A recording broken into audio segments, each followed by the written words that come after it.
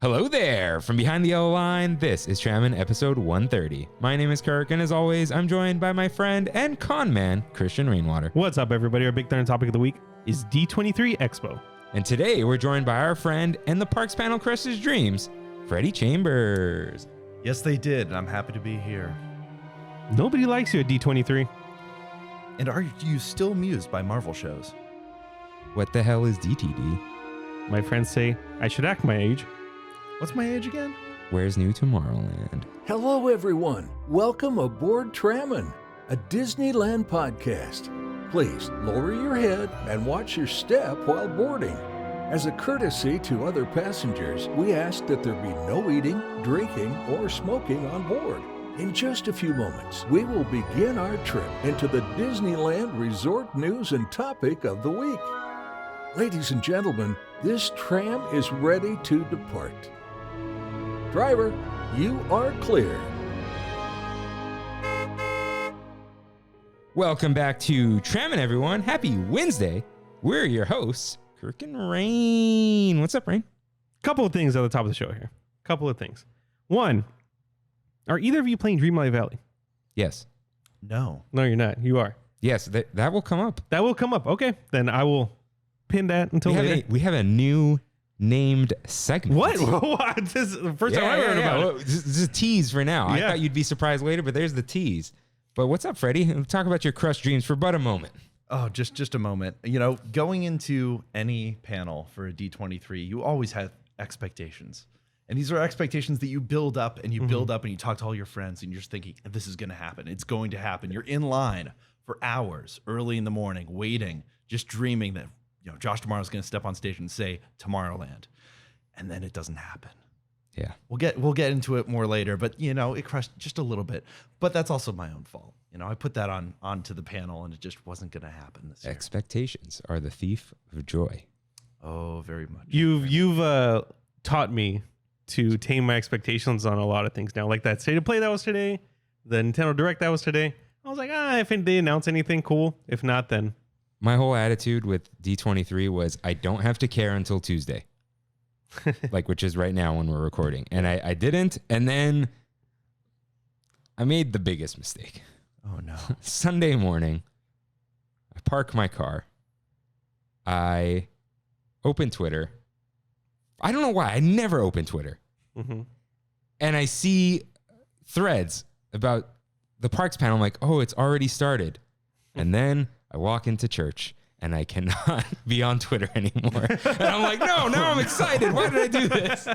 You fool. And this is why you just put your phone away until it's time to look at you. Yeah. But whatever. I didn't miss anything. So before we get into all of that, Rain, let's reapply our deodorant with Mousekeeping. If this is your first time here, welcome aboard Trammin, a Disneyland podcast, where Kirk and I talk about the Disneyland Resort through and only through our eyes. To catch up on jokes, references, context, and backstory, check out our lore page on trammin.com/lore. For our recommendations for Disneyland DCA and more, check out trammin.com/rex. For artwork to make your own Trammin merch, visit trammin.com/art. That is for your personal use only. If you enjoy the show, like, subscribe, comment, and review us wherever you can, including Spotify, Apple Podcast, and of course, my favorite, YouTubes. For a visual guide of the show and to message us, follow @Trammin Podcast on Instagram or email us at tramminpodcast@gmail.com. And Jesus, I just forgot that TikTok that you said to make last week about the very end. I completely forgot until right now, because for random highlights and shenanigans, follow us on TikTok @Trammin Podcast. You can find all these links and lore on trammin.com. Yes, you can. So before we do anything else, it is time for Kev's Concoctions with Kirk and Rain. So my brother Kev likes to concoct things, and he's got a new series for us. Nice. But we're going in reverse order because we have the OG beer, which we always start with the control. But Freddy's here, and I don't want to give him the control beer. So we're starting with the most exciting flavor. So for now, here is to Broken Dreams. Cheers. Cheers.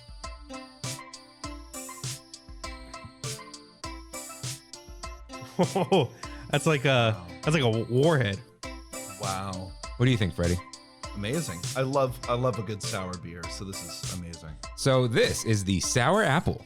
It's another beer cider hybrid, a sequel series, made with an apple juice base that is infused with malt syrup to provide more body and flavor. Fermented with ale yeast for 7 days, and then bottled with pineapple juice and a sprinkle of our favorite sour seasoning, malic acid. Oh, he wrote cheers to Freddie. Hey, there we go. Thank you, Kev. Yeah, it is a sour. Oh, it's a cider, which is this is basically a sour, right? So yeah, nice sour beer, nice fresh beer. I thought sour poison apple. That's what we'll go with. That's good. I enjoy it. Not a sour guy, but Yeah, I do like I forgot it. about favorite that. thing. How did you know this is my favorite beer? Glad that worked out. So while we continue drinking our beers, it's time for Your Right, in which members of the Tram Fam write in with corrections and comments. Rain, cue up that corrections music, please. Let me correct this centerpiece. What did I do here? All right. I'm like 2 weeks late on this. My bad. Robert writes in via email. Sorry, Robert. Hello, Kirk and Rain. Just wanted to write in and piggyback off of Ryan H. I work less than 2 miles from the Ghirardelli Chocolate Factory in San Leandro. So every day before 4 and 6 a.m., the whole area smells like fresh chocolate and cookies. Best smell in the world, and also kind of Disney-ish. Popcorn is my Disney smell. Also, Kirk and Rain, just thought I would add that besides listening to your show as I drive to my delivery area, I have tagged my water jug and turned the family van into the family That's tram. right. That's right. Thanks again for the stickers and the great content. You guys definitely earned Best Disney Podcast. Backside of Water had no chance, in my opinion. So congrats. You guys deserve it. Until next time. They had no chance based off of the Tram Fam. However, they are a great podcast. Yeah, I will say that that. was fun. It was fun. But yeah, he put the whole tram on the back of his van. I'm like, man, we made it. We made it. That's when you know. Once we start making like little trams, you know, it's like the baby kids, trams? baby Yeah. trams, yeah. Yeah. No, we got to do like the Mickey van. Oh, yeah, The bus. Yeah. Minivan. Bussin'. Minivan? No, it's called the Mickey van. There's a Mickey van. Yeah. Huh. It's like the ADA van. I think in Disney World it's the minivan. No, they tried the mini lifts. Yeah. Oh. The minivans were the lifts. Yeah, there were minivans that were mini vans, but it was just lift. Oh, minivan. It was branded lift. Yeah.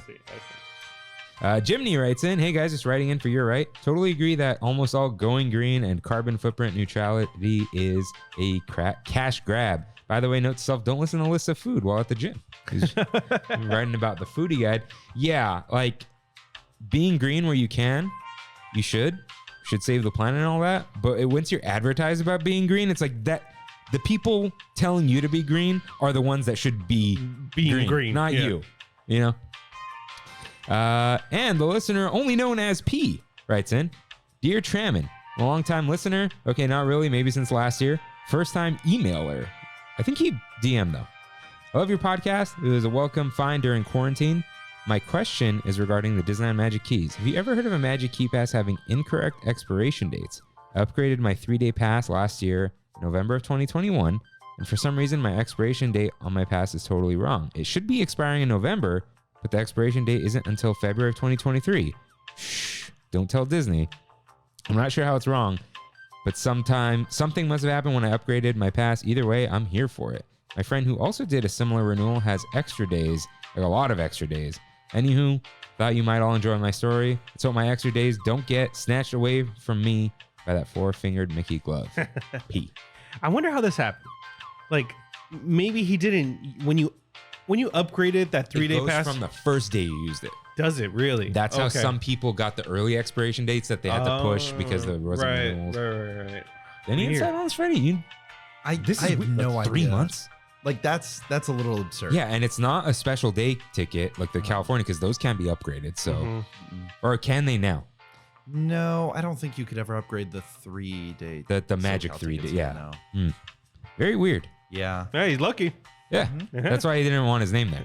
He's like, he oh, won't tell I'll just pee. Disney. Yeah, So, I know you're listening, Josh, and we'll get to that later. AJ writes in, La Viuda. That's my family's game too. Shout out. The Shout card out. game Rain talked about last week. And Christian with a K writes in, do you think they've ever gone and cleaned out the quadros on Smuggler's Run? Dust in this heat is probably terrible on them. Oh, So many drop Oh. frames lately. dude, I just went on it. boy. Same thing. Multiple times. Same thing. Clean them out or put some new ones in there. I don't know what's going on. Well, just think of those graphics cards that have been running nonstop for almost 3 years now. Yeah. Like, Yeah, like they're not replacing those things. Like those things cost too much, and you can't get them. It's the backpack ones, right? No, it's called the box. The box. That's what it was. The box. BOXX. There's Okay. 4 Quadros in there, but Yeah. Quadro is dead. Now they're A1000s or something. That's Pat. So, okay. On the level here of like a 3090, where's the Quadro at? That Quadro is not as good as the 3090. Wow. It's before the 30 series. It was the 20 series. And it Okay. might be even before that because, you go with like the proven stuff. right. So if they upgraded now, I feel like they'd have no issues. Yeah. Like if they ran it the same. Yeah. But yeah. I think they'll upgrade it when they eventually add new levels. Like- if they ever do that in the future, Yeah, they'll and upgrade it. They then. could probably upgrade the engine. Mm-hmm. Yeah. But that would be like a refurb because you can't just hit No. update on these things. You know, they need to develop that, and that could take a year. That could take years. Yeah. To do that. Yeah, but we'll see. Well, you know what's great about these sim rides though? They probably definitely have one of these not there that they can test on to see if it works. Oh, and then test right. each individual one. It's Right, not right, like right. we have to ride the roller coaster like Tron right now. Right. Like I know they build the little ones to see if it works, but it's like It's not the same. to test Tron Light Cycle, there isn't another Tron Light Cycle at home. Like, One in China. yeah, but it's like, it's if they build something new or Right, whatever. right. So, yeah. Okay. What's up with my headphones? It just sounds louder today. Let's see. And Angie writes in via email. Hi, guys. First, I have to tell you that we are from the 80 side of the northern Sacramento area. This 80, man. Yeah. Everyone's I up. don't- Do you I know don't what the 80 is? No. Sorry, just 80, not the 80. Yeah, it's not like a Southern Californian people. Yeah, I don't know. Heading on down for a quick 3-day trip, as we do once or twice a year. But this year, Genie Plus is new to us. Wanted to pick your brains on how to best spend our time so the kids, older teens, and I can get the most out of each day. Side note, Great Moments is usually our first stop in and last before we leave. Wow. Love the show. Keep doing what you do. We really enjoy listening to the show on the way to work and school. Thank you in advance, Angie. So I've heard of this strategy with Genie Plus. If you're there at Rope Drop, you buy Genie Plus, and then I think it was something like you schedule whatever show, like ride things at Rope Drop, and you can schedule something for like 10 if there is one. Because you have to wait the 2 hours, but in those 2 hours, you walking on to things. So don't Genie Plus something right in the morning. is what you're Yeah, saying. Okay. go on stuff and Genie Plus like something a little later, if you can. Something big. It's like, let's pretend Genie Plus on Space Mountain is already like 10 a.m. That's gonna keep climbing. Grab the 10 a.m. and then just go ride things because it's the early morning. You don't And- have to stick to Genie Plus. What you're Yeah. saying. So, grab that. If times start trickling like later on, I would recommend waiting because eventually they kind of slow down. Like if Space Mountain gets pushed like 7:30 p.m. on Genie Plus and it's like 4, you don't want to get stuck waiting 2 hours to get your next one. So just wait because Space Mountain by 9, don't, make your own judgment call because every day is different at Disneyland. But by 9 o'clock ish, it's not going to tick upwards. Like people they've spent their one-time use on Space Mountain. Space Mountain's not going to run out of lightning lanes. Yeah, I see what you're most saying. likely. Yeah. And also by that time, if you're not watching Nighttime Spectaculars, go on all those rides because it's not going to be a big deal. Are there? Oh my God! Are there even nighttime spectaculars right now? They said they're going, I think 15th and 16th. So Friday we'll have Nighttime Spectaculars. Oh, So okay. Thursday, yeah. Yeah. But yeah, Genie Plus, that's the other thing. You can only get each ride once. So that's a big deal. Don't forget it works on both parks and it comes with Photo Pass. And some rides are pay to play. Yeah. Rise of the Resistance, Racers, and Spider-Man, right? Yeah. Yeah. And one more thing. Oh, the app does finally show you like next time you can book instead of when you try to book something or go into it's like it says time to book, it'll say now or 1:13 p.m. or whatever. But that's about it. Some of these things, if you see it, it's right there. Just go do it, and yeah, once per ride. That's basically it. And that is all we have for Well, your we ride, got unless one- you have something. We have You're going to do this now. Yeah, I'll do it now. Yeah, it's a good time. It's a good We got a mail write-in, physical mail write-in from Sean. And he says, "Hey guys, I'm a big fan of the show. I recently started doing hand-drawn custom clothing, and I thought you guys could use some sweet merch. I sell a lot more items on my IG. The page is at Kalopsia Customs. That's KALOPSIA _customs. Hope you guys like the jackets, dude. These jackets, man. We got some airbrushed, handmade, airbrushed by hand, Dickies style jackets with our little character on the front. So Rain's got himself on the front, and Rain. And I got mine downstairs. And the back is the YouTube art, the full 3 trams.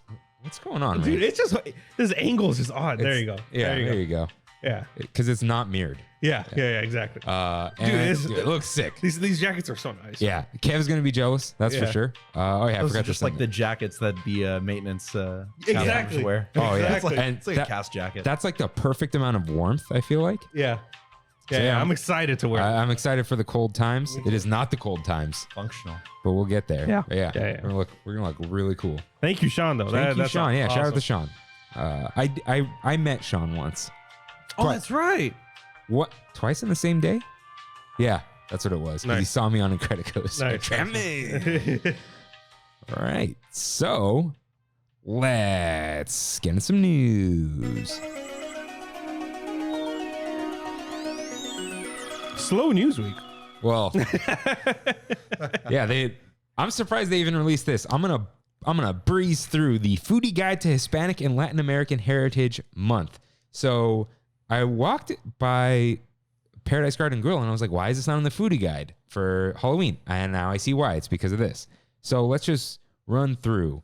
That's in there. Disneyland Park at Rancho del Zocalo. And this is availability ongoing. So nothing here is new. So this is just like whatever's been on the menu is still there. They're just shouting it out.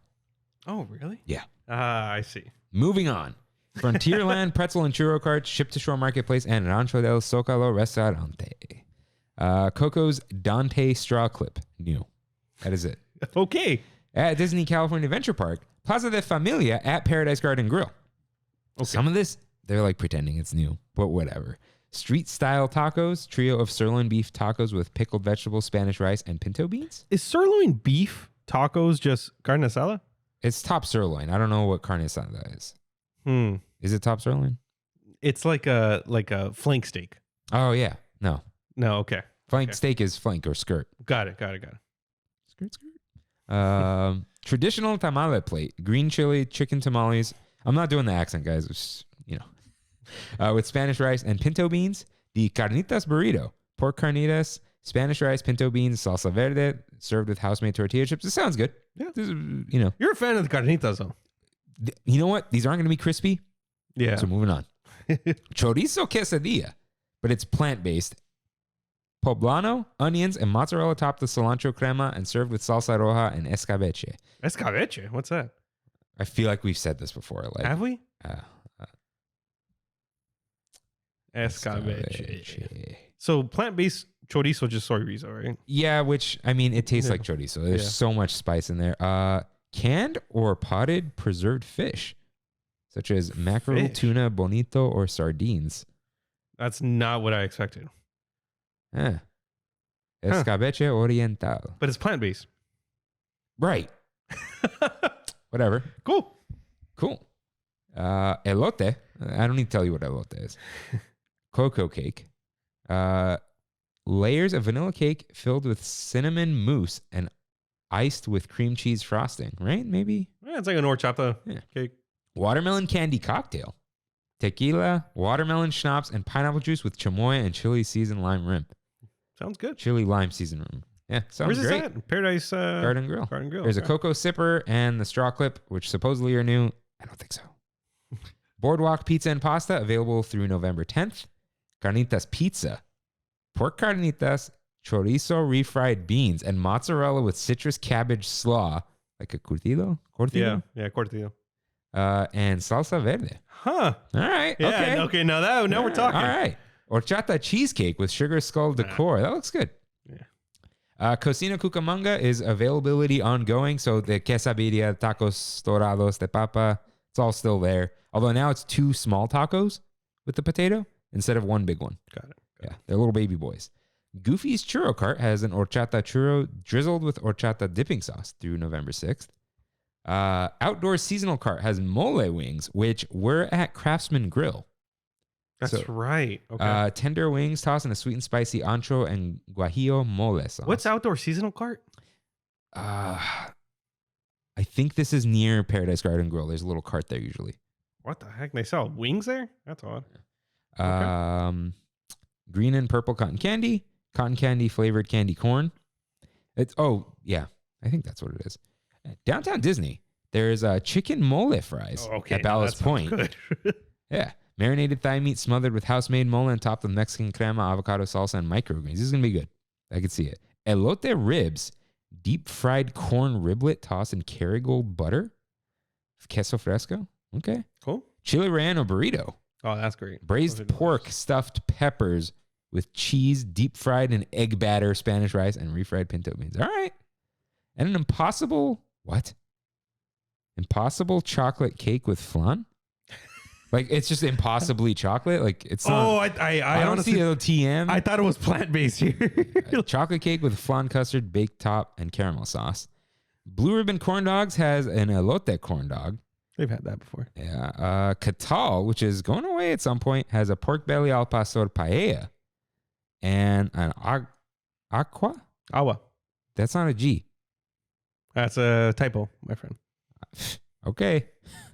Agua de Valencia with cava brut. Okay. There's some drinks in there. Jazz Kitchen has a piña mezcal mule. Cool. So mezcal, pineapple juice, and ginger beer. And Tortilla Joe's has tacos ahogados. 3 crispy chicken. 3 taquitos with lettuce, pico, and fresco. Carne asada tan pequeña. Seared ribeye served with crispy potatoes a la mexicana, sauteed poblano peppers, tomato, onions, and cilantro with pico de gallo, guacamole, refried beans, and chile toreado. That's one of those dishes that come in the molcajete. Tan pequeña. Yeah. And Peruvian ceviche, mahi filet, fresh lime juice, ají amarillo, red onion, cherry tomato, fresh cilantro, sweet potato, and corn nuts. Corn nuts, okay. I miss Tortilla Joe's. I think it's time to go there soon. I just went. Yeah. Yeah, on Friday. We'll talk about that. We will. And Pluto's Pumpkin Pursuit is back in downtown Disney. So that's same thing as the Easter egg thing, right? Yeah, except I think you get like a tumbler, which is like odd. A tumbler? Yeah. Huh. I thought I saw these little like little vinyl pumpkins. Oh, wait. Yeah, they are. They are. Right? You're right. Yeah, I missed that. Yeah, it is that. So that's fun. Just making sure we don't die up here. The AC. And I believe that is everything for the new. There is hey, check out these foods at Disneyland foodie guide. But it's check out these foods at Disney parks. And it's 98% Walt Disney World. And you scroll all the way to the bottom and it's like, try this baked potato thing at Troubadour Tavern. Like, okay. Yeah. But that's all. So it's time. You've all been waiting for our Big Thunder topic of the week.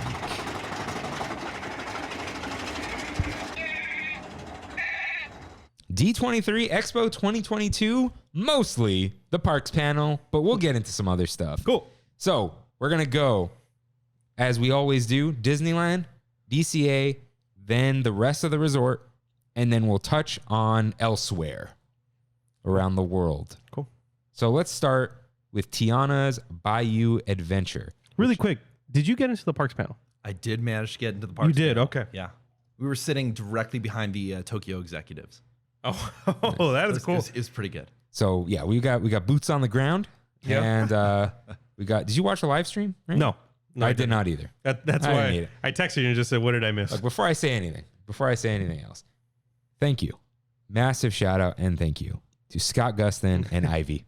Yeah, live tweeting, and they're both in. Well, Scott is just reporter, and Ivy's like into things specifically. Yeah. So she get anything Scott just like didn't put up there, she did. Perfect combo. Hope to meet you guys one day. I Great. think they were together actually. Like yeah, there was like a group of people. Yeah. Yeah. always They all know. They know they're the Twitter people. You Yeah. know? But thank you guys. So this comes in late 2024. Did that get pushed? It's supposed to be next year, right? No, it was always 2024. So Yeah? they announced 2024 for Disneyland and Magic Kingdom at the same time. They were like, all right, it's this date now. You know, they announced it at the Culture Festival in New Orleans. That's when they gave it that time frame. Yeah. So it's late 2024 is sort of in parentheses, because if you look at the timeline that they give, Disneyland's Tiana's Bayou Adventure is towards the beginning of the year, and Disney World's is all the way at the end. It was like a very Marvel-esque timeline that they posted. Well, we'll get into it more later, but it was very clear at the very end of the panel that it's like, and here's all the stuff that if we didn't cover it, here's just the blank, timeline slate of things. And even on that timeline, there were things that are missing. We'll get into that a little bit later. Yeah, I didn't. That timeline thing bothered me. Why? I'm tired of roadmaps. I don't mind Everyone's it. got a roadmap, man. I don't like mind it. in this Something to look forward to. in this next update, we're letting you press the triangle button on your controller. Like we didn't get that in yet. Roadmap. Oh my gosh. We'll talk about that later. And this ride is in New Orleans Square. Yep. Officially. Really? Yep. Okay, I did not. Wow. Absorbed. Yep. Wow. Critter Country is now just The exit of Tiana's Bayou Adventure. Hungry Bear and Pooh. If you manage to get a look at the model, there is no Critter Country sign. It's gone. Because that's where it is. So where's Pooh now? I think it's just its own little 100-acre wood like Galaxy's thing. Edge. Yeah, because there's Pooh Corner. Although, Yeah. is that going to be a Tiana? No. Because they have. I put it we'll combine this here. Eudora's Chic Boutique featuring Tiana's Gourmet Secrets opens in Disneyland on September 20th. So coming up, I called it. I saw the sign on the window and I said, this is going to be Tiana's food. And it is. But it's like a cooking goods store, right? Ooh, So it's going to be halfway the shop of her mom. Yeah. Who, made princess dresses in the film. So it's going to be a lot of like Tiana, which is what they sold merchandise. there before. And then the other half of the store is probably going to sell, maybe some cooking, like house, like gear. That's what I'm and stuff thinking, like a that. Disney home in there. Yeah, just a little bit. But then the other stuff, they could actually be selling like food products, like snacks and stuff like that as well. They did close down Royal Street Veranda for a little bit. Or did they do some? I don't. Oh, I no, don't the think Pirates so. is in between them, right? Yeah. Yeah, so there's no back kitchen or anything. No, it is completely. It's a store. So if they're selling any foods, it's already gonna be pre-prepared. It's gonna be there. It's probably not gonna be baked goods or anything like So that. there's going to be like that store in Knott's where they sell the pancake mixes and stuff. Exactly. But getting Exactly. into it with Tiana's Bayou Adventure, like they revealed part of the story, like part of the whole entire inspiration, what they're actually trying to do with the attraction, which plays into some of the changes that we definitely saw. How do we getting feel into about an employee-owned salt mine? Well, it's the thing of the reuse. So they showed off the research trip during the panel. They actually went to New Orleans. They went to Louisiana, and in Louisiana, there's this island. Oh gosh, I forget the name of it now. But there's this island where the world's like first like salt mine was. Got it. And so it's actually like a hill, that you can actually go into. And they showed like, hey, they went into the salt mine and they showed all the gear that people back in the day would have used. And, kind of the environment itself that will thus be replicated into the attraction. Interesting. But the whole idea of Tiana, she started a restaurant. It was incredibly successful. So she started creating basically a food co-op for her community, because she's not just, a cook. Now she's sort of a community leader, which I'm sure is going to play into the animated show. They didn't talk about the animated show Right. That is coming out too. the same year. I think that animated show is literally going to be the backstory connecting the film to the attraction. It does make sense. That does. Yeah. And the story of the attraction itself, when they originally announced it, they said this is going to be directly after the kiss in the film. Yeah, because you can't, if they're just frogs, that's not fun. No. Although you do, if you're looking at the attraction, you look at the model, you can see two little frogs sitting there on a branch looking at the mountain, which is really cute. That is But cute. I think it's more of a reference than anything else. At this point, it seems like the ride is taking place maybe a year after the movie. So like time has passed. Like she's become a successful businesswoman in her community. She has her own business. Interesting. She's heavily involved. And so this whole entire story is them getting ready for a party, getting ready for Mardi Gras. And she needs a particular ingredient for whatever she's cooking. And so she's going into the bayou to find that. They're also, I guess they were talking about like band members. Like they showed off an animatronic. I don't know if it's an otter or a beaver that they're working on. So they have these new characters, these new animatronics that are being introduced into the attraction. Got it. And I guess they're going in and finding band members for Lewis and his whole band to play at Mardi Gras. That's a fun story. It is. That's cool. Because that's very like it's linear. Yes. It's not random. It's like we're going, there's this goal, and then we get it at the end instead of like, I mean, to be honest, like the web slinger story. It's just like kind of like, the bad things happen and we're going to stop them. Like, Yeah. you know, not that that's a story ride, but. Well, and it kind of pays homage to the original Splash Mountain. All these characters playing instruments, playing, music. It's like, well, we're going into the bayou and we're finding these different animals with talents that are joining up, and that's like the subplot is Lewis is like forming a band. That's cool. But everything has a purpose and a reason, which some people, they're like, there's too much explanation. There's too much backstory and everything like that. Then if they didn't explain it, there isn't enough explanation and backstory. No one's ever going to be it's happy. never- no yeah, one's gonna be exactly. happy. I do think something important to note is they showed the cast for the attraction, the returning cast. Dr. Facilier is not listed. Yeah. So I do not believe, it's So new villain? no, I don't think we're getting a villain at all. I think the entire attraction is just they are pitching it is just a celebration of New Orleans, the characters from that film, Okay. and music. And that's what that ride is. It's just a joyous experience going through the bayou, and then you're going to have this, lift hill and all that stuff. But it's not going to be Dr. Facilier tormenting you throughout the attraction. That's a very different experience. I dig the happy thing because I said this, I think last week, I was on Splash and I'm in, I think like the first time you go into the dark area, right? And I'm just like looking around like, man, this is good. Like I'm not a Save Splash Mountain apologist. It's just like, I'm in there like, man, this is good. So because it's so happy and colorful and bright. So it's like, yeah, I hope the new thing is that too, Well, and that's the thing is you're not losing anything. If anything, you're just gaining a better attraction, And more effects, more animatronics. What do you always say? Just plus it. Yeah. This is plus if you're going to replace something, make it better. And I've been hearing this, not real controversy, just people making fun of mist. Is the mist in here? Isn't Yes. it? So it's that lift. As you go up the lift hill, the entire lift hill is going to be filled with mist, and they're going to use a light at the top to kind of create this kaleidoscope effect, which you see in the film. Whenever magic is used, Mama Odie uses magic, and then it appears in this form. They're like, here's some real bayou magic, is what they're pitching it as. And so You can that's see it gonna in the be model, incorporated. right? Yes, you can see it from the top. You can see the bottles, kind of like Mama Odie's like treehouse and stuff, even though the treehouse isn't there anymore. There you go. Which a lot of people were like, budget cut. It's like, no, it's not, because it's a budget cut. If you actually look at what they're trying to do, you see that water tower is full scale. That's a full scale water tower. The attraction itself right now with a tree on top and everything, it's all forced perspective. By putting the like thing there, by putting the water tower there, all of a sudden the mountain looks shorter. It looks like it's a hill and not a mountain. That's the reason, Brian. Okay. But are you a little disappointed the little tree's gone? Yes, very Okay, much yeah. so. Yeah, well, but there was something of its grandeur and all this other stuff. Yeah. Even though now it's an attraction that has a story and actually makes sense. Like it's you lose certain things in that concept art, but at the same time you're gaining a lot of things. Like even if you look at the concept art, they still had the briars there at the bottom because it was just like, we're just going to paint it and just pretend that it doesn't exist. Versus this, you could see how they've completely redone everything around there. The entire environment is a bayou now. Except the vehicle. What was up with that? So the vehicles, the ones that are on the model, I talked to somebody, those are literally taken off of a Splash Mountain model, like the actual Splash Mountain model that they used originally. And they just took them off and put them on the Bayou Adventure They couldn't model. roll some clay and pull the seats out of it. Like Well, they didn't think anybody was going to zoom in and take super up close photos. they but at the same didn't think time- that. Yes. My apparently iPhone they has a did. macro lens on it now. Like Yeah, you know what? I could have told them that, but you're not going to be like, I'm sorry you guys didn't think of that, but it's it's okay. straw's upside down, buddy. Yeah, it is. Oh my gosh, how embarrassing. But okay.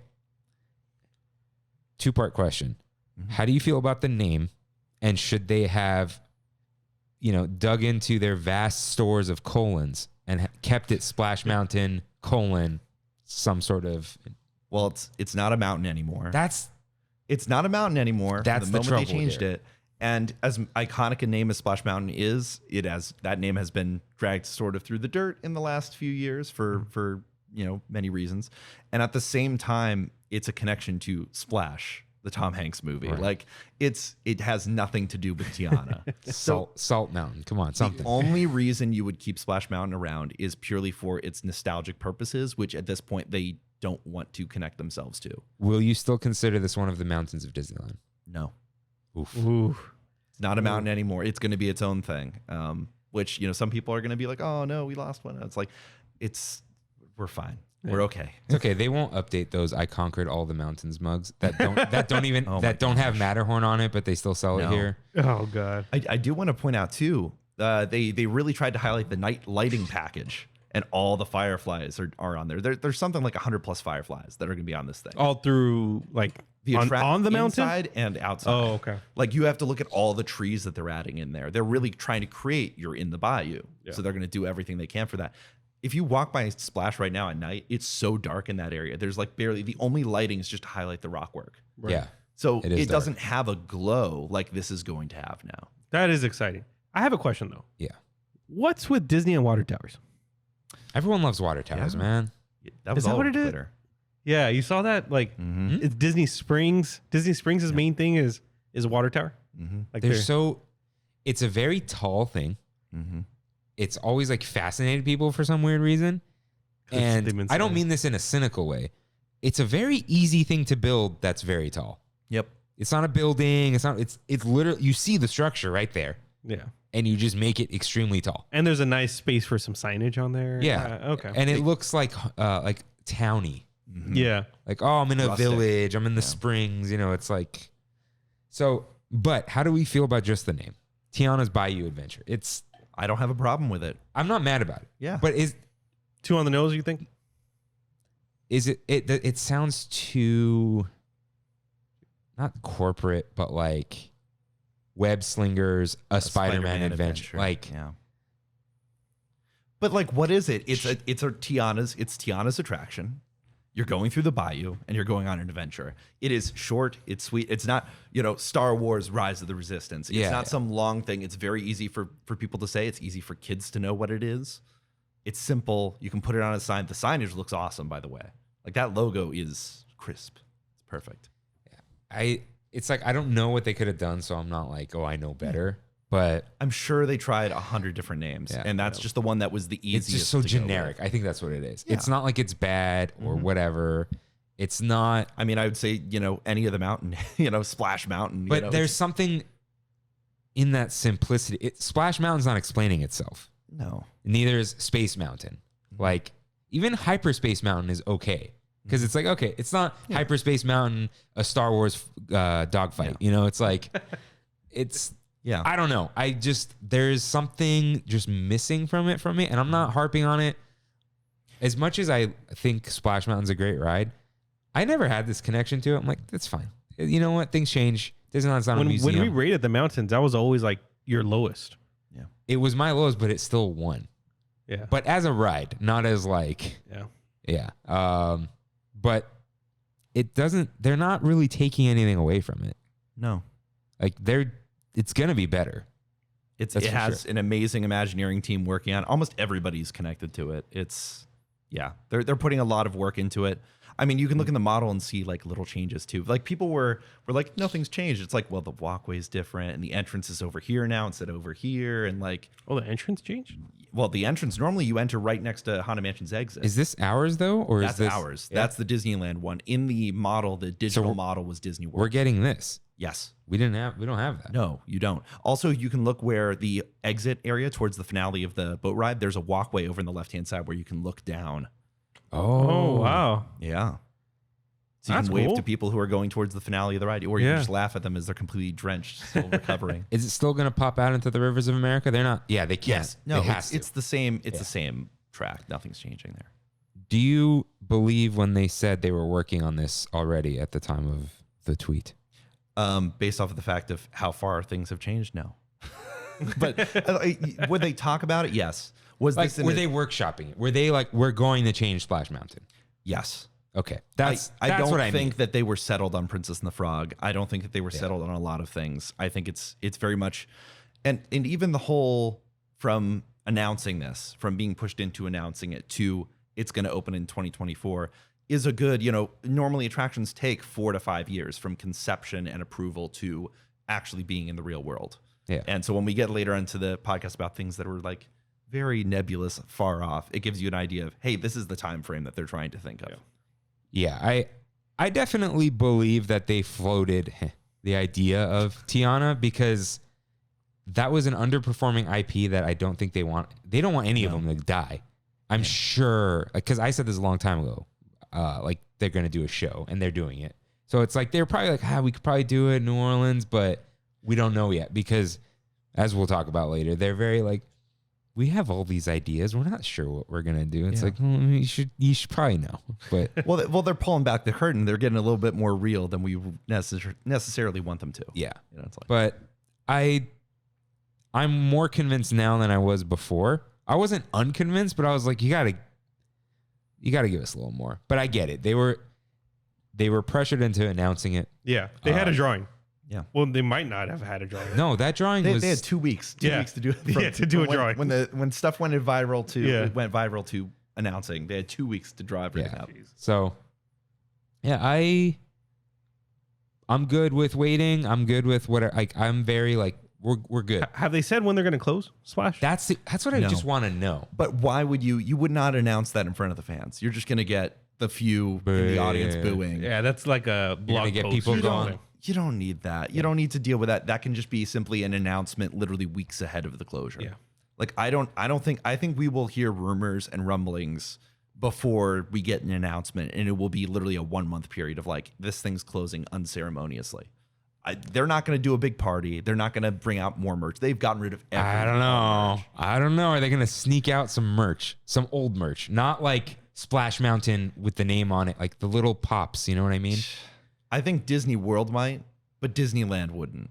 Why is that? Because in Disney World, they still play the music from Splash Mountain everywhere. Is it a California versus Florida thing? Or well, even Tokyo took it out. Well, the problem with it, there's Dream Sounds, who's a YouTuber, just did a really good deep dive into the history of the music from Splash Mountain. Dream Sounds, okay. Most of it has a huge connection to minstrel show music. Yeah. And like very like deep-seated racism.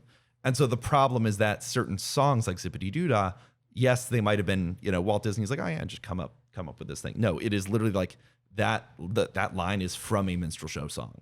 So like you can tell where the influences were. Yeah. It's unfortunate, but it's a reality. But why is it still in Florida? Is it because Florida is Florida? Yes. You know what I mean? Yes, 100%. You know what I mean? Florida is Florida. Yeah. Yeah. Oh, man. Until that attraction closes, that music will continue to play. So Zippity Doodah's not on any loop then? They took it out. At Disneyland, yes, they took it out. The only location you can find Zippity Doodah is still in the on Main Street. The it's the music box that's inside the candy store. Okay. The Calliope, Grand Calliope. Will they leave it there? Well, that's actually like a physical thing. Yeah, that's not a digital so it's change. like, it's like an actual like thing they would have to change. They'll probably leave it there. Just leave it. Yeah. Like, it's okay. Honestly, I think like any possible future bad publicity is not going to be high again. Like never again. Like even if someone's like, they left this in, everyone's like, okay, Splash Mountain, we got it. Everyone, the rides changed. Yeah, like we all acknowledged it, and it's like if someone's like, they still have this remnant, everyone's like, who cares, man? Like, just get over it. Like it's done. Mm-hmm. So yeah, this is just life. It's really rough when you just have grown up your whole life not knowing certain things, and Zippity Doodah is drilled into your mind, and it is the catchiest, super catchy, catchiest. Like sometimes the version at the I think at like the exit, like the little instrumental, it just gets stuck in my head. I'm like, man, it's good. It's good music. I get it. Yeah. I get it. But man, it's like it's hard to, get those things out of your hard mind. when things that you've enjoyed for so long turn out to be like a little bit, Yeah, I get it. No, minstrel shows is just the worst of the worst. Yeah. Like it's a lot of people don't even know those exist. If you want to brutally learn about that, what's the Spike Lee movie? We watched it in high school. Yeah. The 80s one, right? No. I don't think so. Yeah. But definitely, if you're out there and you're trying to figure out Bamboozled. like why are they getting rid of Splash Mountain? Like what happened here? Just go watch that Dream Sounds like video. It's mostly about the music of Song of the South, but like watch that video. It explains a lot. It makes more sense why things had to change ultimately. If you're into learning about something like this, Bamboozled is a 2000 American satirical dark comedy drama film written and directed by Spike Lee about a modern televised minstrel show. Yeah, and there's more to it, but I'm just gonna end there. But it is it's an eye-opening show, that's for sure, or a movie, and it's like bonkers. I didn't watch it. I watched it. I think Honors English with Gaba. Oh, That's an eye-opening, like educational without being an educational film. Yeah. So yeah, you want to learn a little bit about that stuff? Go there. So. Next up, a little cool down. Magic Happens is returning. The 2-week parade right before the pandemic. I saw it once because I walked past it. My favorite way to watch parade and fast forward when it's coming one way, you're walking the other because they're just a little slow. Did you hear about the controversy with the song and the artist who wasn't paying dancers or something like that? No. So the guy, it was a guy I think, who wrote the song, did like a music video, I think, or something. Or I don't know if it was for Magic Happens, but like just I think it was for something outside of Magic Happens. But like as a person, he just like wasn't paying employees and stuff. And there was this huge controversy. Oh, jeez.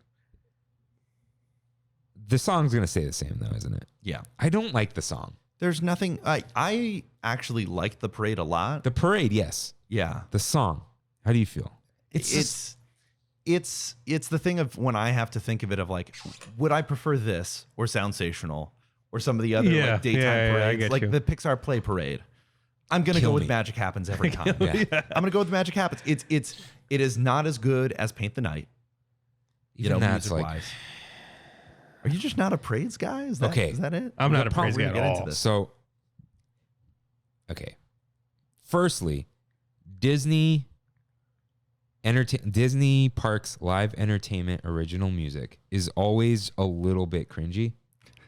Like there's always some cheese to it. Get your ears on. It's not that good. Yeah. And they're always a little late to the game. It's not that, it's not that it's cheesy or kiddie. They're not very good. And Disney is so good at music. What's going on? Like, can't you just pay someone? That's usually their issue. Pay someone who just like, hey, how about the songwriters from Frozen? I don't know, some sort of talented person. And not that these people aren't talented. They're probably all these things are written in boardrooms, basically. I'm sure. Like, no, make sure you add a line about this thing, Get your ears on because we're selling ears. Like, I mean, actually, yes, because that's what they're saying. Get your ears on. Paint the Night. Someone pointed this out. I can't unhear it. Oh, no. What are you going to do? No. It's that, like, a minute into a parade you've never seen before, possibly. When can we do this again? It's like, it's not even over. What do you mean, when can we do? We're doing it now. It's like, here's nostalgia. It's like, be nostalgic about this when it ends. What I do like about it is the sneakily woven in Main Street Electrical Parade notes and humming and all that. Great. Do you want to know why that lyric makes sense for the park? Why? Because it's a nighttime parade. It's at the end of your day. It's potentially your kiss goodnight, as Walt would call it, when you're leaving. So when can we do this again in reference to the day that you just had in the park? The problem is it's like, what's the story? The story is some Mickey Mouse story, right? It's about Mickey. Magic Happens? No. Paint the Night. Paint the Night, okay. It doesn't really, it's a parade. It's just we're celebrating all these characters. Yeah. They're going and celebrating. But the song isn't about that. It's just like, it's not about But normally anything. the parades don't really have I know, that. but the So fact you're that not- the song we're is nitpicking here, it's that the song is about like coming back. I don't like the lyrics. I just don't get it. I'm like, just it always made sense to me. I think it's really no, it it is makes a subjective sense. thing. Yeah, I'm just like, what? When can we do this again? Like, you never want this. To end. I'm right here, right now. That'd be a better song. And then Soundsational. Oh, Sensation. it's like good the first time, and then you hear after it for the 10 50th, years. yeah. And then Pixar Play Parade, I Want to Die. I just like that one. I'm like, get me out of here. What's the worst parade when you're at a parade crossing and you have to stand there? Honestly, I think the Main Street Electrical. No, it's Play Parade. It's Play Play Parade. Parade? Play Parade. And sometimes Electrical, you get wet. especially with when electrical comes back, but it doesn't overstay its welcome. This last return of the electrical parade felt like just the perfect amount of time. It wasn't here for too long. Yeah. It was in between seasons. It was good for the summer, and we had the new float with the amazing, That was great. The new float, yeah, that did do a lot. Music was good too. Yep, it felt shorter or faster. I don't know. It felt a lot quicker of a parade. Yeah, maybe. I don't know if it was shorter or if it was just that the vehicles were moving slightly faster, because even just a little bit faster is faster. That parade just needs to go a little faster. Yeah. It's like electrical parade needs to go faster, and Paint the Night needs one more float. Well, they already said for electrical parade that it was glowing away for the season. It'll be back next summer. I'm sure. Electrical Parade? Why not? Yeah. Why not Paint the Night? I remember Yeah, why not paint? originally they had a lot of workers' comp claims because of how everyone was strapped in, and they kept getting hurt. Tinkerbell So they fixed that apparently, and then Is Paint the Night in Florida? no, Paint Florida the Night. begs. Yeah, no. They Paint beg the for Night it. has been like in storage ever since it got retired. There were photos that like came out like a few months ago or something like that of like the Incredibles float just sitting there in I the saw warehouse, that. and everyone was like, "They're bringing it back. They're bringing it back. They're bringing it back." And then it's like they didn't make an announcement. They're not doing anything. And it's the thing of at DCA, why would you bring that back when you're already using those walkways for food festivals all the time? That's the thing. It's like Because there's those always food festivals make money. Paint the Night, sure, it keeps people in the park, but you're already going to have a new world of color, which we'll get to. that's the other thing. World of Color. You have stuff there. And then they redid Paint the Night for DCA. Oh no, they had to shorten the Frozen float because of the cables for the fake cables for the cable car or the red car trolley. But then that ended up working out. Like I don't know. Paint the Night did it run during Christmas once? No idea. I don't know, man. I think Paint the Night was the reason. Oh, I think when it first started, they didn't stop it during Christmas and they couldn't put the garland up. And then they got rid of Paint the Night and shortened it, and the garland came back. The garland was gone for a few years on Main Street, which everyone was, in Disneyland, yes. Yeah, I remember that. But yeah, at this point I miss Paint the Night a little bit. Magic Happens, sure, it's a quick one. The floats are beautiful. Yes. They're amazing. The Moana float is great. I would not be surprised if we're getting an extra float for the return of Magic Happens. Encanto.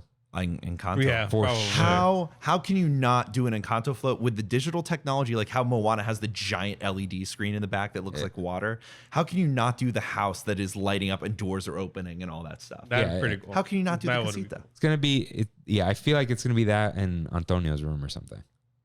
Well, we'll get into it, but there were things that were unannounced that we'll get into. Sure, there's a whole section for unannounced. Yeah. But there are new nighttime spectaculars. There's a new fireworks spectacular, Wondrous Journeys, and That's brand new, right? Yes. yeah, it's celebrating. Is this the one? Every single film? It will celebrate all 60 animated features from Walt Disney Animation. Oh, Yeah. No That's a lot. sequels. 15 minutes, right? Yeah, something around there. They said there will be nods and calls to every single one. So it's like Yeah. you're not gonna get like a segment for Black Hole or Oh, something. okay. you know, You'll get a like- sequence that's villains, and it'll be all the villains that they can. Got fit it, got into it. Yeah. Got it. But I expect this to kind of be the new Disneyland Forever for the resort, That's taking up good. that kind of slot. That's good. because okay, I've talked about this here. Remember Dreams Come True is like my favorite because it's yes. about the park. Genius. And not genius, just awesome. Disneyland Forever has nothing to do with Disneyland except the orange groves. It's about movies. Well, you're going to make one about movies and all the movies, and you don't have to have like, I love Julie Andrews. You but don't it's have to have her You don't announcing need to it, do yeah. this weird tie-in thing to the about 60 years ago. It's like, yeah, that was smarter than to say about 60 years ago. Yeah. But yeah, Disneyland Forever, it's like great, but it's not Remember Dreams Come True. So No. But I'm like, I know this is gonna be big, but I'm always afraid of like how much fireworks is there gonna be. Yeah, especially in like today. Like it seems like they're being very careful in how much they're going to use. Because they love More the and more projections, right? and like I just know it costs a ton of money, Yeah. and they like having the projections because if they can't shoot off the fireworks, they still do something. Yeah. Like with Mickey's Mixed Magic. They got to replace Mickey's Mixed Magic now. Like, I do not like that show. I like it, but it's over now. Like, I don't think that one's coming back. Some of these shows are going to get retired with especially if this one hits and it works, it's going to stick around for like, I hope this one has a good B mode, so to speak. Well, they need a new fireworks show that's going to work until they get to the 70th anniversary. Because I think the 70th anniversary of Disneyland is when you get basically a new Remember Dreams Come True. When you get one not 75. No, I think for 70 is the one where they're going to bring in a new show, especially if you were able to bring in a new show and do, okay, Tiana's Bayou Adventure is now part of the picture. You have Galaxy's Edge now part of the picture. You can add those things into the show. Yeah. For sure. And get rid of is Splash in the original one? It is. Yeah, it has There the you Splash. go. It has the Critter Country, like, Splash, Winnie the Pooh, like, section. So yeah, that's cool. I could use some new fireworks at this point. Yeah. I think we all can. The Mandalorian and the Child are coming. Oh, yes. It's a good reveal. When you guys called this? When No, we they did? said they were going to do it. Literally, they did. They Okay. announced at Star Wars Celebration, which I was on the podcast for that Yeah. recap. They announced that they were doing a Mandalorian meet and greet in Galaxy's Edge. Okay. We did not know that the Child was going to be a part of that meet and greet. We which thought is they were going to awesome. shove him in the back of a ship. Yeah, That's or right, just that's right. put him on a pile, put him in his pod or something. But the fact that that's the thing that's impressive about this. That's like, why is this taking so long? Why didn't you just put the costume character out there? Oh, he has an animatronic on his hip. Yeah. That's just That was- there, that interacting was and neat. talking. That was Like that means that there's also a puppeteer somewhere standing by who's remote controlling the whole thing and like making it work in interaction. Like that's incredible. That's awesome. At the same time that they announced that at Star Wars Celebration, they also teased that we were getting new levels on Star Tours, which they did not address. But just in this section, Mandalorian stuff is coming to Disneyland Resort, starting with the Mandalorian himself. Mid-November is when Yeah, that's what they said. Yeah. Mid-November. It looks so good. Well, it looks great. Yeah. The reveal was great too. Yeah, he had his cape over Oh, over and he Grogu the whole Oh, time. man, Yeah. it was good. The audience erupted when he pulled back the cape, and it was like, "Oh my gosh, there's Grogu! There he is!" Yeah. So that's gonna be cool. I'll talk about it. Like, I finally saw Fennec. I have not seen Boba Fett yet. Oh, I haven't seen Yeah. either. I catch Fennec a lot more than Boba Fett. I think it's because Fennec is like not wearing a helmet.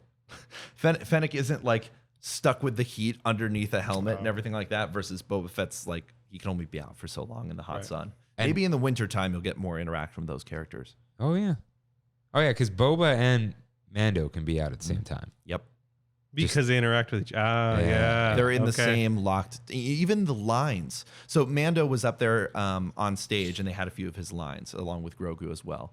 And so he actually referenced Oga's Cantina. That he has to go meet somebody at Oga's Cantina. Oh, That's cool. It's just, Is he gonna burst through there, time to time? I wonder. Oh. if that would fulfill one of the dreams of Galaxy's Edge. When they originally announced Galaxy's Edge, they said a bounty hunter would come in and talk to people inside of Oga's Cantina. I'm like, what if Mando walks around and is like asking you questions about the Falcon or something like that? That's pretty cool. Is he only gonna have canned lines, or do you think It's going to be just like the Stormtroopers and Yeah. everything else. the and finger Boba Fett. they have a lot more lines? and these they days. keep adding lines. These are not dead things. They are continuously How do you go past developing. 10? No, there's like whole things. There's the guns. There's the gestures. Full it's- hand motions, Oh, everything, and they okay. can reprogram it. So Wow. once one line gets a little stale and they have something that's a little bit more flexible, they'll put that in. Okay. I'm 90% sure. I've definitely seen them like accidentally trigger lines. Yes. Like sometimes they'll just say something and like I know they didn't mean to say that, but their hand moved. It's like, like stay very still, you know. But it's never bad. Sometimes they're just a little too talkative, but the kids aren't going to notice, Oh, and that's who no. it's for. You know, I know they have canned lines, and that's fine. Yeah. I appreciate them interacting. It's always fun. I think Kylo Ren should have like 4 stormtroopers. I have seen Kylo with 4 stormtroopers. Oh, you have? I've seen it where Kylo is with 2 and there's another 2 stormtroopers by the Falcon and they cross paths and then they communicate and then they all split up again. So yeah, That's cool. If you, and especially during fall, winter time, when it gets a little cooler, you're going to see a lot more of those characters out and about because they can be out there for a longer period of time. And some of the interactions they have in the land are just, everyone's just like freaking out. The way that they do in Avengers Campus when the characters are walking Yeah. around. Like that's the thing, Galaxy's Edge and Avengers Campus get very right. both of those lands get very right is when those characters are actually out and there's action taking place. Yeah, there's stuff moving around. Galaxy Edge is Kinetic energy. it's filling up a little bit. I like it. Finally. Got a little bit about Toontown. Just some of the models. We got like Goofy's backyard is going to be spongy and bouncy. So some inside, I think, what was it? Donald's? No, it wasn't Donald's. The inside Goofy's house. They had Goofy's the house, interaction that they were showing. Goofy's house is entirely interactive. There's a whole lot of stuff they added in. Donald's boat is still there. They got rid of the water around it, and now it's a splash pad. So in those hot days, they can like turn on the water, and you can get a little wet. It's great. Was the tree in the model?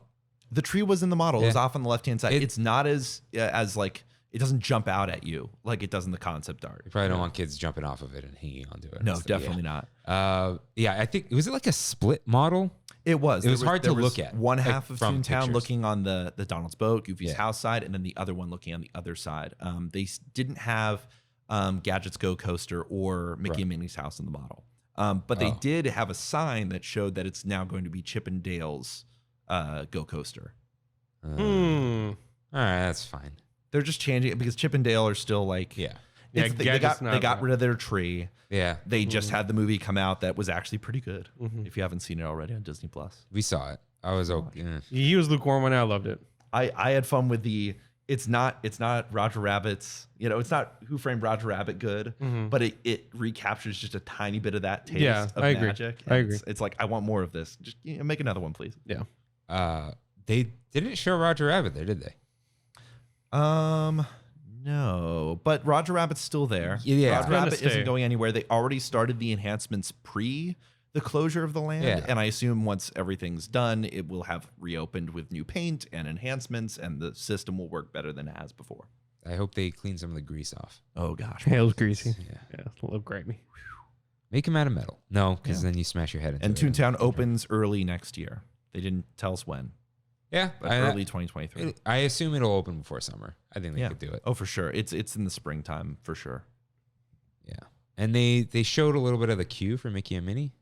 Yes, they did. Yeah, the queue itself is going to take you on a timeline from Mickey's first appearance all the way through, like literally an interactive Steamboat Willie wheel that you can. That's so cool. And that's not in Walt Disney World. No, Walt Disney World's queue has a few it has a few props and stuff like that. From Great Movie Ride, like just remnants of that. Because a it's little just the Chinese theater is the theme versus this is a completely dedicated in Toontown experience, which is really smart. Yeah. Did you buy an El Capitan shirt? No, I did not. I was tempted to ask Kevin because he sent me the sweater was like, whatever. There's a shirt, and what made me want the shirt more than El Capitan, the little tag in the back said Walt Disney Imagineering. I'm like, that's cool. Yeah. Anything like, WDI, you're like, oh, I gotta get that. But they had an entire collection, mostly based off of the Chin Chinny Chin construction company and the construction walls that were up around the attraction. That is. Yeah. I've been like, I just stop buying merch, make Trammin merch. Yeah. For sure. So, is that all the announcements for realsies at Disneyland? Yes. Nothing new, right? I mean, Mando.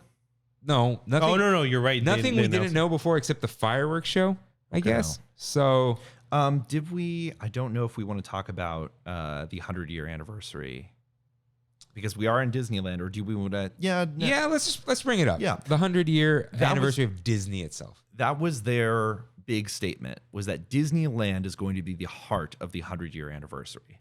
And so I think that they're announcing the new fireworks and new World of Color, which we'll get into. But just the fact that that's going to be the center of this celebration was Disneyland's big new announcement. And I think a reason that we didn't hear a lot about anything else Disneyland wise is because sure, we've talked about these things we already announced.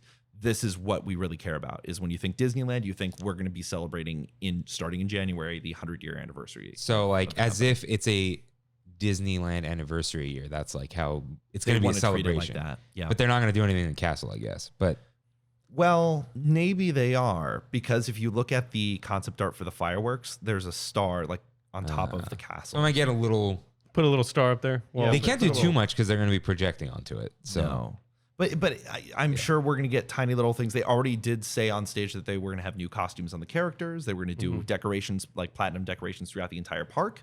So there's going to be a lot of things similar to sort of how they had the statues for the 50th in Disney World. They'll do a lot of stuff like that.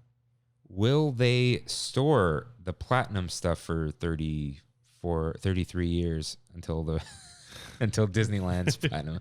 We'll all forget by then, you know. Yeah, okay. I don't mean this as like a dig to Florida or anything like that. This is like just talking.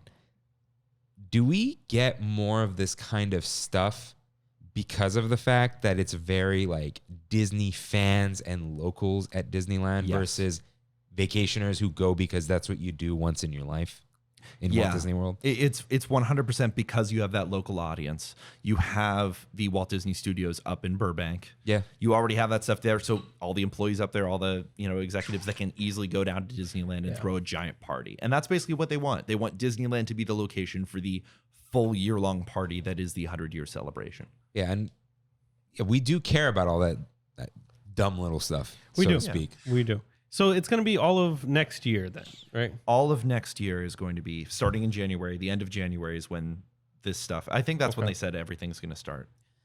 Yeah, and there, it's like we've been kind of mentioning, they do still care about the locals. They just have to balance it. Did either of you see the Hollywood Reporter interview with Bob Chapek? I read a little bit of it, but people were actually praising him, I saw. Yeah. I wouldn't praise him. I'd just be like, this is what I've been saying, or we've been saying. He was saying like, hey, there's the family in Denver that comes once every 5 years or ever. And then there's the locals. And we love our super fans, but we can't give the whole park to them because you're a family who's never going to come here. And like, I can't go to Disneyland. And this is what I've been telling people. Like, and they go, well, this wasn't a problem before. It's a reservation. No, there is no capacity right now. And demand is insane. And there was a little reply in the tweet. It's like, show Disney fans this for them to freak out. And it was the supply and demand graph with the Q in the middle, like the equilibrium point of price. Mm-hmm. Like that's the only, if you can't make the park bigger and you can't get enough cast members, because I've been hearing, like we know a lot of the capacity is a cast member issue, not them themselves. It's just the quantity of cast members. Can't load the vehicles fast enough because there aren't enough people. Can't have maybe as many vehicles. I don't know. I'm not that in tune with all of this. Yeah. And, not enough people in the kitchens to get all the orders out. That's why mobile order is kind of a mess. Right. And eventually you can't put too many, you could put too many cooks in the kitchen, but all that's an issue. So if you can't increase capacity that way, you need to price people out. And it sucks, but that's the way. And it is a problem. Everything is super high demand right now. Yeah. And that's just the way it is. And people are willing to spend the money. Yeah. And it was like, we got to balance it. And that's just, I was talking to my uncle about this, which is random. He hasn't been to Disneyland in like 30 years, but he loves it. He still remembers what Pirates smells like, but he was like, he was joking. He's like, there should be a policy where every child on earth gets to go to Disneyland at least once. There should be. Like, I see what he's saying. Child. Like, hey, because it would suck to be like, hey, you can't go to Disneyland. Dude, like I felt so privileged this week. This last Sunday, I walked in and walked out. I'm like, imagine all the people in the world that would die to come here. Yeah. And I'm like, I just don't want an X on my, a strike against my pass. So I walk in and walk out. Yeah. And that's a whole other thing we could talk about, but we're not going to today. But yeah, it's just this, hey, so the way he described it, it wasn't like the people who come a lot. It's like the people that come almost every day. It's like, there's just too many. Yeah. Yeah. And I get it. I do. It's the tiny little park that they're packing so much into. Well, and I want people to just think of like how things were pre-pandemic when you looked at the park and there were days in the middle of the week that were dead. And we haven't seen a day like that ever since they raised capacity up to like where they could do it. Yeah. There's still like a tiny little threshold, maybe 10% before they reach actual like fire code like capacity. And it still feels packed every single day. People keep saying it used to be busier. No, I don't think so at all. During Christmas week, sure. Yeah. Because my friends were there once and they're like, we can't walk. We're shuffling our feet. Right. Like, okay, yeah. But we're not talking about that time. The busiest days, except every now and then, like DCA around Halloween on a Sunday, it was like insanity. It's just so like packed elbow to elbow right now.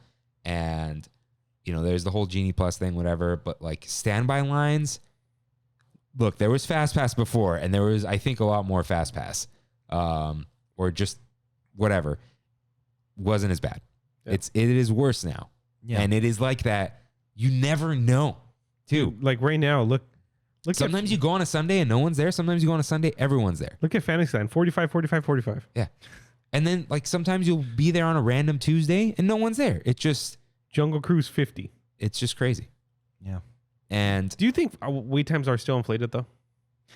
Yeah, a little bit. I think poorly estimated. I don't think it's that devious.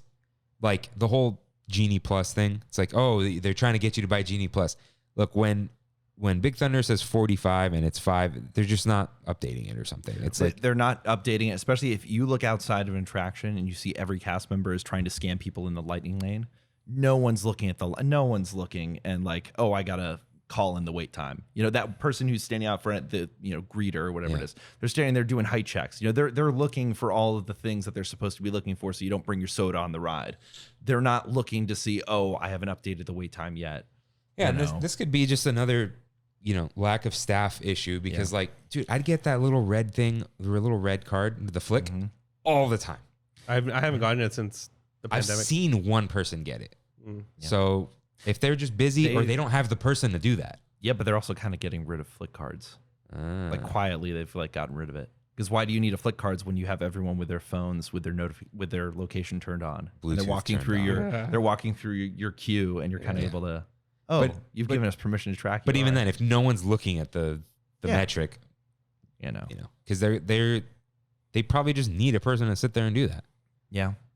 Like, well, and even then with the lightning lanes, sometimes you're like backing up, and then it's like, oh, we can only send from lightning lane, and then you have your standby line that just gets infinitely long, and then all of a sudden, oh, we cleared out, we can just send everybody from standby and just flood it, and then that 45-minute wait turns out to be only 15 minutes. Like you don't know, what the situation's gonna be. It's just an estimate. It's never a firm. This is what it's going to be. Yeah, and this is just this isn't like an apologist stance. It's just everything is like this right now. It's not just Disney.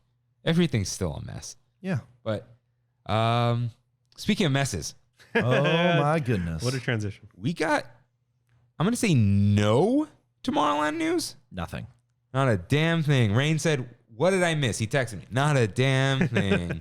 I mean, DCA is arguably more exciting right now, but nothing.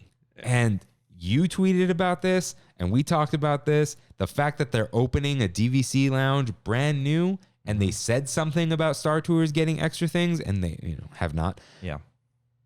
It's not going anywhere. For a while. Yep. For a while. I think a good parallel to this is I just watched The Abandon on what's the no well, that one too, but the pyramid in Epcot, the Journey into Imagination Pavilion, the Imagination Pavilion, an old episode. Yeah. And when they closed the second story of it, they turned it to a DVC lounge. Yes. And that was in 2016. People have been talking about getting rid of the Imagination Pavilion for the longest time because Journey into Your Imagination, is it called now, or whatever? Yeah. Is just like so lackluster. So when they put the lounge up there, it was kind of like, okay, this is going to be here for a while. You're doing something, yeah. Yeah. So same exact thing happened here in Tomorrowland. Going into this, it was the feeling of what else do they have? The furthest out that we're looking as of going into D23 was 2024 with Tiana's Bayou Adventure. That goes both for Disney World and Disneyland. And it feels like that still is. We'll talk about San Francisco in a little bit, but that's not going to take. No, that's quicker than Pixar Pier. But even like when it came to Disneyland, and this goes back to the whole 100-year anniversary, was basically Disneyland's announcement. Like that was their Disneyland proper, the Disneyland park. Their whole thing is, we're getting this 100-year celebration. Talk to us after that. Yeah. It's like they didn't even bring up the treehouse. That's the crazy. Yeah. That's like, insane. Everyone was like, and people were taking pictures like, hey, the scrim's coming down and it looks painted on it. It looks finished on the other side. Like, I'm like, that whole thing will just be sitting there without a sign outside of it. And then just all of a sudden it's like, oh, it's open now and it's something. You know, the speculation was Encanto for a long time, and now it changed. I think Mice Chat was posting about it, and then everybody changed their tune, and now it's going to be an SEA Treehouse, is what they think. But it's like, oh, that's their explore. What the is Society of Explorers and Adventurers, which is the theme for the new Jungle Cruise. So if you built a walkthrough attraction that explains their story and is kind of like an Adventurers Club type thing with interactive bits, even the whole thing of, I am sure that Treehouse is going to have Magic Band integration. Now that they're doing, which another thing they didn't talk about, Magic Band is coming to Disneyland this year. We don't know when. I just want to shout out Ozzy, who has been on top of Where's Magic Band since they announced it. And I told him, I'm like, oh, dude, I keep forgetting to write your name in here. I got to shout you out. He goes, I am tired of pulling out my phone. And he's right. I think we all are, dude. Yeah. We all are. So, yeah, they did not talk about Magic Bands. They didn't talk about the Treehouse. Man, They this did not year.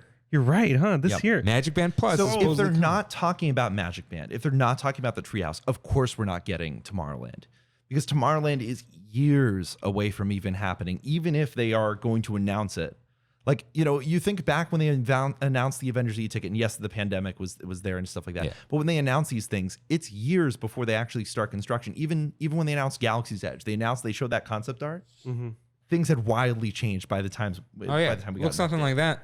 Yeah, it doesn't look like that in real life. That's just an inspiration. That's we'll get more into concept art and Blue Sky later, but I think they've been sharing Blue Sky concepts with us for years and years, and just never really making it clear that that's what we've been experiencing. And Josh Tomorrow is the first person to actually do that, make a very clear line in the sand.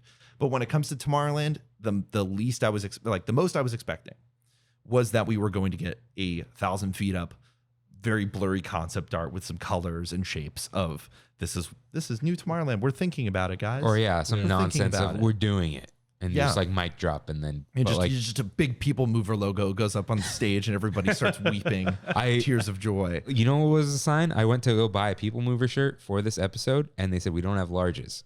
And They're I out of thought- stock. And I thought, damn, it would have been great for the episode. Nope, nothing. That was a sign. But that's one of those things that people were pointing to, the increase in Tomorrowland merchandise. I think they've They've been selling stuff. I think that's just they know they can sell it. Like it's not Disney's not going to give you secrets with merch.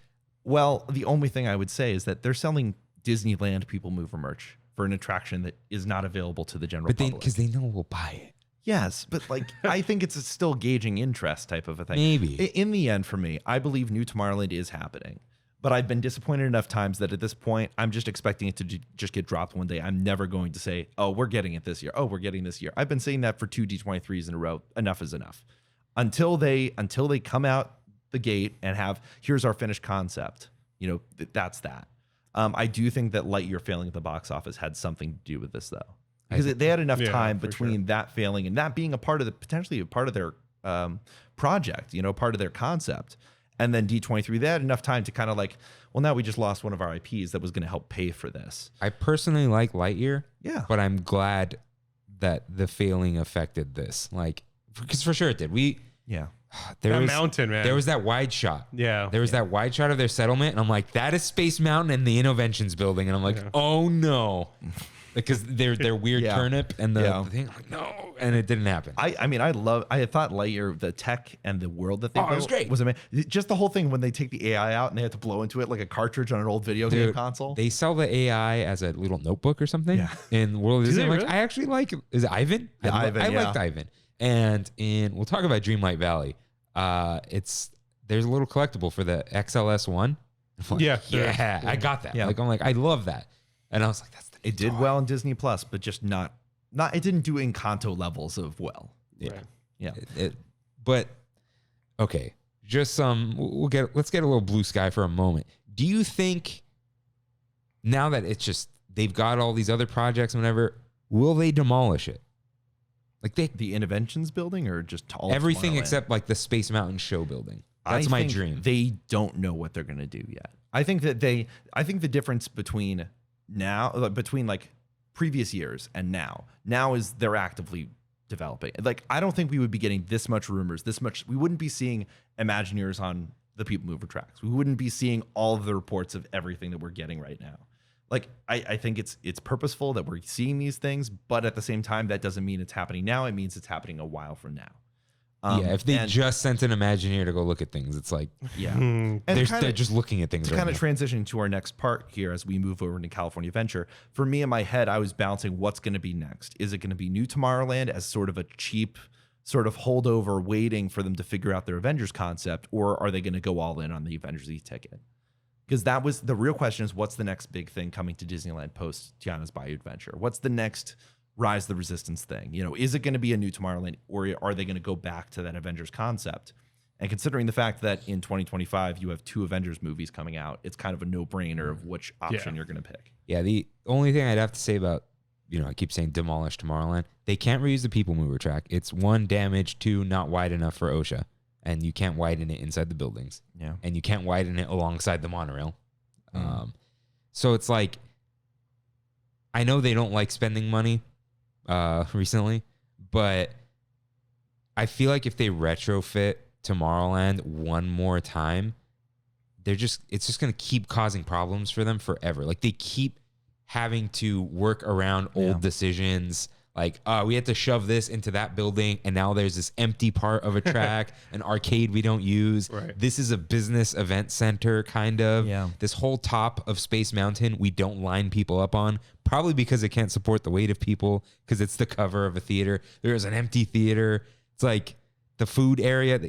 The 2 restaurants are like, they could just rebuild restaurants. They're nothing. They're just open spaces. It's like, they're better off just like, we can build things modern, probably put more tunnels underneath, and we should probably keep the same one. And just, you can't future-proof anything, but when you build things modern, it's like, if we have to change this in the future, we can kind of build that, not modularity, but kind of build it with that in mind. Yeah. which I think is the overall, like, there is good in that they didn't announce anything. I don't want to Because I feel like tomorrow. if they that's the big thing, is they want to make sure they get Tomorrowland right. And with everything that was kind of floating around here, it sounded like we were going to kind of get a half-assed, like, when they said Band-Aid, small you people know? mover, I'm like, no, that's the last thing. Small people mover. What does that mean? they were going to cut the track. The rumors existed that they were going to cut the track over Autopia, and it was just going to loop out of Launch Bay, go towards the monorail, go down there, and then go into the Buzz Building. Oh, okay. So it was basically just going to be half of the length. Half the length, run it slow, go through these things, go on a tour of Tomorrowland, and that's it. Yeah, which no one wants that. Yeah.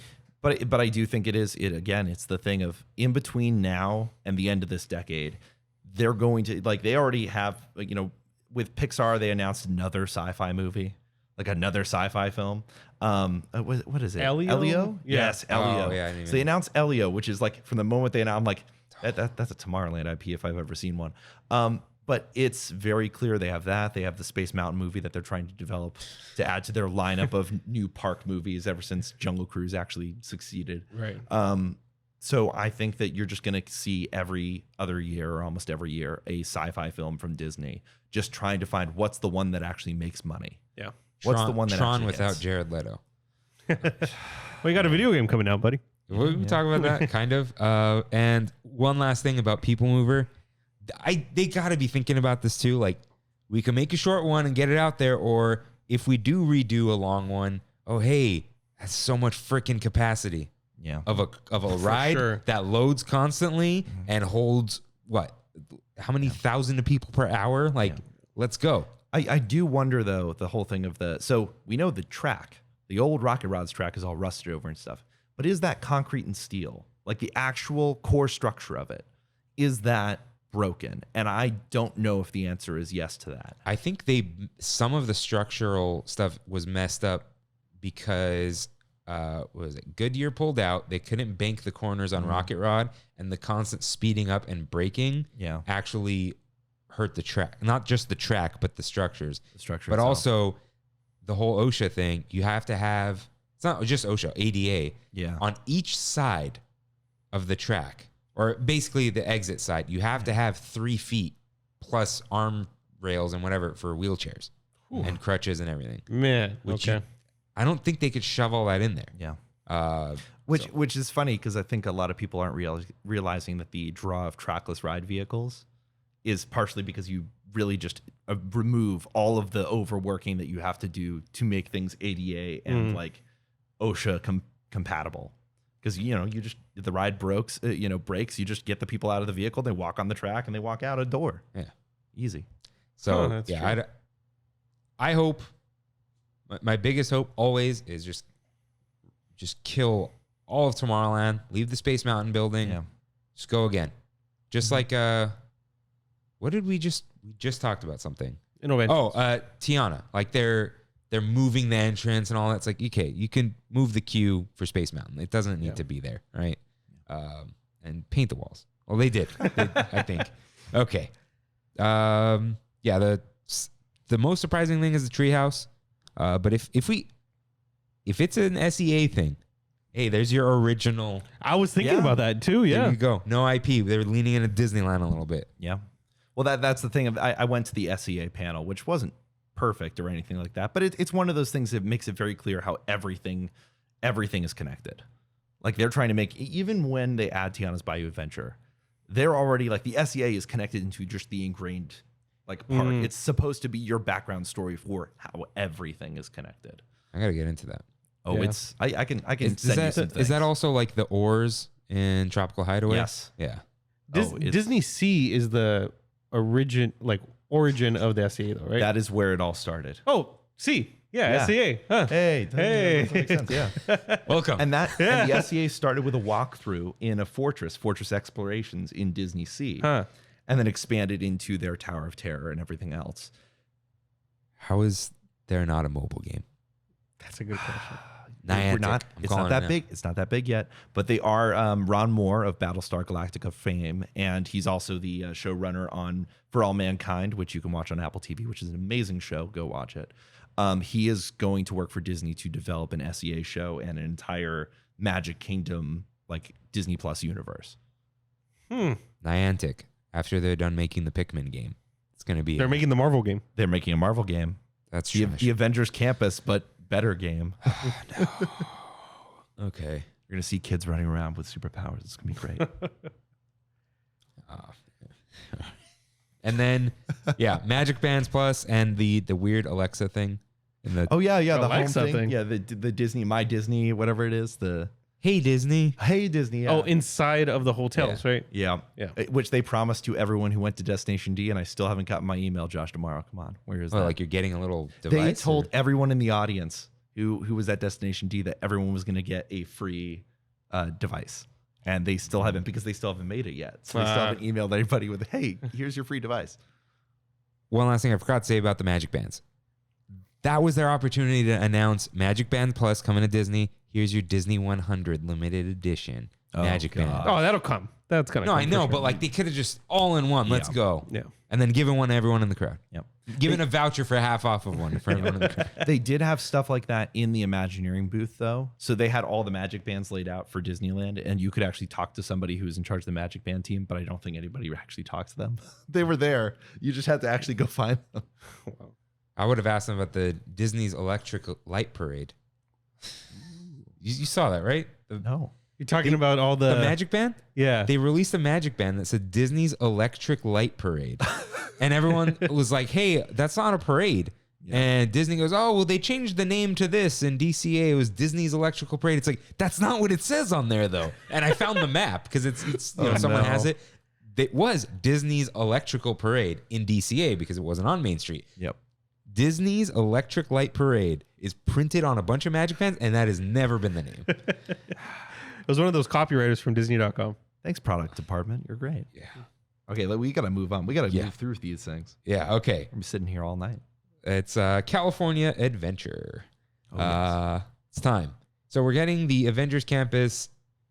I am so reluctant to call it an e-ticket, but we're exploring them, and I'll explain why. We're exploring the multiverse. We're fighting alongside Avengers with the Purple Mountain Majesty himself, King Thanos. I was so proud of my unhinged That was tweet. good. That was good. I don't know why. It was just like It was very thought out. I was like, I gotta make a King Thanos joke. He's a purple. What can I do purple? I'm like, Purple Majesty, Purple Mountain Majesty. Yes. Yeah. So if you guys don't know, if you're not on our social medias, which you should be, I said when they take so Splash Mountain is made up of America Sings animatronics. So when they remove those from Splash Mountain, they're going to put them in the new Avengers e-ticket called Captain America Sings. And when they say the line for Purple Mountain Majesties, the Purple Mountain Majesty himself, King Thanos, will be revealed. But anyways, we're getting a King Thanos with a Bob Chapek beard. Yes. And I actually really like the King Thanos art. I like You like the crap? I like alternate storylines. Exactly.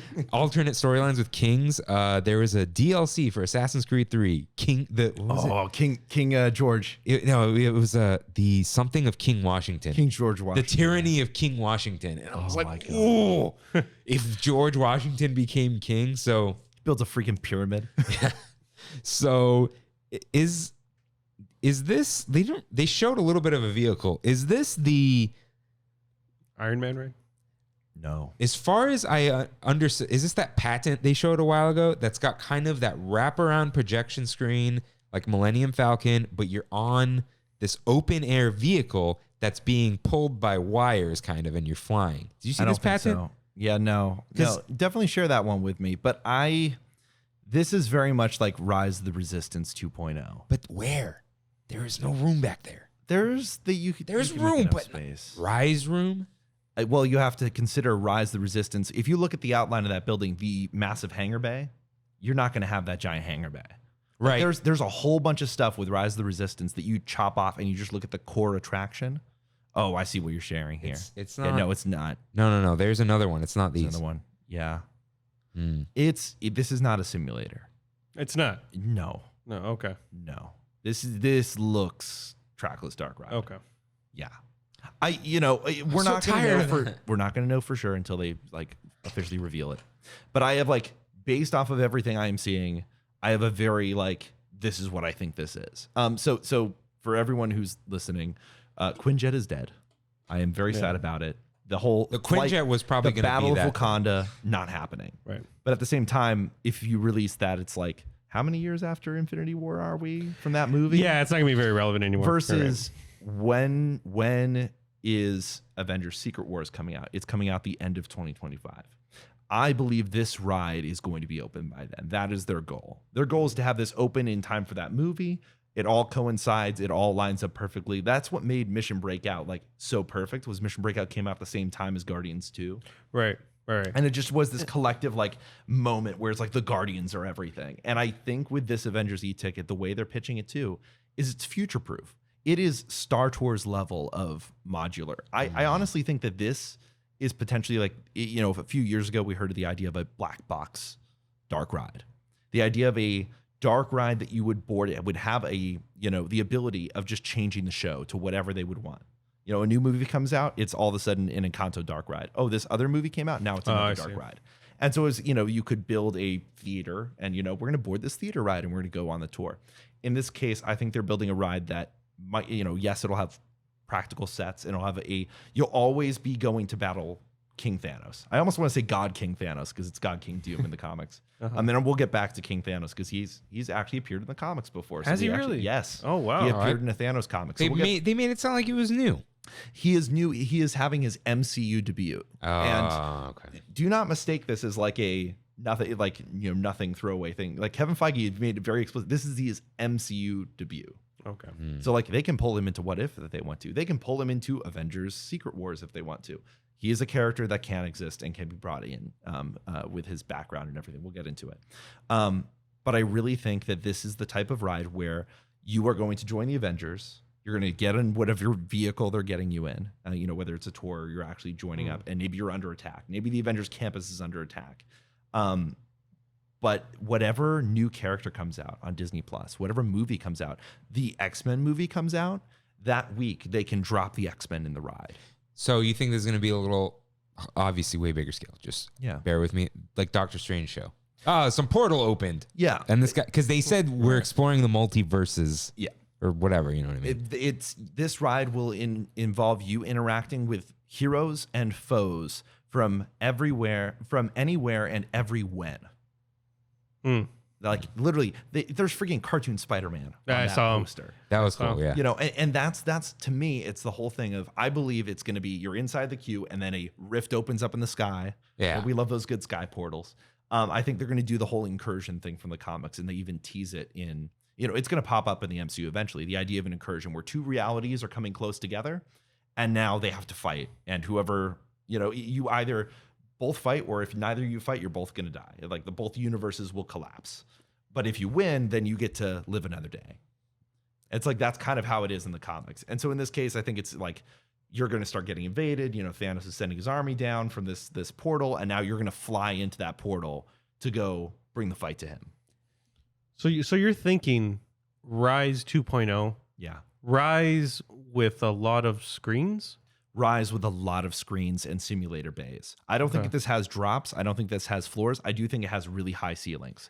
I'm thinking we are getting like Pirates of the Caribbean Shanghai level of like massive amounts of set work and then huge screen. So what, you know, they could even have like, these are giant warehouses. They could move sets in and out of there if they really wanted to. If they really wanted to. But I think that this is the whole thing of like the whole point of the Quinjet and like the little bits that we heard about it was like you literally see these little tiny like individual vehicles. There was ideas that people talked about of like, is this just Flight of Passage? Is this a trackless like I'm on a little tiny pod that's flying around? You know, what is it going to be? But it was about having personal experiences, having individual experiences. So I think that every time you get in this ride, you don't know what heroes and what villains you're going to interact with. The finale is always going to be the same. The finale is always King Thanos is here. All of the Avengers assemble, do the whole like end game moment where we all charge in against him and everything fights and everything explodes. And then, you know, Captain America says, oh, you saved the day or whatever it is. But I think that it's going to be a heavily randomized show. That every time you get on this ride, you don't know what hero you're going to interact with. And that creates that re-rideable aspect that you're going to fight in this battle, but you don't know where in the battle you're going to be. You don't know who you're going to interact with. I like that idea. I feel like they won't do this because of safety issues, but what I need out of trackless rides is inclines. Yeah, that's the real struggle because you need a completely smooth surface. Yeah, because every trackless ride is a completely smooth because they're going to slip. They're going to slip. They're going to lose tracking, and then you're put them on tank treads. Yeah, there was somebody could make those spin and everything. Somebody actually, there's a company that was trying to develop trackless like autonomous vehicles that are like Jeeps, like ATVs, like full on like they can go up inclines, they can go up. Yeah, because but they're trackless. It's so there's no thrill to Rise for me. I don't little drop, dude. I never like walk past Rise and think I wish I could go on today. Yeah. I do a lot. You do. You have an emotional connection to it, and I love Star Wars, but I don't get this like. If someone was just like, you can walk on the Rise or walk on the Space Mountain, I will always take Space Mountain because it's more fun. Yeah. And I'm at Disneyland to have fun. And I think Rise is an amazing experience. I don't think it is a fun ride. And I've said it a million times. And that's why there are attractions at Disneyland. They're not all rides, right? Yeah. But it's like, even to go up the elevator to drop, you got to get ka-chunk and they got to lock you in. And then it's got to confirm that they're locked. And then you do the thing. There is no hill. There is no, I know, like the trackless needs a track. And you know what? I figured it out, but they're not going to do it. You can have a tracked portion that just clamps you in and you're on a skate. Is that what they're called? Yeah. Sled. Yeah. Like you just kind of like not Hyperloop, the Boring Company stuff where they want to strap the Tesla to a thing and shoot you through a tunnel. Right. That would be really cool. I think that I agree with you, especially with Rise of the Resistance. Like I like Runaway Railway, not for its story, but I love its zaniness, but for the physical feeling that you get on that attraction when you're dancing around, when the vehicles are moving, there's a lot more dynamic motion on Runaway Railway than there is in Rise of the Resistance. And part of that is like, you can't accelerate, you can't decelerate as fast as you would like to. I think with this Avengers E-ticket, you need to have more capability. And I think considering how much time they have between now and when that thing becomes practical, I would not be surprised to see a much more dynamic version of something like that. And it's not even like confirmed to be, we don't know what this ride is. Yeah. Right. We literally showed this piece of concept art, and we know that there's a vehicle with 3 rows of 4 people. Which is their trackless vehicle, right? Pretty much. And they're not going to change the vehicle. I think the only thing that I could see them change is adding a motion base. I don't know whether that's hydraulics or whether that's an airbag under the vehicle, because that's kind of how like the ITS works in Rise, where you can bounce people up and down. You can make it tilt and move and actually feel like something's hitting you. And that's what you need. Like, because I want that whole moment when Thanos grabs your vehicle. Yeah. Because for me, when I thought this event, when I saw that concept art, I'm like, all I can think of is Transformers at Universal. That's what I was going to say. It reminds you of that. Reminds you of Spider-Man in Florida. If they do something even like that with that similar ride system, it would be. This needs to be the next generation. This needs to be the thing that blows us away. But like people are like, I don't know. And I'm like, this is Avengers. You can't get it wrong. You really can't, especially with so many, like it feels 50-50 on the attractions. Web Slingers is a little bit of a miss with most people, even though kids love it. Like they're having a blast with it.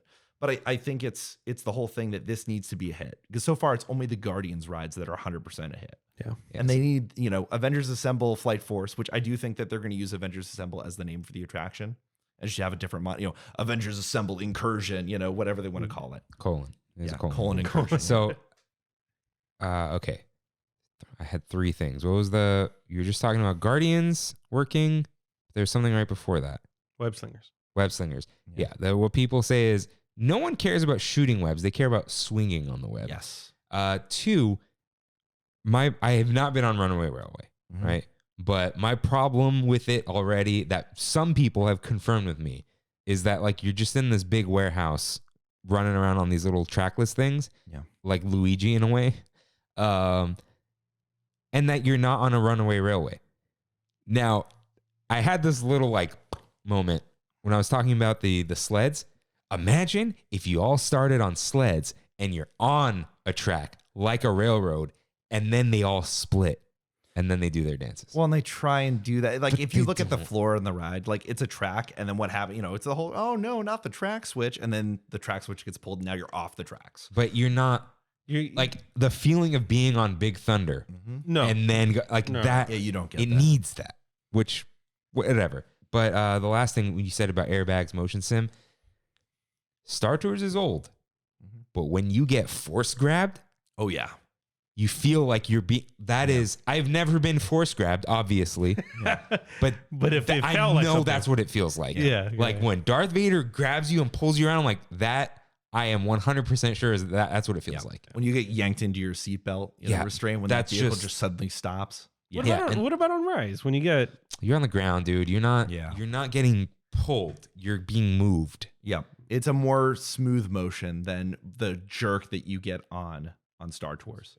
And I think that it's going to have simulator elements. It's going to have whatever elements. It's early enough that I am sure they don't have everything nailed down for it, but they know what they're going to do now. They know the story, and that's something. Because before it was just, we're just going to put you in Infinity War. I don't know. Yeah.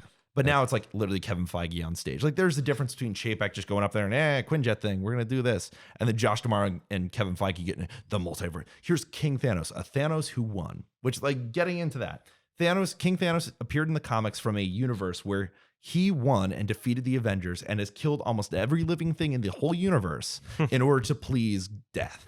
Yeah, that was his whole thing. It's he's trying to impress a lover. Yeah, but in they this didn't. case, it's like he's won.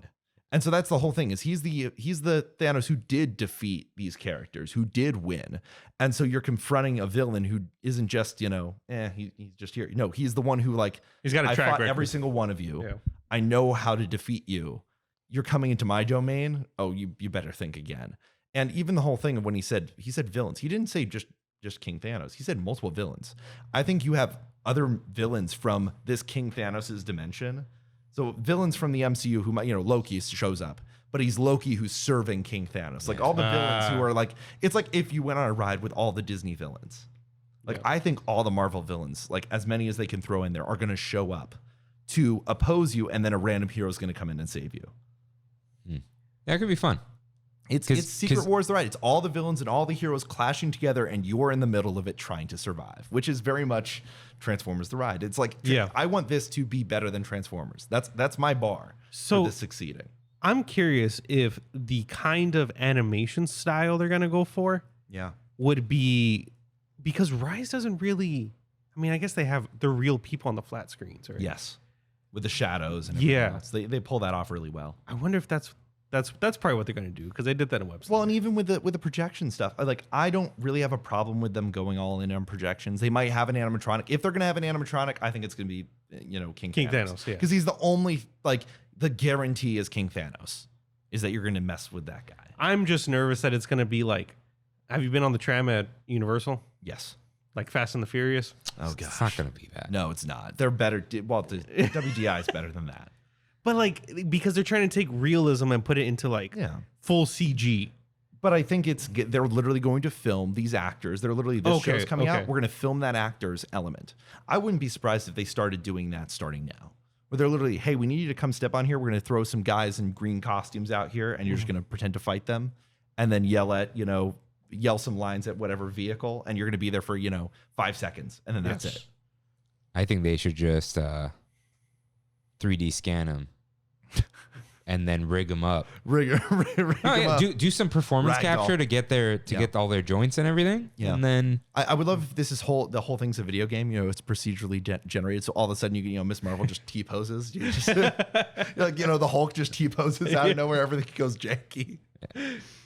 Oh, gosh. That's exciting though. Very exciting. No, I think that was the thing that like the more I've thought about, the more like they're confirming this Avengers e-ticket. Kevin Feige is here on stage. This thing has to open by 2025 for two reasons. Secret Wars comes out, and 70th anniversary of Disneyland. So freaking it is such a perfect lineup. It has to be then. Yeah. If it's not then, it's just going to be too late, in my opinion. It is. That's so quick though. I will be surprised. I will be shocked if we don't hear about this in the next 6 months to a year that this thing is actually starting construction. What is there going to be? Just starting to prepare the land. Even. Are they going to kill the red car trolley once again? No, because that little thing's back there. It is, but the little garage is back there. It doesn't take up that much space, and you need the backstage. There is a certain plot of land that this thing can fit in. The parking lot. Yeah, because it has to fit in. Again, because there's more to that. Yeah. Next to it, by the garage. But some of those buildings can't be moved. Like that's the space you have. Yeah. And you can't move some of that stuff off property. Like that's just what you have. Yeah, you could tell people park somewhere else. Oh yeah, for sure. They already have. Yeah. But I think that like it is the next Rise of the Resistance. It's the next big thing. And I did want to point out as like a final thing, if you look at that concept art, that concept image, top right, you see Avengers Campus. Yeah, you see Guardians. Top left, you see the Stark Expo in Hong Kong. And Hong Kong was always promised to have an Avengers e-ticket at some point, and eventually just fell off the radar. But I really think that if they choose this, you will hear relatively quickly that that's the next thing that Hong Kong's going to get. And they don't have a campus. They have they have Stark Iron Expo. Man. The whole, okay. Ant-Man and the Wasp building, which is the one that you see in the concept art with the big shield logo on it. Yeah, I saw that after you tweeted it. I'm like, zoom in. Yeah. Enhance. And it was always behind that area. I don't know if that's what ended up going to Frozen or not. I don't remember. But I think behind that area is where they were supposed to put the Avengers e-ticket eventually, and this just never materialized. But they have that amazing piece of concept art that almost looks like a helicarrier landed on the ground with like multiple Quinjets, and I'm like, that's what we want. Yeah. So, not speaking of, but kind of, Hulk in his quantum suit is in Avengers Campus. He looks stiff, man. He looks real stiff. I want to like it, but it doesn't look good. It's the problem of it's a 10-foot. This guy is literally twice as tall as Josh D'Amaro in Kevin Feige. They're like literally looking at it, like looking up at this guy. Like he is huge. When you see him in person, which we only have to wait a week to see how it looks in real life. I thought he's like there now. He is. He's in a week. They said you're going to be able to meet him in a week, and everybody's like, "What?" But I do think that like. It's you have to think of the reason that everything's existing. So in the case of like him wearing the Avengers like Endgame suit, it's like, well, you need something to cover it. It can't just be his pecs and shirtless, it's gonna look bad. Bod there. It's gonna look bad, and when you touch it, it's not gonna feel real. Yeah, no, the suit. I was like, okay, the skin's gonna look bad. Although you can see his hands, but you can pull off hands. Yeah. No, The helmet looks bad. I think it looks like his giant head was shoved in there, like It does. you know, like that's does. the, which, if you do go back to Endgame, that's how it looks. yeah. It's But is accurate it to because his mouth's not gonna move, or It is. How can you make that animate? How can you put that weight on top of? You have a performer in there. So, Yeah. spoiler Is alert. this- You have a performer. is this in the there. big foam thing? Yes. that the Which- homie Josh showed that's like a another year thing, ago. Is ever since Josh Tomorrow came into the parks, he's been teasing us with things that normally they just wouldn't reveal. They wouldn't normally just, hey, we're going to spend 10 minutes to talk about this cool exosuit thing that we're developing. We can develop characters that are 10 feet tall now. Maybe he's going to hand you a tiny taco, wink, wink, nod, nod at Destination D. And then it's like, and of course, it's the Hulk. Here he is. Here he is, guys. And I think that it works for the most part. It's not 100%, but it's enough that kids are going to see that with their jaws on the floor True, and yeah. That freak is out that true. they're seeing the Hulk. And it's going to be the best that we can get now. I won't be surprised that in 10 years, they can do a full facial animated Hulk walking around and pull that off. You have to think, too, this is like, it's hyper light. It's all driven by the performer. It's a giant puppet. Yeah, it's not an animatronic. That right? guy's struggling walking out there. That guy Yeah. is sweating. He is covered in ice packs On trying to keep him stilts. cool. On Trying not to stilts, die. moving his arms. That's impressive. And he's gonna be out there for 15 minutes and he's gonna go back and you're not gonna see him for the next hour. Like Right. that's gonna happen. But it's just for that 15 minutes, worth every penny. Yeah. Yeah. I almost wish he was in a different suit. I think it's the quantum suit that looked funky. It- Do The you just wish he was wearing like a purple and like something else there? Like, not like it's inaccurate. I don't know anything about Yeah. comics. no. Just something looked weird, and I totally get it. I'm not complaining. The issue is that the Hulk's always shirtless. Yeah. Even like Ragnarok and stuff, he's got armor. Yeah. But it's just he's still shirtless. Yeah, they could have given us some lame story of like the Wakandans made him something. You know what I mean? It's like you know what it is? It's kind of what you said. Endgame was so long ago. Like quantum suit, really? Yeah. Even Ant-Man's not in the quantum suit. He's in an Ant-Man suit. I do think it's interesting they sell, and I've seen these t-shirts around everywhere. They sell the quantum suit t-shirts there. People love that. They Though. buy so many of those. But I like it because it's an Avengers uniform. Yeah. You know, Yeah. the X-Men are always wearing a uniform, for the most part. And so in this case, it's like the Avengers have a uniform. Even in the old cartoons, the Avengers Earth's Mightiest Heroes, they at a certain point, they literally all wore white and red suits. So when they showed up in Avengers Endgame, I'm like, I have seen that before in a cartoon. And now they brought it in reality because they had to give them all a suit. My favorite part of Endgame was that it was a sequel to Ant-Man. Like just straight up. It Straight was up. because it was Yeah, just Ant-Man like 2, yeah. because people are like, oh, Ant-Man 2 is not that important, whatever. Like a couple people said that to me. And then I watched Endgame, I'm like, it was his idea. The quantum time heist, guys. Time Yeah. heist. The whole thing was his idea, pin particles, suits, everything. But anyways, yeah, I want to see him. I want to see Yeah. Giant Hulk. I think it's going to I look want a lot him different. to in hand me person. a taco. I want him to reach. I want Hulk's taco cart. I want him to reach down and pick up a tiny taco and hand it to me. I just like, random blue sky stuff. They showed that with the tiny little Groot walking around. Oh, and I yeah. know their goal is to have a giant animatronic. Because that would be the most like a Westworld nonsense, Oh yeah. 'Cause- The problem is the weight of those things and the electricity, yeah. the batteries. The weight of the batteries. Everyone's waiting for graphene batteries. Yeah. And just like, hey, look, every year is the year of the graphene battery, just like every year is the year of Linux, and every year is the year of the mid-engine Corvette. We got our mid-engine Corvette. Steam Deck has Linux on it. Hey. Look, graphene batteries are coming. Every year is the year Tomorrowland's going to get announced. All righty. So, World of Color is getting World of Color 1. Yay. This one title. Everything is one. Oneness. Yeah, we're rebooting it, Yeah. guys. So is Disney not coming out with Disney One anymore? Disney, no, what did I call it? Disney One. Oh, I called it Disney 1. yeah. So is this their one? So, is this going to be, was this also Walt Disney Animation Studios, like once again? For the most part, yes. But they're going to put like Pixar. Yeah, they're going to focus it. It's- But, you could see it was Coco and Encanto and everything, which I'm expecting these shows to be very similar, roughly. It's World of Color, but with newer properties in it, right? Very much so, yeah. Because World of Color is a bunch of random movies. There's Wall-E and Pocahontas, and Pirates. So Which I think is, it's like taking stuff out like Pirates and focusing more on like the last decade of animation, which is, I think, it is really what they're going to hone it in on. and that's fine for DCA, And they just need a new show, and then it needs to be better than the last version of World of Color that they tried to throw in at us.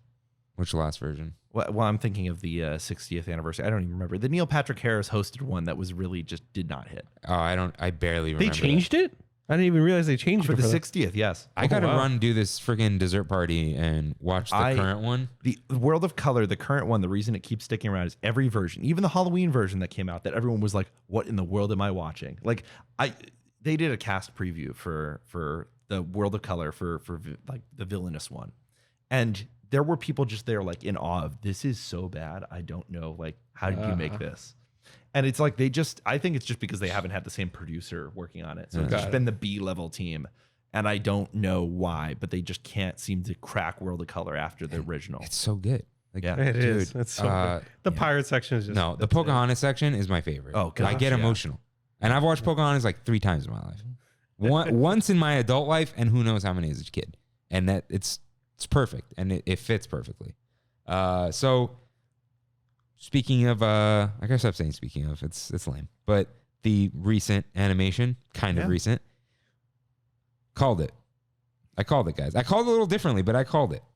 Pacific Wharf is being transformed into San Francisco. So JD writes in and says, San Francisco, you called it long ago. I'm sure it'll look amazing. Lame that there's no ride associated with the land, but he's being tongue-in-cheek. But Christian with a K also writes in, the real question with Pacific Wharf change is, will they change the Marg stand into a boba one with boozy options? Yes. I was Yes. trying to translate the Japanese, but it's so blurry.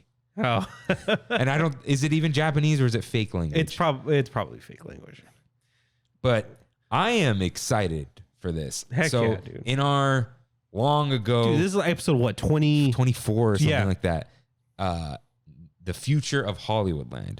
I pitched a few. There was like a Zootopia thing, this and that, old Hollywood. But I pitched San Francisco. You change smoothies to boba. Baymax's boba. Yeah, you change. What did I change like that back restaurant to? I don't remember. Oh, I Din Tai Fung. yeah, Pretty much. The What's Her Face's Cafe, which is Yeah. gonna be there. Oh, The Ants Cafe. Kitty, what is it? Cat something time? I'll find it right now. Yeah, whatever the Aunt's Cafe is. That and- is in the concept. Yeah, I think I pitched moving Star Tours and make it the Baymax like Big Hero 6 assemble ride. Because that's when we were like, look, Star Tours has got to go. Like it's got to go out of Tomorrowland. Like I love it. I actually like going on it, but it's like they're at this point they're adding new levels. It's not going it's- anywhere. but pitched all that and it fits with the California thing. Yeah. We're getting into Pacific Wharf, and they are. If you look, I want to pull this up so everyone can see. I just want to say something real quick. I love how when they said this, people were like, "DCA is officially dead." Like What? I don't like San Francisco, It's the San Francisco, opposite. San Francisco. This is DCA's new identity of just California is the jumping off point, and then IP. Yeah.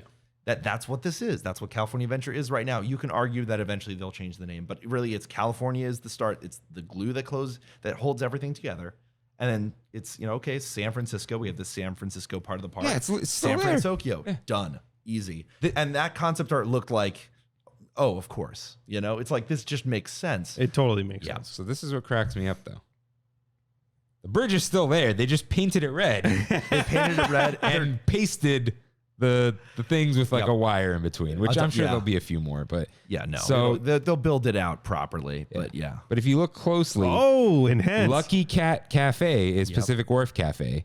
Yep. I assume they'll sell the same food. What's that in the air?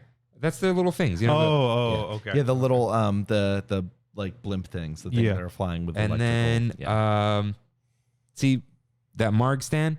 It's got to be a boba stand. Yeah, it's gotta Lucky be a Fortune. boba. I think the food will stay the same with different names because Mexican food, quote unquote Asian food, and the little cafe is San Francisco. So They did say that they were bringing in merchandise, which is everyone's been speculating that they were going to take out one of the food locations. I don't think they're doing that. I do think that they might be putting the meet and greet location in, but there's a location for merchandise that's been closed since the pandemic called the Embarcadero. ooh, Yeah. So we've been calling it out, but that's I love the thing that. is that the whole entire like the Pacific Wharf area is San Francisco themed, but it's not the only San Francisco themed area. All you have to do is look across the way from that bridge. That And there's bridge is your merch there, stand. and you can look. There's the merch stand right across the way. You know what's also San Francisco themed that's in that area? Wine country. Little Mermaid. Oh yeah, it's the art building. Yeah. Are they're not? I'm just going to leave that there. I just want to leave that there. I'm not saying like they have a Little Mermaid live action movie coming out. They're not going to get rid of it. But No, I don't think they're not going to get rid of that ride. I think they might. Yeah, I They mean, might. What if it's it's low an entire traffic. San Francisco area? what's There we gonna- go. What's going to go in that building though? I have no idea. Like, I leave it up to WDI okay, to figure it so out. hold on. The college. No, my pitch. Oh yeah, close. My Take a pitch. tour of the college, then you have that big room, the big undersea room is just the invasion of all the nanobots. So my pitch, my original pitch for a new Hollywoodland was to change Monsters Inc. But same thing, Omni Mover. Yeah. You tour his lab Yeah. and things go wrong. Yep. Little Mermaid. So easy. Yeah. You can see it. You can write it now. Yeah. So does that mean that Boudin Bakery and Ghirardelli are staying? Ghirardelli for sure. Yeah. That's San Francisco. I don't. But it is San Francisco. Now it's Yeah, San yeah. Francisco. So that's going to be the sad thing. That mural in the back of Ghirardelli that moves and everything like that. Yeah. We're going to lose that. There's no way they keep that. But I think it's still going to be Ghirardelli because Yeah. they get the money from Ghirardelli and it is always busy. Mhm. So if things are busy, Disney doesn't mess with things No. that are busy unless they're racist. I love that. I love that so much. Let's put that on a t-shirt. Disney won't mess with it unless it's racist. So, yeah, I think we'll keep Ghirardelli. What did I wonder? Well, before I saw that the Lucky Cat, whatever, I thought maybe they turn the Boudin walkthrough into a little coffee shop. Like, just board up the windows because they do make Yeah. bread in there, right? I'm actually wondering right now because that's already kind of a cue. Is that going to be the meet and greet? Ah. Yeah, And you're like- already at the Lucky Cat Cafe, Yeah. which he lives upstairs. That makes sense. Yeah, like just do they actually bake bread in there? They do, right? They do. So- I don't think they're getting rid of No, that. like There's I'm no saying, way. close the windows, Yeah. or board them up, or whatever, Yeah. or leave them there. Like, who cares? Just get rid of Rosie O'Donnell and whatever, and either make that little coffee shop, meet and greet, merch, anything really. Yeah. But what they do need to do is make like cute little character breads, not just sourdoughs though. You know what I mean? You ever been in an Asian bakery? Japanese okay. bakery specifically. Okay. The cute Baymax little bread. bread. Yeah. Baymax bread. Not just sourdough. But I can see Baymax bread right now. Oh yeah, easy. But it can be sourdough because it's San Francisco. Yeah. San Francisco meets Tokyo. Done. And So this easy. art is very interesting because it's like, San Francisco Square, Yeah. but then you still have like the Kruger's Net Repair. But it's that thing of it's a combination. Yeah, It's I the like it. existing Pacific Wharf, but just the aesthetic of San Francisco laid over top, which is what San Francisco is anyway. Yeah. It's San Francisco with Tokyo laid over top of it. See, this still. Whoa, hold on. What'd you It say? says Cocina Cucamonga. It's still there. Oh, I thought that said carniceria, cerveceria, beer stand. Wow. Oh, okay. Wow. Beer- You zoom that's in, a you see the brewery. details. Cerveceria. Wow. But I've never heard that word before, but it's very easy to know what it means. Sorry, Freddie, go ahead. it's the thing though of you looking, it's just it makes too much sense. Yeah. Once they said it, it was like, oh duh. Easy. Yeah. But it is the thing of like they would never sit there in a theater in front of thousands of people and announce, oh, we're getting rid of Little Mermaid. We're not going to do that. Not after you have a live action coming in, but after the live action's over and the hype's down, that Little Mermaid, it's got a 5-10 minute wait. Yeah, that's it's the AC ride, but I actually like the ride. No, I love it's a it. fine ride. Yeah. I think that it's it's a story. It's the book report thing. That It is the is. ride. That is the bane like- of Tony Baxter's existence. It's the I Cliff love Notes. that ride. People like Tony Baxter hates that ride. I love that. Does he really? Yes. He Because- talks all the time about this is a book report ride, and this is why I hate book report rides. So something that this kind of sparked in me, it's probably a little too late now, but it's like California Adventure could totally be just a park of locations from movies, like Yeah. not real life, but how these locations kind of are similar to us. Like Pixar Pier didn't No. make any sense, right? Cars Land, it's Radiator Springs, right? Avengers Oh, I see what you're Campus, saying. as contrived as the secret LA campus that's in Anaheim is, whatever. Yeah. The problem with Avengers Campus probably is that it's not a real location from the movies. And even though I love Galaxy's Edge, Disney took the wrong thing from Hogwarts. It's that, and Cars Land, it's like, no, it's not that we're in the Cars world. We're literally in a thing from the movie. Yeah. Like It is. I mean, Falcon works for that. yeah, but like as much as I love Oga's, like people want to be at Mos Eisley Cantina. Yeah. You should have just Yeah, I see what you're saying. you could have just done Tatooine and said this is a weird part of Tatooine that has extra crap in it, but That's a whole nother discussion. Yeah, about they're not immersive gonna get- lands. but- We're not doing the immersive lands podcast here. but this is like what California. This is oddly what California Adventure really should be. Like this is a great example of it. Of this is a real world location. It's kind of a reskin of a location, but they definitely plussed it, and it is not contrived at all. It's It good. is Disney. It is California. Yep. Yeah. Like it's right there, and it's perfect. already a San Francisco area. So our non-IP lands left are Grizzly Peak, yes. Yep. Airfield, and Grizzly Peak, which are they kind of combined. I think the entire thing just goes up themed. I think they just really lean into that whole entire thing and just make it all up. That might be what happens. Oh, Yeah. but there is there an Up show? No, not yet. There might be. Not yet. Up is very old. Yes. But Russell and Kevin are still like, how much do you want to see Kevin walking around Grizzly Peak? I don't. You don't? I don't. You don't I wanna see love, that? dude. I love national park theme. Do you I like that the country bears walk around there? Yeah, they're I love bears. Man. that. They're bears. Like it's Can that honestly, I just they keep bringing back California, Soaring Over California. If they just redid Soaring Over California, don't say Up. Don't. no, I don't want to go to the. No, falls. I'm not saying no. I just want them to redo Soaring Over California. Just go classic. Try and do that if you can. But ultimately, like just looking at it, like keep what you have there. Maybe you do add the bears. Like when you go through the tunnels on Grizzly River Run, you go by the country bears and they're jamming in Yeah, there. that's fine. That would be cool. But like, it's the one part of the park that has always like worked, and that I don't know if you really need to go all in on an IP. Unless you want to tear the thing down, which they're not going to do. It's a got giant log. it's got a foot giant water traffic. ride. It's busy. Yeah. The Hollywood lands next. okay. Is Hollywood, is yeah. Hollywoodland going to get absorbed in the Avengers campus, or are they waiting for the next thing? As I keep saying, I think they might just leave that. I think they might wait for the next thing. They might leave that as the expansion. I've always thought that they might do Coco there. it's too bright outside. Like the problem with a Tron land is you can't. It has to be at night. Yeah, Yeah. and Coco's whole thing is the underworld or whatever, right? Well, and then we'll get into it, but then you have the concept art for the village for Disney World, and I'm like, you just put that in there. But I mean, yes, they have a monorail running through that area, which is you can't. Well, Yeah. I still think they're holding. Okay, as far as I understand, all the speculation over the years and actual real things is the original plan for Avengers Campus was, especially because of the way Guardians is facing. Yeah. They were going to build that other parking structure. The buses were going to go to the other parking structure. They were going to close off the harbor side, push California Adventure outwards, and then put Avengers Campus there. Yeah. And then they weren't able to do that because of the parking garage. I don't know why the lights just did that. No, we're fine. Rain, you are not even on camera. You're just He's just out. slowly lowering into the floor. That's what's happening. Right I'm good. It happens every episode. So they couldn't do that. And then we've talked about like what they could do there, or whatever, right? Our thing was Middle Earth, but they're Oh yeah, I believe not so. anymore. yeah, no. I believe Runaway Railway was always supposed to go there. Mm. Oh, Like, in I could DCA. have I could have seen them But build then- the Chinese theater facade and do that whole thing. And I think that it wasn't Avengers Campus. That was I think Avengers Campus was supposed to go there early on, and then they were going to move it over to where they built it now.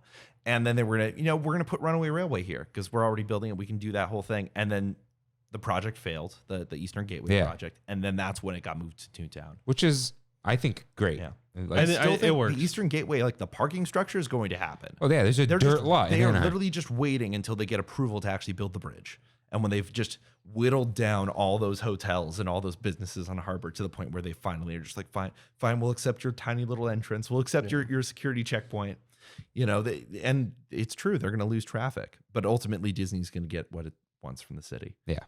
So because of that whole thing being put on hold, because I always joke like Yeah. Disney's biggest middle finger to Anaheim is like, well, there's a big dirt lot now. They demolished the hotel there, right? Yeah. So it's just nothing. there's just nothing. There's just nothing, and that's not great. I think they did pave it, but it's just there. Yeah. There's an empty lot. So it's like at this point, they have a land that like, as much as people don't, California Adventure's not busy anyway. So it's like, whatever. Hollywoodland, just, throw it to the wolves. Yeah. Are they waiting for the next big hit? It's possibly Encanto now, but we don't know. Because they won't, nothing's a hit until the sequel hits. Yeah. Like Frozen, sequel didn't hit. Yeah. They canceled Frozen plans in Fantasyland, right? They were never real. And I do think that the whole thing of like, and Scott Trowbridge did delete this tweet of like, he tweeted the whole thing of him standing across from that part of Fantasyland / Tomorrowland. And then the next time he tweeted, he was in Iceland for a research trip. Yeah. And everyone was like, Frozen, maybe that's going to go there. But honestly, I think that the fact that Frozen is going to exist in, besides Shanghai, which I think is inevitable, it's going to go to Shanghai, and Disneyland, it will exist in every single Disney resort around the world. Inevitably, Frozen will exist there. There will be a Frozen 3. It will happen. It's a franchise. It's inevitable. It's going to happen. I think Encanto was successful enough. It's inevitable that you're going to get a sequel. At the same time, Disney Animation is like, build us the ride first, then we'll build the sequel. That's what they want. That is like Lin-Manuel Miranda has literally said that. Like they were very clear on stage of like, they want this. They really, really want this. They really want Encanto. I think Hollywoodland might be that whole thing. I think you might be right. They're waiting for the next thing. They leave that. It's free real estate. It's free real estate. That's a good meme. But That's it's also like, it's all just sound stages. Yeah. They're just big square buildings that you throw a wrecking ball at, and then you just repave the ground, and you can have the friggin' trolley go through there if you must. How big is that Avengers store? It's not literally, but almost literally the size of a soundstage. I love the joke. I'm like, if you've been to that store, you've been to D23. You've been to a D23 store, because that's what it feels like. It's literally just a D23 store set up there. But yeah, I think that their whole thing with DCA is build that Avengers e-ticket. Maybe you have a few things that you still do to the Pixar area around the pier. Maybe you actually finish, San Francisco and you do that whole thing. Maybe you touch Grizzly Peak, but it's all like minor things. There's no more big expansion slots after you build that e-ticket. Yeah. At that point, you're done with DCA. It's on to Disneyland Forward. And I think that's like, Disneyland Forward is just the zoning stuff. It doesn't mean anything. I it's forgot not a about project that. or anything. Wow. Yeah, everyone's like, oh, the future. I'm like, guys, they're literally just begging to be allowed to change what the land can be used for. And the fact that OC Vibe, which for those who don't know, the Samuelis. Yeah, but it's the whole entire like, it's the retail locations, it's the apartment blocks and everything being built for the Angel Stadium and for the Honda Center. So it's starting at Honda Center. It's starting at Honda Center because the Angel Stadium whole thing is he might be gone, right? The mayor or no the owner. Oh, the owner. That guy sucks. He texted me some article about the owner going, I'm like, let's go Anaheim. It'll be interesting to see what happens, but I still think that's going to happen. That reutilization of space as an urban development. Well, it'll change slightly, but that's going to get approved. I think Disneyland Forward is easily going to get approved. It's going to pass. And Disney's going to have all this property that it can kind of do anything on. They showed you a concept for Disney Springs and a hotel built on the top of Disney Springs for the Toy Story parking lot. That does not mean that's what you're going to get. It's zoned for theme park. It's zoned for retail. It's zoned for hotel. It can be anything. Right. And they want to get there. They want to finish. They want to build out the full resort. But until they've done New Tomorrowland, until they've finished DCA, they're not going to build that stuff out. It's the same thing of whenever somebody from Disney World is like, announce the 5th gate to compete against Universal. Universal has 2 parks. They're announcing their 3rd park. You still have 4 parks that aren't finished yet. Right. Yeah, if they started building another park and Epcot's still in the state it's in, it's like, what are you doing? You're kidding yourself. And Hollywood Studios is just, No, Hollywood Studio, they still have an Indiana Jones land to build. We gotta wait on that. Indy 5 will succeed. Slight tangent. Indy 5, they showed the trailer. Harrison Ford came on stage, emotional. That's like so cool. I started crying a little bit there. It was like, because it's his last film. Yeah. But Indy 5 is like, it might be Indiana Jones's last film, but there are other characters they're introducing that they might continue on. That's their hope anyway. We'll see. Yeah, the whole Disneyland Forward thing, I'm just like, our very dire speculation, but it's a kind of realistic thing. I hate to say it, but their whole thing of mixed use of like, there may be attractions in open land, like without a gate, it's all concept, but like, oh, this can have an attraction and a store and dining.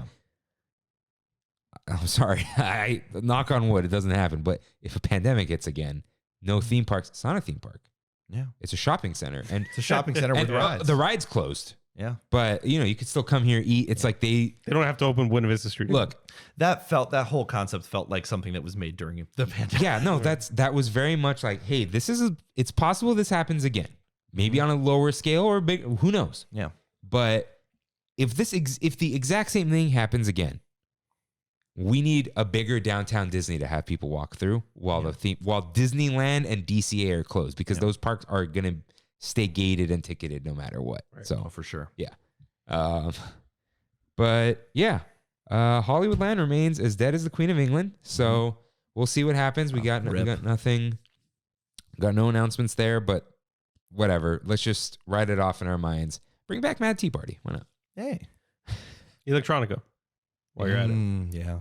All of it. Flynn's Arcade. That's basically it. Yeah. Whoa. Okay. So we've kind of started talking about it with Disneyland Forward. Let's talk about the rest of the Disneyland Resort. We got the name, Pixar Place Hotel. Love the name and the cute little logo. Yeah. It's very quaint, classy. It reminds me a lot of going to Lamplight Lounge. Yeah. That's the hope that I have for this whole thing. Look, it's still gonna be like low budge, slumming it hotel. Pixar Art Hotel. It's very much it. Yeah.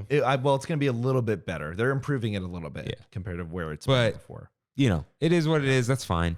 They really need another hotel. But it's getting a new restaurant in the lobby. Great Maple, upscale comfort food. Love upscale comfort food. Sounds great. Lamplight Lounge. So is that going to be replacing the buffet? Whatever was there. Was it the PCH Grill? Yeah, PCH. Oh, okay. Yeah. So it's gonna be $22 hamburgers, $14 tacos, probably some expensive fried chicken with mac and cheese. That's fine. I'm down because it is, even though it's going to be super expensive, it's still the budget hotel right now. Yeah. And they're not building another hotel. They are building.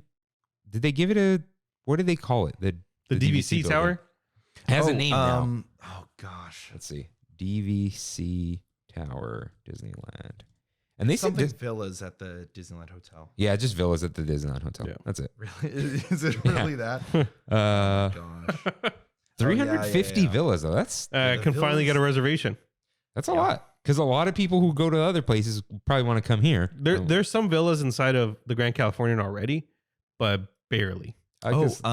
Somebody at the convention who was there at the booth actually mentioned what the official, like the permit, the title of the tower is going to be the Discovery Tower. So I see what you're saying, because there's the Adventureland Tower. Yeah, there's Fantasy Tower. This is going to be the Discovery Tower. It's the villas at the Disneyland Hotel, but it's like, that's the like name that you would find probably. Okay. Let's start the Tomorrowland rumors now. It's now Discovery. There's no Tomorrow Tower. There's a Discovery Tower. Yeah. Discovery Line coming to Disneyland. No. You heard it here first. Hey, if they do it though, Pizza party. Pizza party on He's Kirk. right about everyone. San Francisco. He can be wrong about this one, please. yeah, I don't want Discovery No, Line. I love the idea of Tomorrowland. Yeah. I've almost bought that sweater is just white and thin, but I still might buy it. I love the art, the art lettering. is so good. Just the Tomorrowland in the uppercase, lowercase. They know what you want and they keep teasing you. That's the whole thing about Tomorrowland. Once you get into it, once it gets your hooks into you, you're just like, I want this one. Yeah, I've always been in. Yeah. I was saying, I just I'm pointing at the old art is there. Tomorrowland. Yeah. I just, I've said I've lived with a bad Tomorrowland for 25 years of my life. The 25 years that I've been on this earth, and I'll continue to live with a bad Tomorrowland. Did you ever see Steampunk Tomorrowland? The Brown 98? Space Mountain, yeah. No, I remember that. Man, I wish. I was like, why is that brown? And when I showed him, he's like, what is that? I'm like, they did I that, had no dude. idea. Yeah, I remember that with Honey, I Shrunk the Audience and all the other stuff. I'm like, What is going on? yeah, I think I wasn't tall enough for rocket rods, or I was scared or something. But I remember them zipping around. Yeah, shout out to my uncle. Wow. All my uncles. Tomorrowland 98. Yeah, oof. Was it 98? Yeah. Oh, or Different. 5. Yeah, I remember it was there for a while. Okay. Like I remember when they were painting Space Mountain white. I'm like, yes, We're back. We're back, baby. So we got a little picture of Din Tai Fung. Yeah. It's a nice building. Where's it going? So they didn't tell us where it was Because going. AMC in the art is these buildings, like a strip Yes. mall. And they didn't define where those buildings are. Not to mention, it's just been a dirt hole for months, just sitting there. I think that they've been waiting to officially formalize who's going to be in those spaces before they started construction. And Well- also, like, I'm sure those places like Din Tai Fung were like, this is how we, they had input.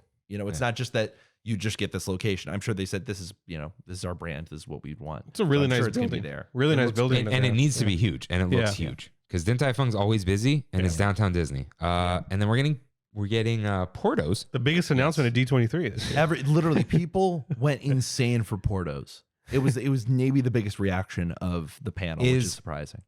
Let's. Okay. We're getting the Earl of Sandwich pop up is coming late this year. Is that what they said? I have no idea. But they said they reconfirmed it. So That it's back. the pop up, but it will come back. It's so popular, dude. Yeah. As much as it's cheap to get a $9 sandwich, that's still a high margin. Yeah. $9 easy because it's not even like the meat is not even Jersey Mike's quality. It's just hot sandwiches, so you pay more for them. So no, that'll come back. They'll stick them in one of those strip mall stores. That's fine. Yeah. So that's and the two restaurants we have Centro and the Catal replacement. Centro is going to have a ceiling. It looks like. Oh yeah. Is that where Uva Bar? Yeah. Oh wow. They're adding shade, ladies and gentlemen. Thank And God. Okay. maybe like from the rain too. Yeah. So drink in the rain now, guys. so Can we agree though that ESPN Zone is going to be Portos, that's what I feel like. right? Be like, oh, it's big. I'm like, there's some big Portos, man. Yeah. I wonder if that would be Ding Tai Fung. But Din Tai Fung is like a low.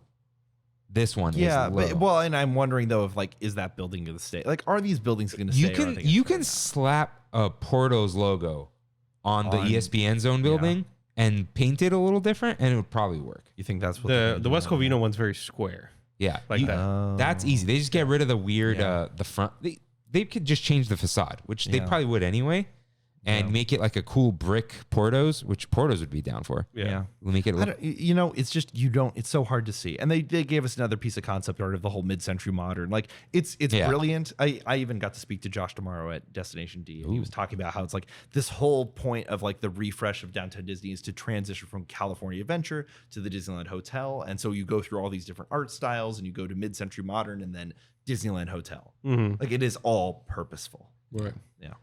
Do you think they'll demolish the Rainforest Cafe building? Eventually, yes. because I think so too.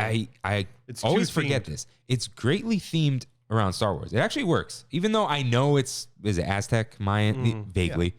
Even though I know that, still totally works. It's like, oh, temple on Yavin, yeah. But then you walk to the parking lot and you realize the building is 4 times the size of the store. Yeah. So maybe Din Tai Fung goes there.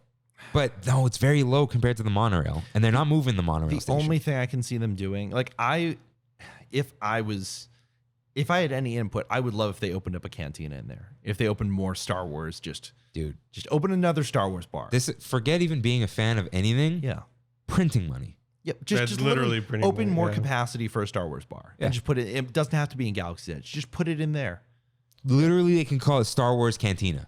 and people will just They don't need to give it a name or Boom. lore or make money. yeah. They'll sell You those. have an entire building that you can use, and I don't see them tearing that down until they do something Disneyland forward. Until they're like, we're building theme park over here. They can sell a bunch of those $5,000 drinks from Disney, from the Dude, Disney they Wish. could just make that. You know what? A lot of that money. Cantina. It's funny because when people did research, it's like those are actually like really expensive liquors, and then you're paying for a tour of Skywalker Ranch. Yeah, And I'm like, okay, that's what Yeah, we're that's what actually it is. buying. yeah. But yeah, you could just make it the Cantina on Yavin and not even change the building, but they won't.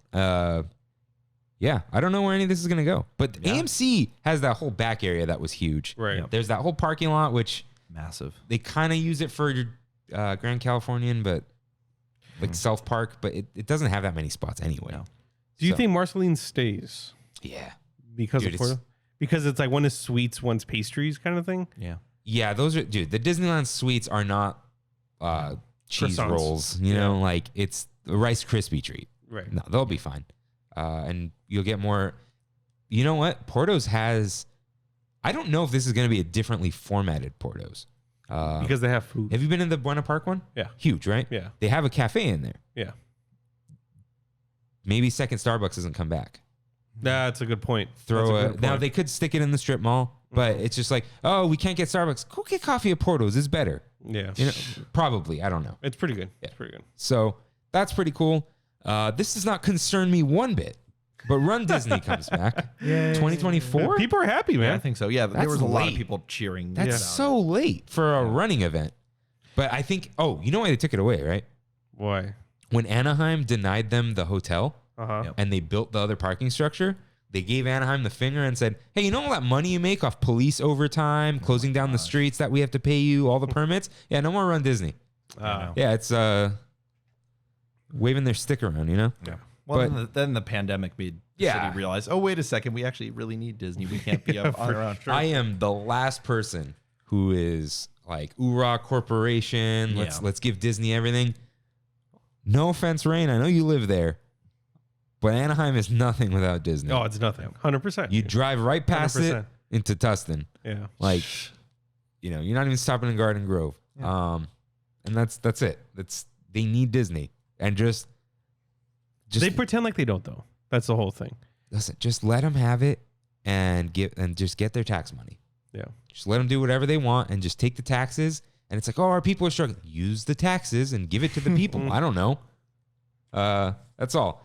But everyone, okay, I'm not going to get too political. It's just everyone running on being tough on Disney. They just want the power of like, I run this city, not Disney. No, for sure. And sure. every city's like that. Yeah. There's always the scrappy mayor that comes up and then they care so much, they get tired and don't do it again. And then the power hungry person comes back and round and round and The round. circle of life. Yeah. So are we done with Anaheim, California? Yes. We don't need to come back. Okay. I will only connect to one thing eventually. Okay, that's fine. Well, I don't think you have it listed here. We're getting into around the world. and Yeah, no, I everything else. didn't. I probably missed some stuff. That's fine. That's okay. I just want to really quick shout out Tokyo, Fantasy Springs, which is coming next year, and they didn't really show us anything from the inside of those attractions. We have what is it? So we have two boat rides. We have Frozen and Tangled. Got it. Both of which are, so Tangled was not supposed to be an e-ticket, but I guess it's being considered an e-ticket because of how much grandeur there is in that attraction. Really? These are two like huge boat rides, massive boat rides, huge scenes. The Frozen ride is not Frozen Ever After. It's something completely different. They showed off the Elsa animatronic. So much better without the screen faces, by the way. Yes. Yeah. The Peter Pan's attraction, we have no idea what it is, except it's like the next like big thing. It kind of looks like maybe it's a trackless thing, but we also know it flies, and there's a whole lot of stuff going on, so who knows what's going on. That ride is going to be like their actual full-on e-ticket is the Peter Pan's flight. And then they have the little Tinkerbell ride with its little vehicle, which interestingly enough, the back of the Tinkerbell ride vehicle had a letter to Cherry Tree Lane, which no one's going to comment on, but there it is. I don't know what that is. I'm being completely Mary honest. Poppins. Why is there a Mary Poppins reference for Tokyo on this model? Because the Mary Poppins ride? We'll just leave that there. They're just teasing. Tokyo is teasing us with. They get all the best things. Because They really do. did Mary Poppins get outright canceled? No one's talking. Bob Chapek last said it was on the shelf. It is shelved. That's not the Epcot canceled. one, right? Yes. Yeah, the World Showcase. I don't think that whatever the spinner everyone was talking about. I don't think they're going to wait until they can do Mary Poppins right. Yeah. And if Tokyo's going to pay to do Mary Poppins Did right, the then let movie them. hit? Returns, no. It actually, I think it made as much as the original did, but not adjusted for inflation. I think that's how bad it was. all right. But there's that, and then Space Mountain is so that's 2023. Space Mountain is being completely redone. They That's the showed new full- concept art. The full, like literally the center of their Tomorrowland's being redone.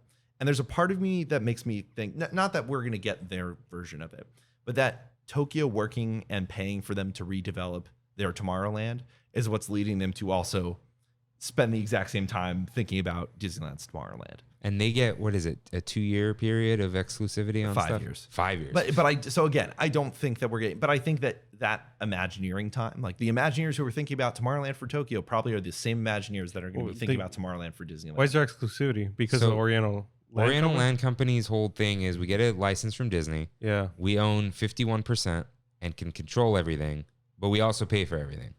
So Disney, but we get Disney's IP. Now Disney can use whatever expertise from Tokyo, but not for 5 years because, hey, we're funding all this. We want people to come here. We don't want to make Pooh's Honey Hunt and then you rip it off next year and everyone goes to Disneyland instead of taking their Japan Is that why trip. Trackless took so long to come over? I don't think Trackless they just didn't.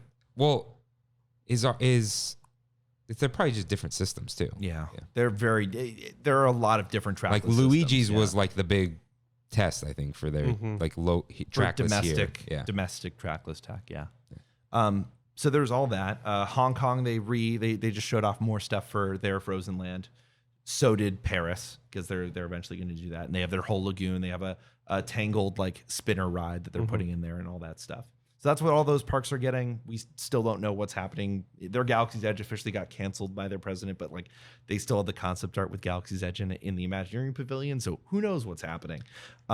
Will they do a different Galaxy's Edge? Like, well, that was what originally that was the thing. like Everyone was not talking- the timeline, but not then Batu.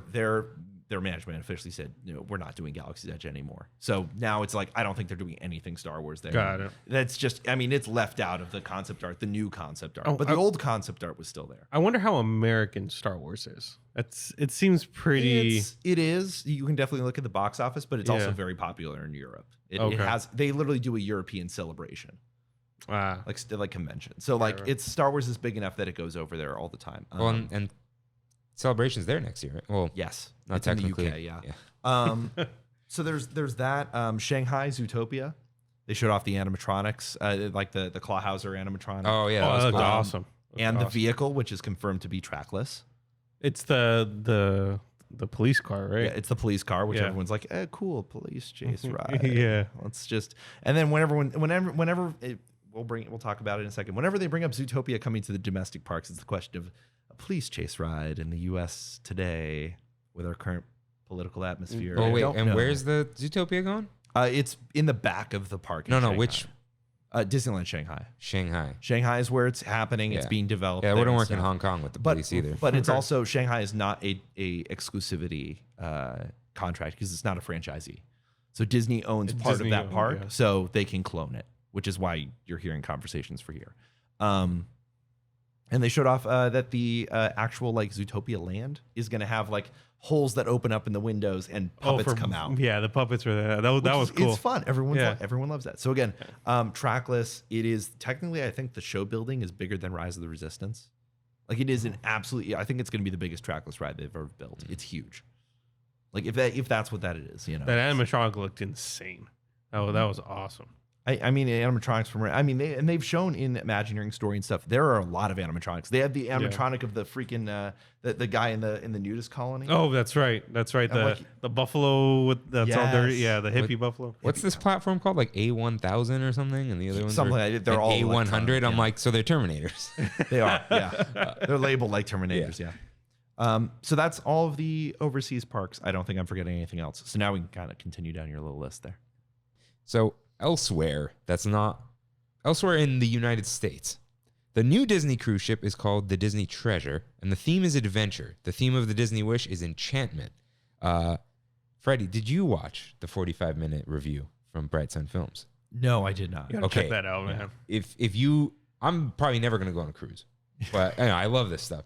Do you know Bright Sun Films? He does the abandoned. I do. So he did a 45-minute. He calls it unbiased, as in like I went and paid for this cruise review of the ship, and his whole thing was he loves the fantasy because it's that old timey theme, whatever. Yep.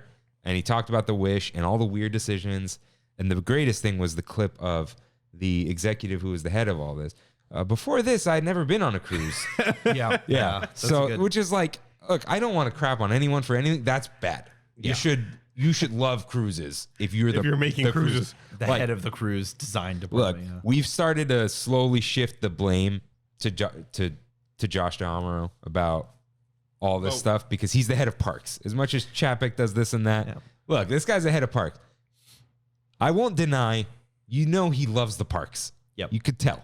He wasn't in charge of the parks when the Wish was being built and designed, so that's not his fault. No, that's not what I'm saying. Yeah. I'm saying like the person in charge of the cruises has never been on a cruise. The person in charge of the parks, he loves parks. Yes. He just also works for a corporation. So there's a balance there. But you You can tell he's a fan. You can tell he cares. Yeah, you got to care a little bit to make your money. But it looks like the Wish with a different coat of paint on it. It still has that stupid stage in the middle. Yep. I assume they're not going to fix the adult area issue. That's like, I think their only thing, they have a chance to still do slight changes because they haven't even like really built the ship yet. It's under construction, I believe, but they haven't even really started. This ship doesn't set sail until 2024, I believe. Right? Yeah, 2024. So they still have some time to like fix some of those issues, like the navigational issues that they had in there. They have gotten feedback for sure. I'm They've sure. gotten feedback. You know, they built that Star Wars bar and it didn't have enough capacity. And with the stuff that they were teasing with the trailer, which I think the trailer, they have the portholes. We're teasing Moana, Coco, and the 3 hitchhiking ghosts from the Haunted Mansion. They were the random thing there. Yeah, which is like, wait a second. But And they're I not think adventure. Those are teasing the 3 themed restaurants. Because remember, this was Frozen. Okay. It was Frozen. It was Marvel. And what was it? What was the other one? Was it? I think was it just Disney or? Yeah, it's like it's like Steakhouse 55. Yeah, like a Carthay kind of thing. Yeah. So it's like they're teasing the 3 themed restaurants that you rotate through as you do on any Disney cruise. Basically, you know, they started that in the industry. So like, just the idea for me of like a bar or restaurant themed to the Haunted Mansion. Yeah, people are gonna lose it. Well, I was just thinking of in the Frozen, like how the Frozen thing is like they dance and they do all that stuff. Imagine that they do the whole ballroom dance through the aisles between your tables. Yeah, see, that's cool. Like, imagine if it's a Haunted Mansion dinner show hosted by Madame Leota. This is just me spitballing here, but I'm just like, it's just cool that could exist. I want Trader Sam's on it. It's an adventure themed boat. I actually told my friends. I told my friends. I think that the next one's going to be adventure. They have a lot of like random small bars throughout. Like there's a bayou area. Yeah, the biggest complaints from at least just Jake was there's no adult district anymore. Yes, they got rid of which that. was like everything was strewn about. I think the district idea makes sense. It's like, why have a mix of people who can't find everything they want? Like, if you just have an adult area, all the adults, they'll go bar hopping. Well, they already have a kids area. So that was on the original boats. It was like that. I think in this case, they wanted to incorporate it into the entire ship. Yeah. And it's good in some ways and it's bad in others. Yeah, it's good in I can step outside of my room and whatever level, here's a bar. Yeah. It's here. But it's, and then, but I've been on a cruise also ship. in the middle. You're on a ship. Nothing's that far. No. It's like, oh, I could just go to the bar area and then just go to a bunch of bars. Yeah. But I don't think they have enough time to change that on any of these 3 ships. They're committed to that. It's unfortunately the reality of it. Now, I do hope that, whatever themed hyper experience bar they decide to build has more capacity than Hyperspace Lounge. Yeah. But there's a 3rd ship already being built. The 3rd ship will be built. Did they say it's going to be 4 now? They're building 3. That's it. Oh, okay. They said they were building 3 of the Triton class, and I am sure that they are going to have a redesigned ship eventually. I think you're going to really like that review because he's into ships the way, you're into Imagineering, where he's like, this should have been that. They have these navigational themes and this had this. Yeah. And like he really gets into it. But I will likely never go on a Disney cruise, right? Let's say I did. Apparently the Fantasy is wonderful and it's built 2012. That's not that old. No. The TVs are just small. I don't care about TV on the 3-day cruise or whatever. It's fantastic. Fantasy. They're getting very loosey-goosey with the destinations, with the amount of time each trip is. Like they don't all have to be 3 days. Like they have like 7 days, whatever. Probably a lot cheaper. Yeah. So if I ever do decide, I'll probably go on the Fantasy. Yeah. Yeah. That's what a lot of people were saying is like, just don't go on this newest boat. The nice thing about having this newest boat is all the other, the older boats are a little bit cheaper now. Yeah. Go on those boats. I did a 7-day on the Fantasy. Oh man, jeez. Yeah, it was insane. Yeah, well, they have a 14. They have the South Pacific cruise that they introduced new destinations. You can go to New Zealand and Australia, which is the huge thing. If you're an Australian theme park fan, perfect. Do that because you don't have a park, but you're going to have a cruise ship for a little bit. And then the whole idea of sailing through the South Pacific going to Fiji and all these other places. Like that's incredible. Yeah. But yeah, an adventure themed boat. Literally, they even mentioned Walt's, Walt Disney's like True Life Adventures, like type of thing. I'm like, imagine a True Life adventure, like the paid restaurants that they have on the boat, like the fancier upscale ones, and normally they have like a Walt Disney one. Like they can have Walt Disney's like True Life Adventure restaurant. Oh, so good.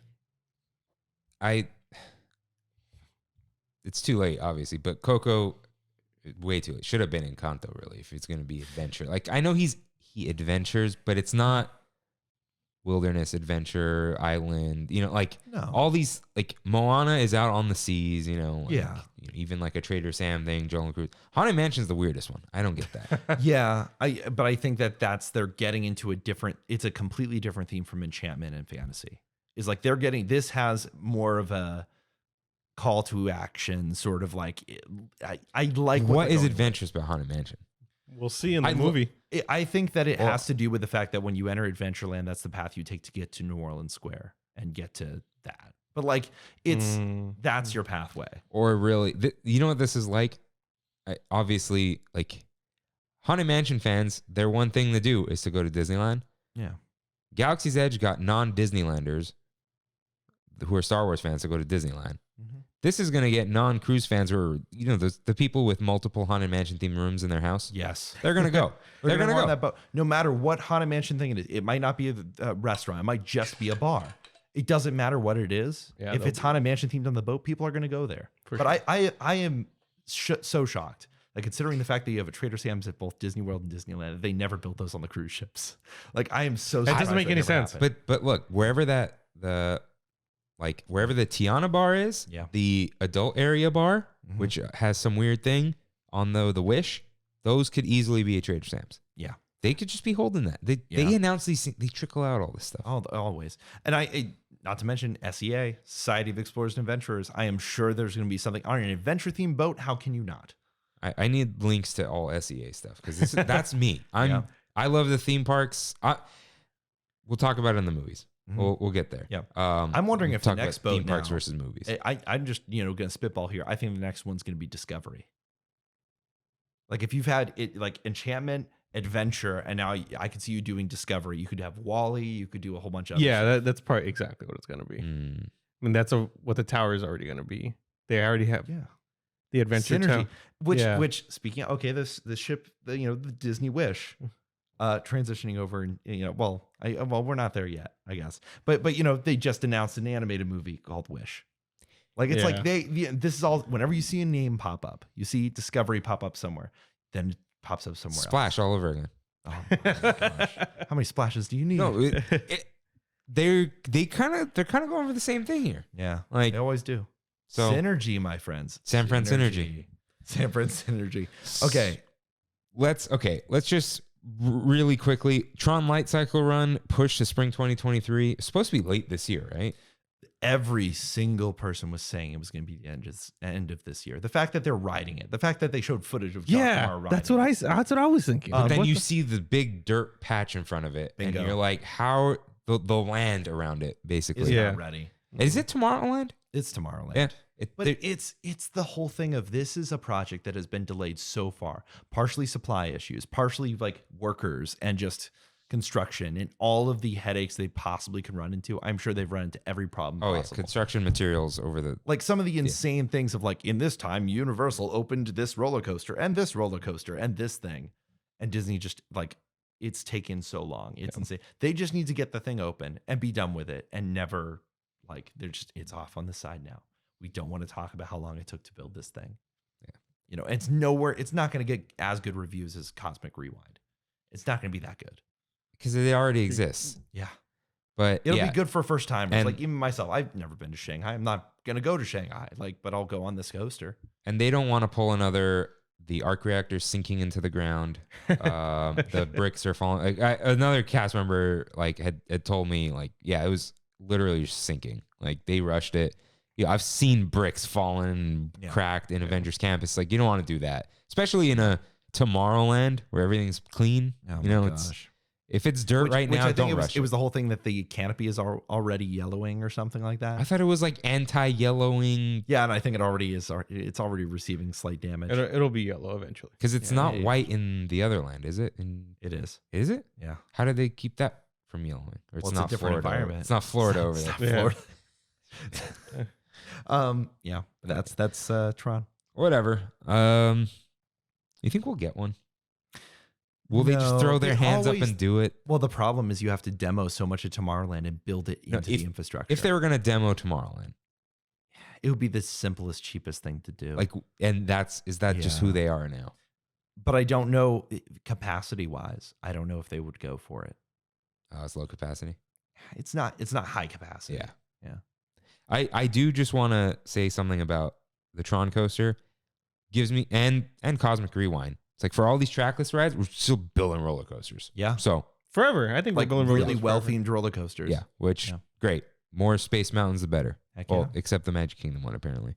Yeah. And then last boy, thing, here's but a I big mean, one. this is why we're not talking about movies yet. The Walt Disney World, it's just Walt Disney World, right? Blue Disney World. Sky ideas, including possibly desecrating Big Thunder Mountain.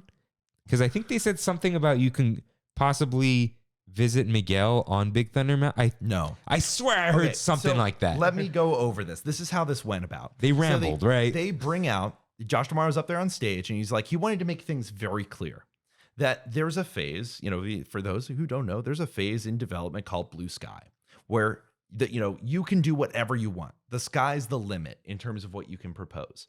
And he wanted to make it clear of what he was going to talk about was Blue Sky. But at the same time, we're not just kidding around here. We're not just saying things to say things. These are things that we want to do, that we intend on doing. These are ideas that they're bought into. And based off of the concept art, you can kind of see which ones they're like really close to going with and which are not. But like for the first time, it was like legitimately, we're going to gauge your reaction. We're going to tell you our ideas and we're going to gauge your reaction to things. And based off of that, we'll take that back and we'll continue to consider stuff. This concept art and the stuff they showed was just as far developed as the Galaxy's Edge concept art that's over here on this wall. Yeah. But instead I mean, of that's when they announced, close. when they said we're building Galaxy's Edge, it's like, here's just this piece of concept art. 5 years later, you're going to get the built thing. I think this is similar, but it's a lot more brutally honest of like, we might build this and we might not. Based off of how long it took us to build Tron, we don't know how long it's going to take us to build these things. Yeah, Galaxy's Edge was like kind of, it's going to have spires and Yeah. trees and some dry land and have Tatooine looking Yes. buildings. And so they brought out Chris Beatty, who's the head Imagineer on Zootopia and a whole lot of other things. He's one of the lead Imagineers at WDI. And they brought out the director of Frozen, Jennifer Lee, and the head of Disney Animation. And they were up there to spitball ideas with Josh Tomorrow. Now, really, it's all rehearsed. It was all in the teleprompter. They know what they're doing. Again, that's the thing of like, people were like, oh, it's just so random. It's like, no, this was a very calculated thing because this is who Josh Tomorrow is. Because he's being brutally honest. He's having a conversation with you. He's not just reading bullet points. He's not just doing that. So they go up there and they're talking about Dino Land. Like, first of all, he's talking about Dino Land. Oh, Dino Land. It's like, Dino Land. My favorite meme of this whole thing was the asteroid hitting Dino Land. Yeah. And it was Dino Land, no. Dino Land, which from the beginning has always been kind of the odd one out when it comes to animal When I kingdom. was its existence, like, what? Because the side originally- carnival. and- What was it originally supposed to be? It was always supposed to be Dino Land. The area that Pandora currently occupies was Beastly Kingdom. That Beastly Kingdom. That's There what you you're go. thinking There of. we Which everyone keeps saying they're going to build Beastly Kingdom eventually. It's like It's over, buddy. Pandora is Beastly Kingdom. It's a dragon ride. It's called the Banshee, but you're flying on the back of a dragon.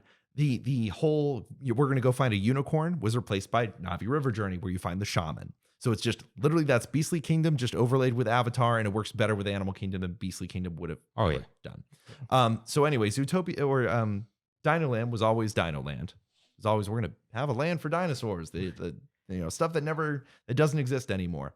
But it wasn't really linked to an IP when it started, and then Disney Animation released Dinosaur, and so then the dinosaur attraction changed to match that movie. But it's never really been a huge hit. It's just an Indiana Jones clone, basically. Indy's so much better. Indy is so much better. And over the years, it has just fallen apart. It's dark. A lot of the animatronics don't work. It doesn't get refurbishment. And it's really, really 90s Yeah. and like really outdated. So the really painful roller coaster ride got torn out, and now there's just empty parking lot. So we've always known like something is going to happen here. And they go out there and they first mention Pandora and how like well that integrates into the theme of Animal Kingdom. And then they're like, well, wouldn't it be great if we had Moana? Like, wouldn't Moana be great?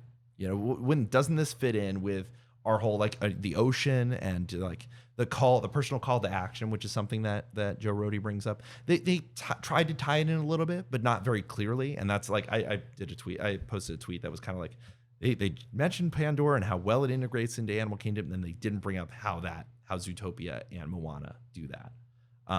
But then they brought up Moana, they brought up Zootopia, and they said, hey, wouldn't these ideas be cool? Hey, Chris Beatty, I think we have a piece of concept art there. Wouldn't you like to share it with us? Man. Josh DeMario, kind of fake, strong arms him into showing the concept art, and they show the concept art. The Triceratops spinner ride has been replaced into a Kakamora. It's the coconut guys. Yeah. It's their boat. So you're spinning on their boat with the sails there, and you could just hear the drums going while you're spinning on there. Easy, such an easy overlay.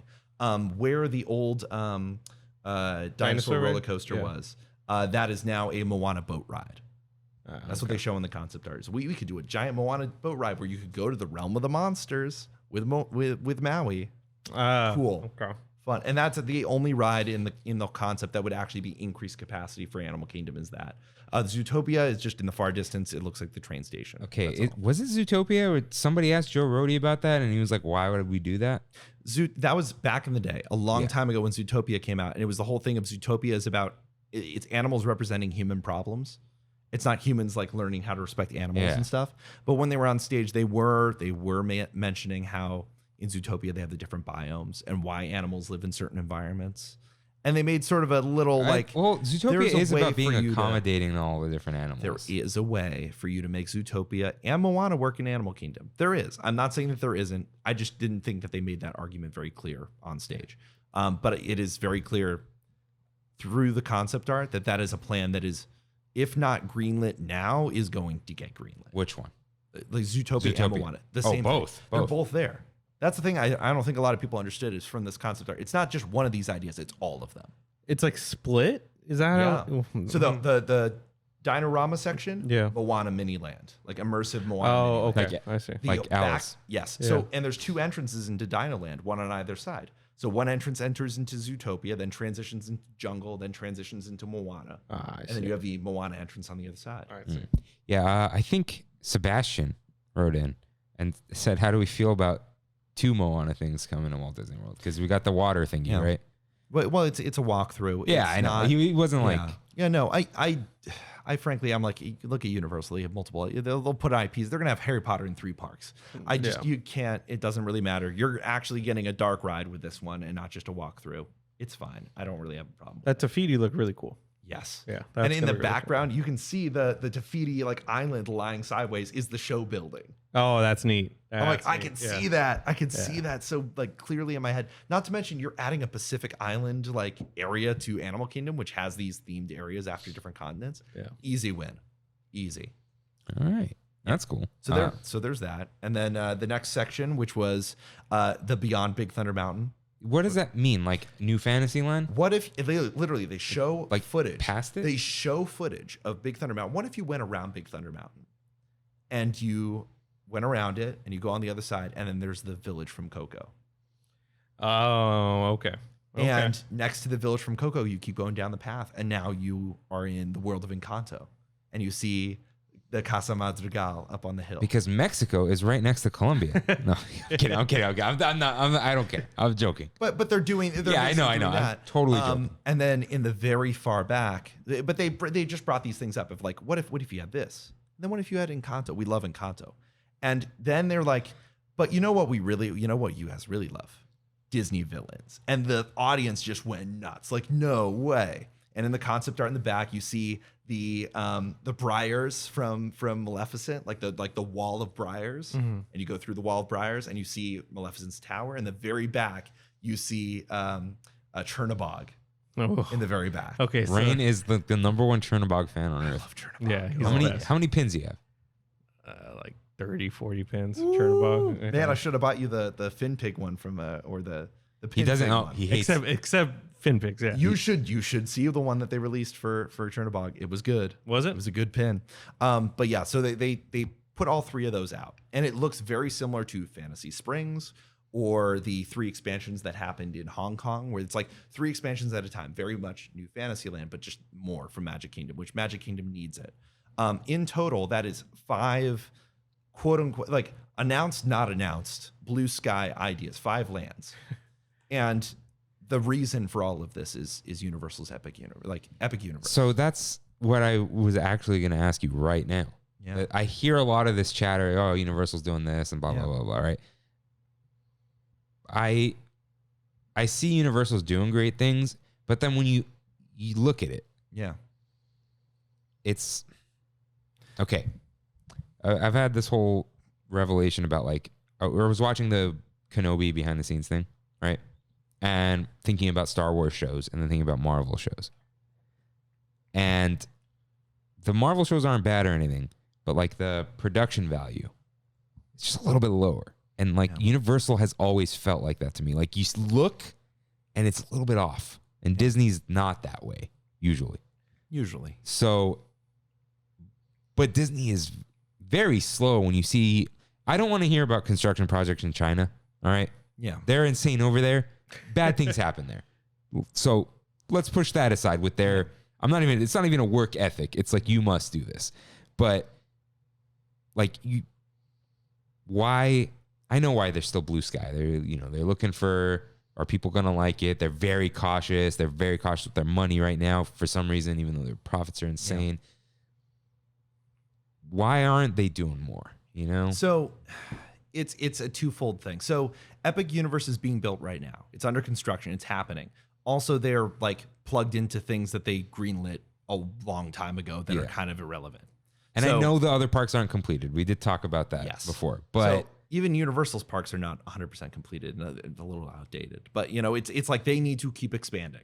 They're where Disney was a while ago. And in this case, it's like cool. They're building their Universal Monsters Land, which is going to be a huge hit. And you can just look over at Disney and seeing them announcing villains, and you see the 1-for-1. You see the comparison. They're doing their whole How to Train Your Dragon Land, which at the time when they were designing Epic Universe was probably giant, huge IP. And now How to Train Your Dragon is like, so it's a while ago. I don't know. Maybe they'll announce a new film to try and revitalize the IP, but it's just kind of been sitting there. So you have those 2 lands. Then you have the Super Nintendo world and the Donkey Kong area. So those are 2 lands that are connected. And then you have the 5th land that they're building, which is the whole Fantastic Beasts / Wizarding World land, which is now pretty much just the Ministry of Magic. I think is pretty much what it is. That's 5 immersive lands.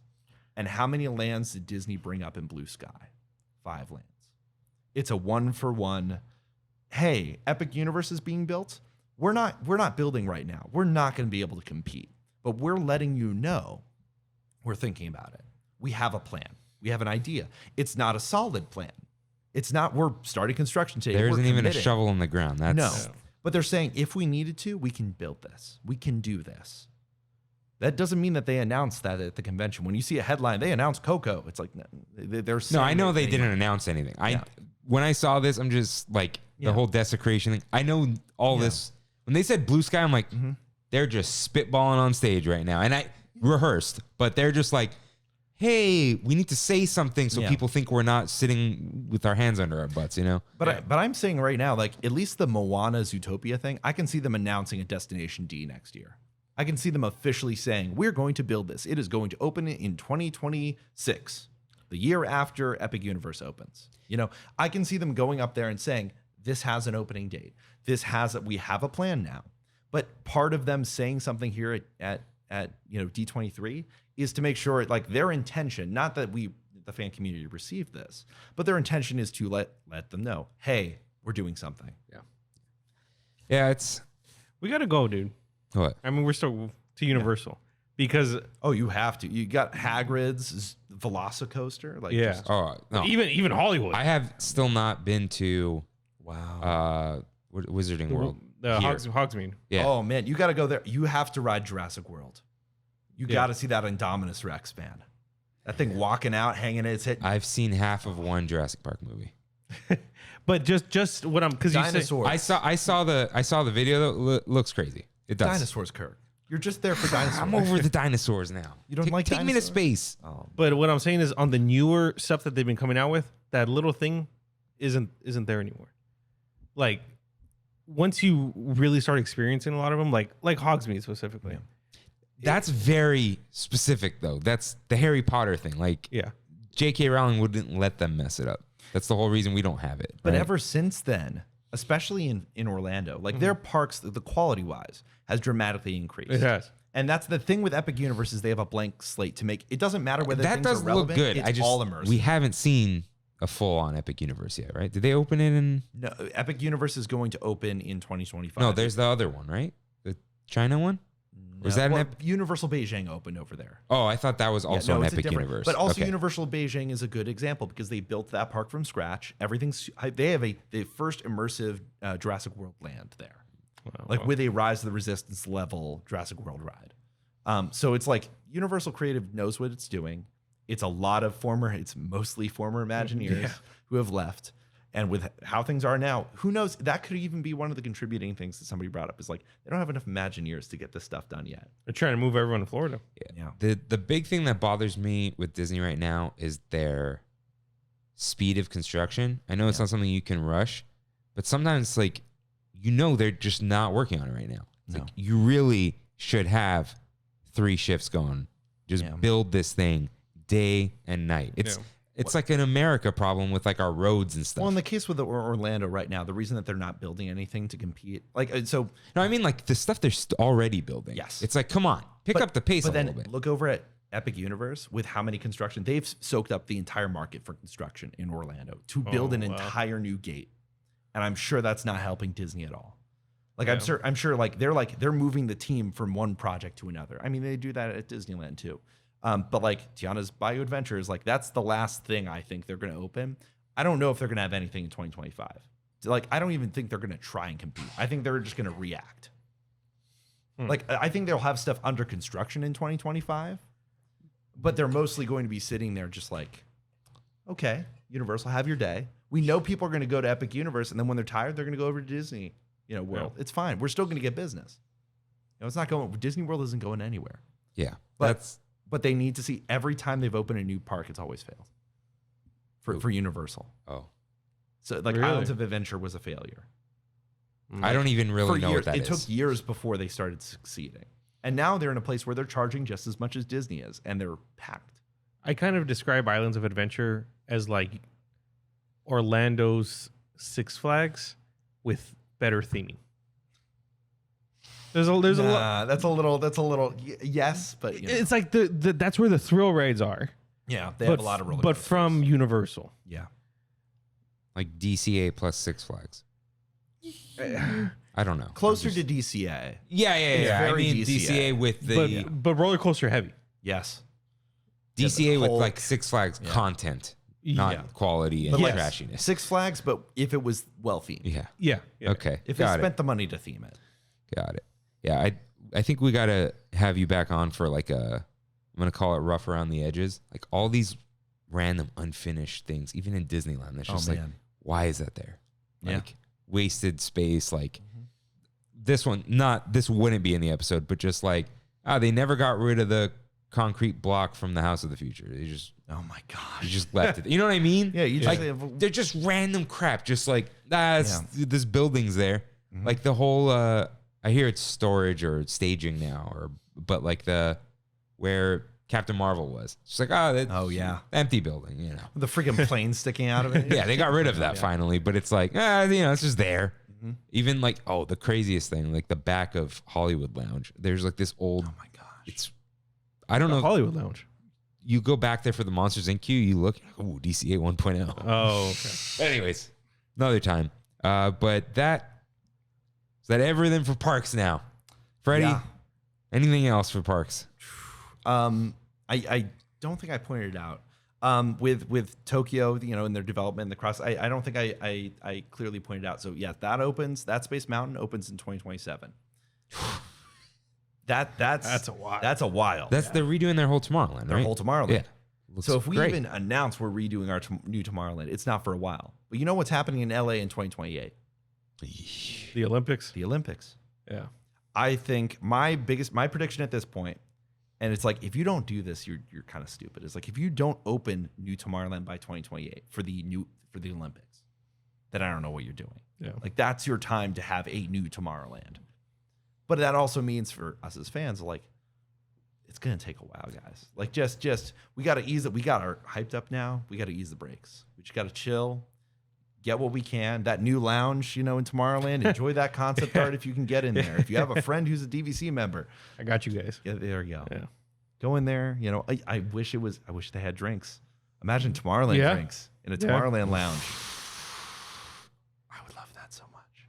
Will Disneyland ever break the dry spell? They're slowly It's doing. permits. Okay. The problem is permits. I floated this idea. At some point, when all the I don't mean this in a crude way, when all the old people die and all that kind of thing, right? And their kids die, it's like, is Walt Disney just going to become some sort of legend? Like, it's like, what would Walt do? Walt would say this. Walt hated this. He hated drunk carnies. It's like, I think there will come a point where the fear of God Emperor Walt will no longer be in people. You know what I mean? Like, they'll respect him. They're not going to animate his, actually they did animate his face in that one Mickey short with the race. Did you see that one? No. Oh my God. They literally take, it's a picture of Walt and they make his mouth move and Donald Duck. way. Yeah. Oh, That's you got to watch wild. the Mickey short with the race. It is insane. I don't even want to spoil it. But I do think, getting back to alcohol at the parks, it's like, I don't think they're ever gonna just sell you from a cart. No, yeah, but stuff. a lounge, The restaurant, another sit down, When you can have alcohol, but you can keep it controlled inside of a space, like the Cantina, like Club 33, like Blue Bayou, I think that will continue. I don't see that stopping. I think I said this last episode or episode before. Cantina, another planet. It's on Disney. Okay, all right. Blue Bayou is they're pushing. They're pushing it slowly. Nobody was mad. No one was mad. So I went to Blue Bayou more than I ever had before because I only got Honestly, once, and now I've been honestly. 3 times or something. So I don't know. But the big thing with the DVC lounge is everything's free, right? Yeah. So Yeah. But it's like drinks and chips. whatever. But still, it's free. I want my Tomorrowland chips. Yeah. Hey, there you Let's go. go, dude. Chips. There you go. We're gonna go. All right. Bugles. Okay. So it is now time for our newly named segment. Now playing.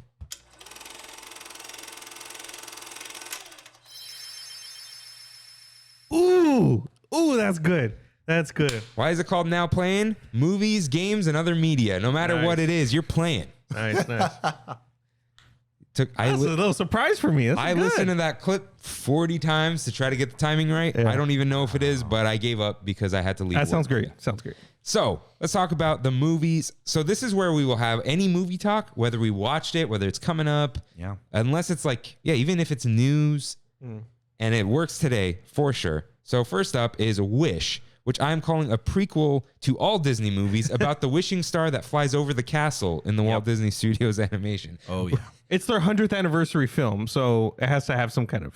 Well, yeah, and he relevancy. said there's going to be a star on the castle and the concept art, and it's that star that glows up top. Yeah.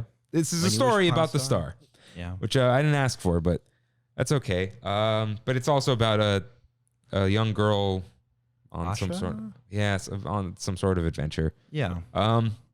They explained it as she's sensing or finding out that there's darkness in her kingdom. And so she's trying to make a wish to get rid of that. And when she makes her wish, instead of the wish happening, a star actually falls out of the sky to make things happen. But it is the way the director said is this is going to make Disney references to a whole different level because this is supposed to be Synergy. Oh yeah. No, the whole thing of I think you're kind of right. If every time in a Disney movie where they make a wish, they're just gonna go back and this is the kingdom where your wishes come from. This is how it works. And I'm all right, it's your 100th film, sure, go with it, have fun. It's not their 100th film though. It's just Or they're yeah. I know. I was yeah, just sorry. like no. I'm making sure I didn't miss anything. No, you're But right. yeah. You're right. I don't know. We'll see. It's not as contrived as what's coming up. But Yeah. I don't know. This is just one of those. I'll wait till it comes out. Maybe I'll see it. Maybe I'll wait 45 I'll days. watch it. I'll watch it. The art style is supposed to be different. It's watercolor based. So we'll Oh, see. They're that's cool. experimenting with the animation, which the rumor before the convention was that this was going to be their first 2D animated film. Yeah, they're Coming back. They were talking about traditional animation, doing some one more thing, Yeah. but down. I think that that's still coming, but it's still far away. Like they literally 6 months ago, they were talking about just training people to start doing 2D animation in the computer again. So we're still a little bit away Wow. from that, but it's Have to happening. train oh that. yeah, That's we crazy. listen to this Yeah. podcast called Knockback with these two brothers, and one of them, his name's Dagan. He used to work for Sesame Workshop. He's won a bunch of Emmys for animation. He's a traditionally trained animator. Because the problem is a lot of the old ones are retired, and there aren't any new ones. Yeah. Because no one's learning that anymore. No. So we got to like fix that before it just dies out completely. Which is what Disney is actively trying to do with right now, which is good. So I'm sure we'll hear about that next D23, not this one, because they still are a ways away before having that art form ready. Because I can see them doing like CG animated film, 2D CG animated film. Like they're going to start doing that. As long as they just, I think they figured out how to make it not look fake. Like Yeah. it's the 30 frames. That's the problem. And while we're on Wish, I want to mention Elio again. So it's the You're whole right, I story. forgot of like, to put that in there. So they showed like I didn't get to go to the animation panel. It was the only panel, like the big panel that I didn't make. Is that the one you got into? Yeah, that was when I got into, and then I sold my tickets. Yeah. So sad. Yeah, it and he was. could have reported on. But they show, I guess, his it's about a boy. His mom works for the government and is trying to translate an alien message. And something happens and the boy ends up responding. And so then he gets abducted and brought to the center of the universe, where it's basically a giant space station that is the UN for all intelligent life in the universe. That's cool. And he is now the ambassador for all life on Earth. And is this Walt It's a Disney boy. It's Animation? like a 12. This is Pixar. Oh, it is Pixar. Okay. This is Pixar. But it's like what if a 8 or 12-year-old boy became the like representation for all of mankind, and he's like a kid struggling with his own identity Wow. because he's already like he's supposed to be like an odd one out. So he's still getting like he's understanding himself, but now he has to be representing all mankind. Like but the whole feeling of alienation, like he feels like an alien on Earth. And now he's actually interacting with aliens. Oh, it man. writes itself. Pixar themes. Yeah, so Pixar what things. if aliens had feelings? Yeah. What if that was my tweet? That was the Yeah, I tweet. think I saw that somewhere. So, But it was I'm probably like you. I looked at that and I'm like, and there's Pixar's Tomorrowland contribution because I can just see a meet and greet being built in Launch Bay for that. Yeah, I watched the Tomorrowland movie for our new Tomorrowland episode. I was like, man, why'd they have to mess this up? There was a lot there, and they Yeah. did nothing with it. Yeah. Nope. Yeah. Okay. This angered me. Mufasa. Did they show anything or just the logo? I think it was just the logo, and they brought up they actually is it Ta-Nehisi Coates is the writer on that? They actually have like a really good writer and the director of Moonlight. Brian something? I don't know. Yeah, the Moonlight director. Yeah, Yeah, the Moonlight director. So they actually have a really good director and writer Brian on the Jenkins. project. Byron Um, Jenkins, I think so. something like that. Yeah, Something like that. But they actually have like a really good team working on it, which is like the surprising thing of like this Yeah, feels like it's a weird. cash grab, but then the casting's good, the director's good, the Who's writer's good. playing Mufasa? They announced who it was. I just don't remember. Chris who it Pratt. was. Oh. No, But they is- actually got the right. Is it people going to for be like a Lion King like live animation kind of thing? It is. It's Yeah. going to follow that. The They live said action Timon and prequel to Pumbaa are Lion coming. King. They said Timon and Pumbaa are coming in for it. Mm. But I think Seth it's because the rumors originally were that this was going to be The Godfather Part 2. Like that's the inspiration. So they would cut back to Mufasa's rise, Mm. and then it would go to like the modern day way where it's probably Simba learning to become king. But yeah, it feels like a cash grab. But I'm then so again, exasperated. the Lion King live action thing / animated made $1 billion. So I'm not. That's surprised. probably That's exactly why. Yeah. I don't know. This one, it just weirded me out.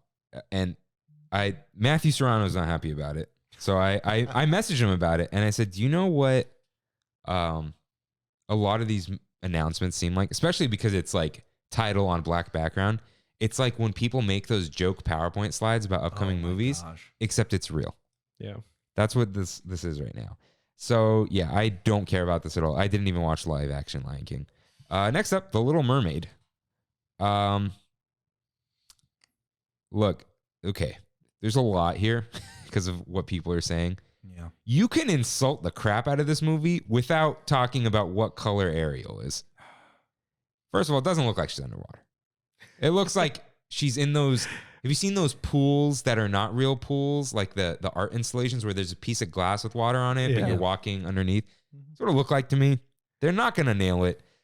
And Disney just has not nailed live action. I don't know what's going on here. I want to say they keep making the movies that are one for one, which is very like when Ariel starts swimming into her hideaway, it was very much one for one with the animation. But outside of that, it was too dark. It wasn't colorful enough. I think that was my number one reaction, was that it's like, for what you're doing, it's not colorful enough. But it's also from the same director who did Mary Poppins Returns and some of these other like live action films. Like, it's very much in the vein of that. I expect it to be okay. It's going to be decent. It's going to make so much money. It is. That's just how it is. Yeah. I almost think they're not one-to-one, and that is an issue. Like, they're not, they're pretending to be one-to-one. I actually liked Cinderella. Everyone seems to have agreed. Like, that was very one-to-one, right? They added a couple extra scenes, but I think that's what kicked off Disney. No, Maleficent did. That was trash. And then it went to Cinderella, and Maleficent was the first one, or like the first. I think, I liked Cinderella. I enjoyed it because all it was, and it seems like this is all it set out to do, was bring a cartoon to life. Mm-hmm. And that really kind of should be the goal, because if you rewrite the stories, I get it. If the story's like, there's something wrong with it, sure, fix some of it. Which Peter Pan and Wendy, they like showed a poster too. About that. I'm sure there's a lot of stuff that has changed with that, and how they have to represent things. We'll see. We didn't get a trailer. A lot of the stuff you didn't get like the full footage for, or whatever it is. I guess they showed the entire part of your world sequence, the entirety of it, to the audience there. Oh wow. We'll get into it, but they showed like 10 minutes of Avatar: Way of Water. So like they showed a lot of things, and the Indy trailer, like a lot of stuff got shown just to attendees, which is why you go to D23. You go there to be in the theater to see stuff that won't be shown again for a year or 6 months. Yeah. So this just is like this live action stuff. If there's nothing wrong with the source material, if you do a real one for one, like, okay, problem with Mulan is like they tried to get all serious with it. Yeah. And it was silly. They took out the singing. That's what people love about Mulan. Yeah. All the singing. Which I guess behind the scenes, the new head of all of live action for Disney proper isn't a big musical guy. I don't like musicals, but like he's a Chapek, so he was installed by Chapek, as a replacement. But he's not like, he doesn't like musicals. So I guess the mandate to all the new live actions, except for Little Mermaid, is to shorten the music, which I guess showed up in Pinocchio, where like they didn't do the full musical sequences. Yeah, which, as much as I don't like musicals themselves, that's what makes Disney movies Disney movies. Right. And so I don't care about like who's playing Ariel, what she looks like, what color her skin is, what color her hair is. She sings very well. Yeah. She sings amazing. Well, she's a singer. Yeah. And I think she's under Beyonce and Jay-Z's label. Yeah. Right. So the casting's actually really good. Yeah. I'm not casting has nothing to do with why I think this movie's going to be bad. It's because it is another live action remake and it's underwater, and no one's done that because you kind of can't do that. Like Aquaman. That looked so bad. I've seen 20 minutes of that movie and it looked like the worst thing I've ever seen. The underwater wasn't bad. The underwater wasn't bad. But because they revolutionized a few digital elements in terms of shooting like dry for wet. Like they did so far, Aquaman is the best example of shooting dry for wet out of anything. Yeah, I don't know. It's just another one of these. That's why. And then, you have Peter Pan and Wendy. What is the point of that? Well, the point of that is that Peter Pan is like, I feel like that's the most favorite movie. Yeah. Like Jude Law is playing Hook. Which I mean, he's in everything. Jude Law is the new Johnny. He's the more chill Johnny Depp for Disney. Yeah. He's in Skeleton Crew for Star Wars. Right. The director of Peter Pan and Wendy is the same director who did the reboot of Pete's Dragon, which if you haven't seen that reboot, that it's is a good movie. Yeah, that is a good movie. Which is why he got the gig to do Peter Pan. Okay. I'm surprised Peter Pan's going direct to Disney Plus. Me too. That's what I was going to mention. Because that feels like a bigger scale. That feels like a full-on theatrical movie. And direct to Disney Plus, which we'll get into in a bit with Pinocchio. There's a definite degrade there when it comes to budget. And that Peter Pan and Wendy did they officially announce it's coming out in 2023 or 2024? I think 3. I hope it's 3 because then it lines up with them opening their new Peter Pan land in Tokyo. So I've had this kind of synergy. Yeah, I've kind of had this theory about this direct to Disney Plus with things that you wouldn't expect. Yeah, like how you have the premiere thing where you pay the $30 or whatever. Yeah. Versus they kept releasing Pixar movies for free, and my whole thing was Cruella is not like. Actually, let's go in reverse. A Pixar movie being on Disney Plus will get you to subscribe to Disney Plus. Yes. Cruella will not. No. But the people who are already subscribed will probably pay more to watch something that's on there. So if Peter Pan's your favorite movie and you're like, I'm never going to get Disney Plus, you're going to get Disney Plus. Yeah. You're going to get that 1 month, and there's no more free trial, really, only on special days. And then you're going to go, everything else is on here. Mm-hmm. Might as well. Yeah. Might as well stay. Might as well. Netflix kind of sucks, right? Yeah. So don't you want the keys to the kingdom? Yeah. And, there's the whole thing of people waiting for Disney Plus. Look, these people all know things we don't. Streaming is the future, and theaters are never going to go away, but they're going to become like this boutique experience of the people who go because they love it. That time is not as soon as we thought. We thought that was happening right now. But people still go as an outing. Yeah. But watch parties are a thing, obviously. People just they just want to do it at home. They don't want to go anymore. They don't want to go to the movie theater. They don't want to drag 6 kids out there, right? But if you just keep making these things bigger and get people more used to watching movies on there, you have enough people, you can make, you have enough subscribers, you can make big budget stuff and keep people on there. And I will say with Disney and Hulu, which is Disney, their release schedule is on point to keep you subscribed. Like Netflix had to hold 2 episodes of Stranger Things 1 month out so you don't cancel for the month, you just let it renew. As opposed to hey, just release 1 every week and then people will just stay. And then you have 1 week off or 2 weeks off and then the next big show comes with a bunch of random crap in between. They add extra cartoons or whatever, but it's you have Star Wars, then you got a Marvel show, then, another movie's coming out, and then, it's time for Star Wars again. They're very good at doing that. You just had to prevent churn. And from the beginning, Disney Plus, they learned from the mistakes of Netflix and other streaming services. They're like, what do they do that we can do better? Yeah. Or what are the mistakes that they make? Netflix was the one people would never cancel. Yeah. And now that's probably going to become Disney Plus. Yeah. It is already for people with kids. Yeah. It's hey, my daughter's going to watch Little Mermaid 25 times in the next month. The cartoon. And for me, it doesn't matter what the quality of the Marvel or Star Wars show is. I'm still going to watch it because it's just a taste of Star Wars or a taste of Marvel during my week. Yeah. It's I'm just going to, it's just there. Even if the quality is just okay, it's B, it's C level, I'm still going to enjoy it. It's something. I have lately embraced how seemingly unimportant and unserious She-Hulk is. Yes. I'm just I just turned this on in the middle of the week after I eat dinner before I play games. 25 minutes. Yeah. Haha. That was funny. Yeah. Okay. I had a laugh. I had some fun. I don't have to care. I don't have to get in the wait. What's this connected to? What does this mean for the multiverse? None of it. No. I mean, it's all going to connect at the end. They always pull that episode 5. Let's go. But everything gets big in episode 5. They spoiled The Sopranos for me. So that's it for me when She-Hulk. Yeah. But yeah, you're right. It's just I'm watching it. And the thing I've realized with Star Wars is the quality, whatever you say about story, the quality, the craftsmanship, very high. Yeah. And I am okay, I'm in.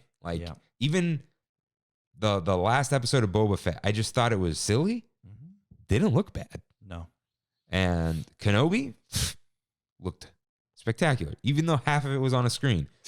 And there are a lot of sets, surprisingly, too. But I can't wait for Andor. And that's no screens. Well, yeah. For the most part, yeah. It's not in I don't stagecraft. think they right? said and there is no stagecraft. It's all set work and everything. Shot in the UK.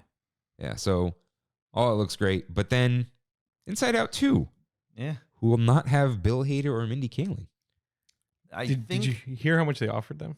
Yeah. Yeah, it was $5 million to Amy Poehler and $100K to the others. That's a slap in the face. Yep. Yeah. That's ridiculous. Is that what they were offered for the original film? I think it was or- original. Yeah. That's But that's they why they're like they not gave them coming a back. little of a raise later, and they're like, no.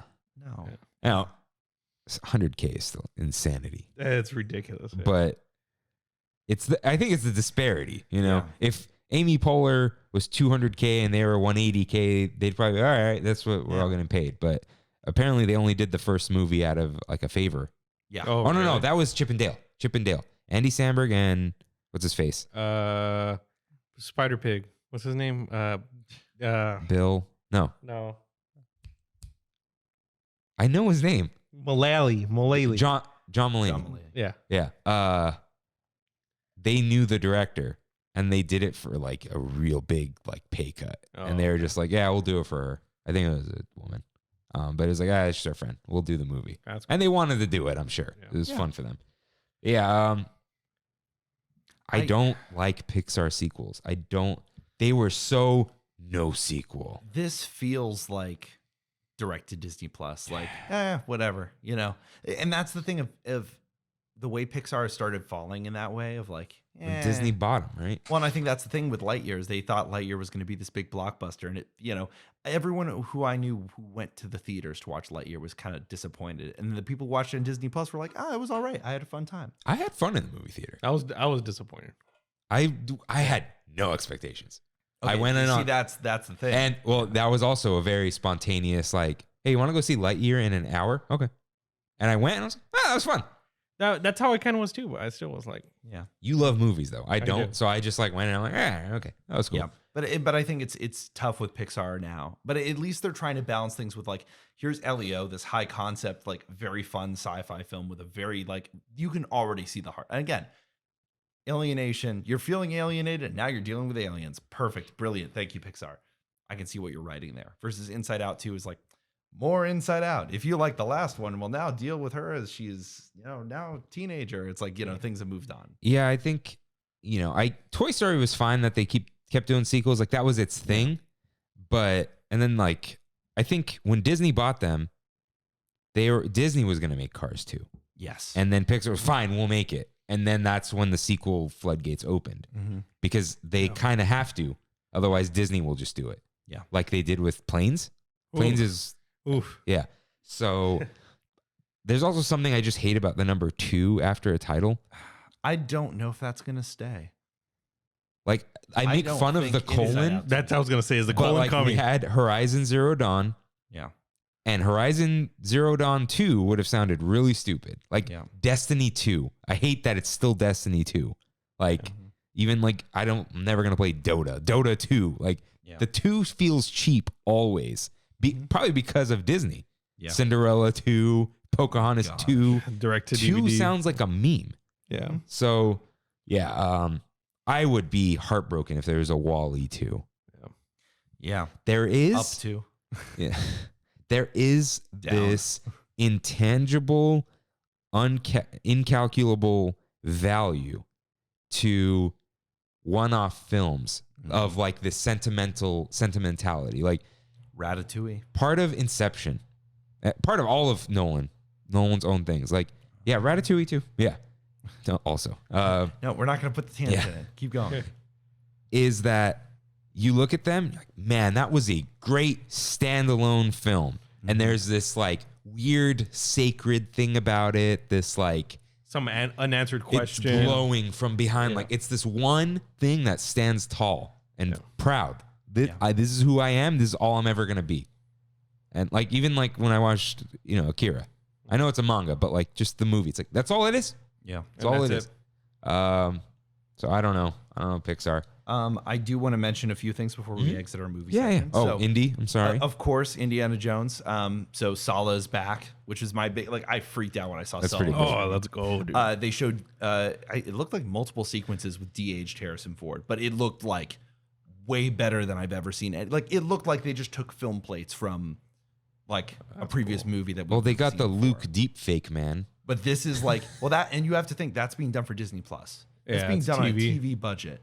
This is movie budget ILM going all out. Like, Yeah. and it looked like, I can't wait for that trailer to get released so I can actually look at it and like, I mean, maybe it doesn't look as good as it, but seeing it up in 4K laser projection, it looked amazing. And that movie looked really fun. And who knows what's going on. The rumors are time travel. There's some MacGuffin. There's an ancient MacGuffin. There's stuff going on with the Nazis. I don't know what, but it's through James Mangold. And I trust that guy. Every movie that James Mangold has made has been good. Logan was amazing. Yep. Logan, 310 to Yuma, Ford v Ferrari. Like, Yeah, it's all just- three of those are good. Yeah. So I think Indy 5 is going to be great. Harrison Ford was like choked up about it. Like, Man, he doesn't care about anything. So He honestly he doesn't. cared about this. He's like, he was about to cry on stage, and I Right. was like, man. And then he pulled it together. He's like, I'm not gonna fall for you guys again. Like, this is it. You know, he made a joke out of it. But that kind of killed me after that. I was emotionally like just devastated after seeing that. I was like, that's it. That's all. That's when I see that. When I sit there in the theater, I don't even care. I'm just going to be excited to be in there and enjoy that. The other thing to mention is during that live action panel, they showed 10 minutes of Avatar: Way of Water. They gave 3D glasses out to the entire audience. that cracked me up when I saw that picture. I'm like, dang, they're not messing around. No, and that And they're the was Dolby glasses, right? The full Dolby, super like fancy glasses. They were showing it in 4K laser projection, high dynamic range, high frame rate. And when High I'm telling frame you, I like high frame rate for movies like that. Yeah. so for what that, frame yes, rate? Hobbit, 48. The 48, Hobbit okay. films weren't great with that. But with this, I was, you know, that feeling when you watch something under the water and you start to hold your breath. Mm-hmm. Like if you've ever experienced like digital something like that, it was that. It was literally, I had multiple times where I stopped, like I stopped breathing, like I was holding my breath because we were underwater, like swimming through this environment. It was that good. And they showed a little like hints at some of the story stuff. It's just in, you know, little sequences. But I was like, this is like Avatar's back. Like this movie is guaranteed to just hit and hit hard. Like I'm excited for the re-release because it's not just a re-release. It's an up-resed version of Avatar. The tickets are on sale now. So I'm excited to see that, just to like see it on the big screen. Because when I was a kid, I didn't watch it on the big screen. But I'm excited. I saw it on the big screen. I remember going to. It was Flight of Passage, the movie, guys. It's great. okay. So a couple things about Avatar. Yeah. Are people going to go see it for the spectacle only though? No one cares about the story. No one really cares. But I do think that there's a lot more. This isn't Dancing with Wolves again. This is like there's a lot more heart here. They're making a very clear line in the sand of this is a story about family and it's generational. Oh gosh, what's her name? The actress who played the doctor in Sigourney Weaver? Sigourney Weaver is back, playing the daughter. The daughter. The daughter, which is weird because then you're like, okay, that's weird. But at the same time, it kind of implies reincarnation. And then there's this whole entire thing of like, it's a generational story. So each movie is going to have a time jump. So by the time they release the final Avatar 5, she's going to be an older woman. Okay. So is this like 50 years later? You know what I mean? Yeah. Like by the rumor right now is that in the next movie, the main character Jake is going to die, sacrifice himself to save his kids. The Colonel is in an Avatar body. He died in the last movie. How is he back? He climbed his way out of hell. Actually, what probably happened is the Marines picked up his corpse and threw him into a life, support bantha system. tank. Put him in there, and he's permanently in there, and so he's permanently an Avatar. He's become the thing he swore to destroy. That's cool. That's actually, so they hired, this isn't just James Cameron by himself, like making stuff up. They hired an actual good screenwriter. I forget who it is. They planned all this stuff out. James Cameron on the live stream, he actually literally live stream. He called in from New Zealand because they're doing post production stuff, and he said we're going to start filming the fourth one. 4 and 5 is happening. Disney is paying to finish all 5. So if he's calling from New Zealand, that means it's Weta, right? Yeah, Yeah. yeah. Wet is all in on. Okay. I can't believe they Unity. completely up-res the original Avatar. Okay. That's great. This is my big question. Up-res or re-rendered? Re-render. It had to be They hit those lighting sliders all the way up. all the way up. Yeah. That's my thing. Okay. Not a tangent. I just want them to do that with the Star Wars prequels. If they didn't throw everything away, can you just redo all the CGI? How amazing would that be? Yeah. If they have all the film with the green screens. Let's go. Redo it. Oh man. It's not that hard. For them, if man. look, if they have master files, Yeah. go ahead. It's all digital. Redo it. No big deal. Unreal Engine. And then like do the automatic dialogue replacement with Hayden Christensen. Okay. Those all the movies? Yeah. Yeah? Oh, okay. Before we get to games, Kevin asks, do you guys think Tom Hanks regrets being in Pinocchio? Trash. Worst remake so far. I despised that Pinocchio remake. I haven't watched it. Yeah, I did not like it whatsoever. I heard it was just like beat to beat to beat to beat with nothing. No. Like not good beats. Just like next thing, next spectacle. Yeah. No story. But the And whole then- point of the story doesn't come to fruition Yeah. I hear you do not see him become a real boy. because he does not become a real He boy. does. You see his knees, Rain. You see his knees in the blurry, out of focus shot when Jiminy is talking. That's what someone told me. Jimny literally said the whole point of this movie, like, Oh, is I that don't he know. does not become a real boy. He's been a real boy the whole time. That thing. What? Sorry. I'm not. Sorry. I can't. I can't. Now I'm Yeah. gonna have to watch the movie just to find out how messed up it is. Yeah. Great. Although Monster of the Whale is some type of kraken now. Yeah, he's got tentacles. He ain't no whale. No. There's something wrong with that. Yeah. I literally said when we were watching, I think those are tentacles. And Brandy is like, no way. Tentacle No, those are whale. tentacles. Tentacle whale. Yeah. What is up with this?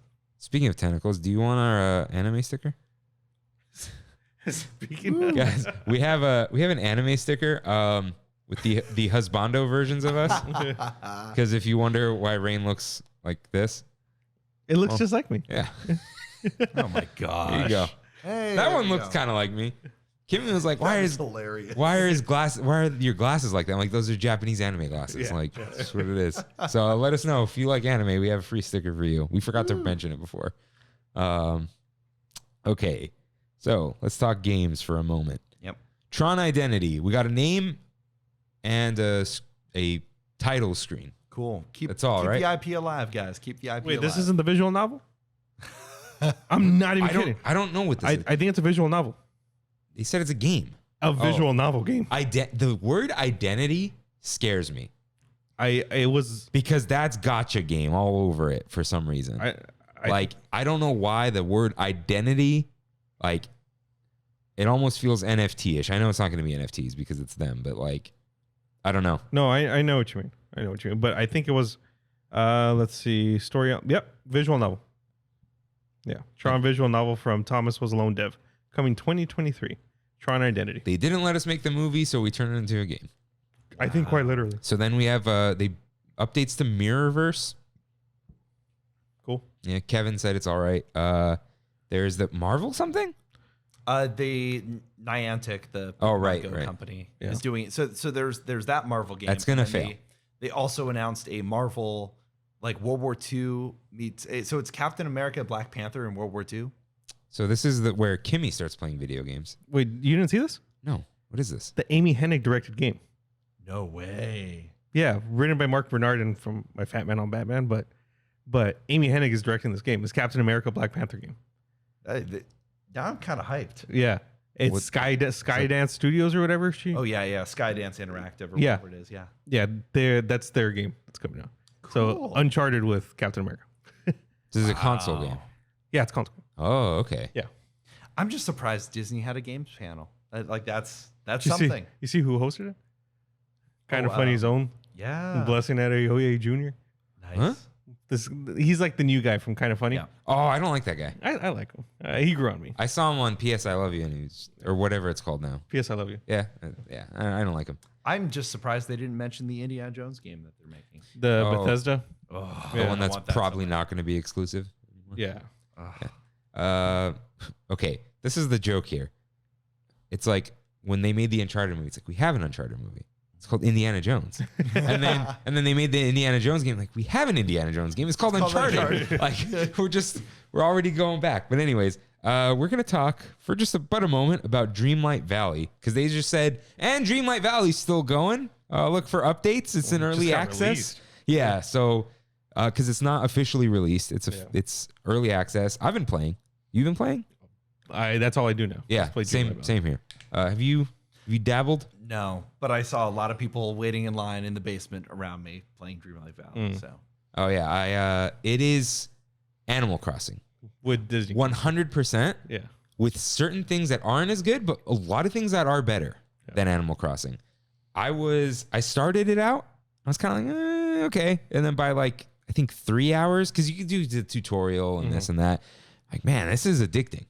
It is good. Yeah. And it is free. It is not out yet for free. It will be free to play, which means there is monetization. Looks like the monetization is like a battle pass system. Right now it's Pixar Fest. Which I don't mind. I actually like that. So that has like moon coins. They have a cooler name, but it's like moonlight. They look like moon coins. I think it's just moonlight because there's like dreamlight currency and coins, like a dream coin. I don't know what they are. Those are in-game currency. You cannot buy those. You can buy the moon things, and the only things the moon things can buy are they're like Fortnite V-Bucks. You can buy the seasonal items. So right now it's Pixar Fest. So you can get the Buzz XLS-1. No, is that what it's called? I think so. That's also what a sensor is called that I use at work. So I'm not sure. One, yeah. XL-1? Yeah. So you can get a squirrel in an incredible suit. yeah, you can get the little papeles from I got those. Coco. Like, so right now it's Pixar Fest. It's literally Disney Pixar Fest, same logo. That's so funny. So that's going for 30 days, and I assume they'll do some other thing when whatever movie comes out. It'll be based around that. Yeah. That is the seemingly only monetized part. So you can totally have fun and play this game without any of that. There it goes. The laptop. So, back to the iPad. Back to the old iPad. Oh, that's going too. So, yeah, it's fun. Don't look if you're not sure, don't spend the money on it yet. It's going to be free at some point. But it is Disney's Animal Crossing. There's a few like quality of life things that are whatever. Not many glitches. One time my room glitched out, but I didn't lose anything. Yeah, I've been good. Yeah, I've been good. I'm playing on PS5. Don't play this on Switch. Playing on my Steam Deck. Yeah, don't play this on Switch. It runs horribly. Brandy's been playing on Switch. Oh yeah, I'm running 60 frames, no issues. Every now and then you glitch through something. I glitch through things in Horizon, so it's very cool. It's a lot of go pick this up, go farm this, go do that. But that's what these games are. Yeah, it's not lying about it. It is fun. Bunch of characters. Moana's in there. The Moana. Okay. Hut? No, forget about the hut. So something really, really great about this game is all the instrumentals of Disney music. A lot of what I believe are new arrangements. And the Moana song, what's it called? How Far I'll Go? Yeah. When it plays on that island, when you go visit her, that has been stuck in my head for days. It is beautiful. You go in your little house, there's a little radio in there that plays different music. There's different versions of like the little Mickey song that plays on Main Street. And like, the music is wonderful. And it seems like they actually care. Like it's Gameloft, which scared me. But too. they are like, Disney is signing off on things. Wow. Because Mickey's walking around and talking to Goofy and Scrooge. And this is like very early in the game. You run into Kristoff. And he's What like, the heck? oh, I haven't run into Kristoff. you got to unlock the Forest of Valor. What the heck, dude? That's not early. I'm like 15 hours in. No, you just go pay and unlock Forest of Valor. It's 5,000 Dreamlight points. But then I can get more people on my island. If you're lost like me, Okay. Anyways, this is like this is the mildest spoiler, but this is what this game basically is. You meet Kristoff and he goes, "Yeah, I was just exploring the forest with Donald." And I'm like, "Excuse me?" And then he jumped into the portal and told me to stay behind because it's not safe. And I'm like, "What?" Now, you're like, what's going on? Now, sadly, these are only mildly voice acted. No one's really speaking. They're just like, "Hello," text, whatever. You know, you're not paying $60 for the game. That's fine. But these characters all know each other and they're looking for each other. And so basically, it's Disney Parks the game, right? It's like it's Kingdom Hearts kind of where it's everyone has forgotten what happened to Dreamlight Valley. They're forgetting, and there's thorns over the castle and whatever. But you unlock the castle is the main hub. Like you're supposed to unlock it early. You go to other worlds and convince people to come back to Dreamlight Valley. So you go get Moana, you go get there's like characters from Little Mermaid, and then all the characters are listed like right there. You can see who's coming, but I'm not even looking at it. I'm just like, I'll discover as I go. Surprise. But so far, so good. It is very Animal Crossing, as in it's simplistic. A lot of the quests are the same. You're not fighting. There's no combat or health. There's just energy. But hey, if you like Disney and Animal Crossing, this is better than Animal Crossing. And it doesn't have some of the cheap nonsense of Animal Crossing. Like the best part is, oh, I put my house in the wrong place. You just pick it up and move it. Yeah. Animal Crossing, you need to move it far away for 10,000 and then move it back. Yeah. So it's fun so far. Nice little sim. I assume I feel like it's got to come to mobile at some point, but They haven't announced it. it seems like hard to control on mobile. There's a lot of stuff, but yeah, it's cool so far.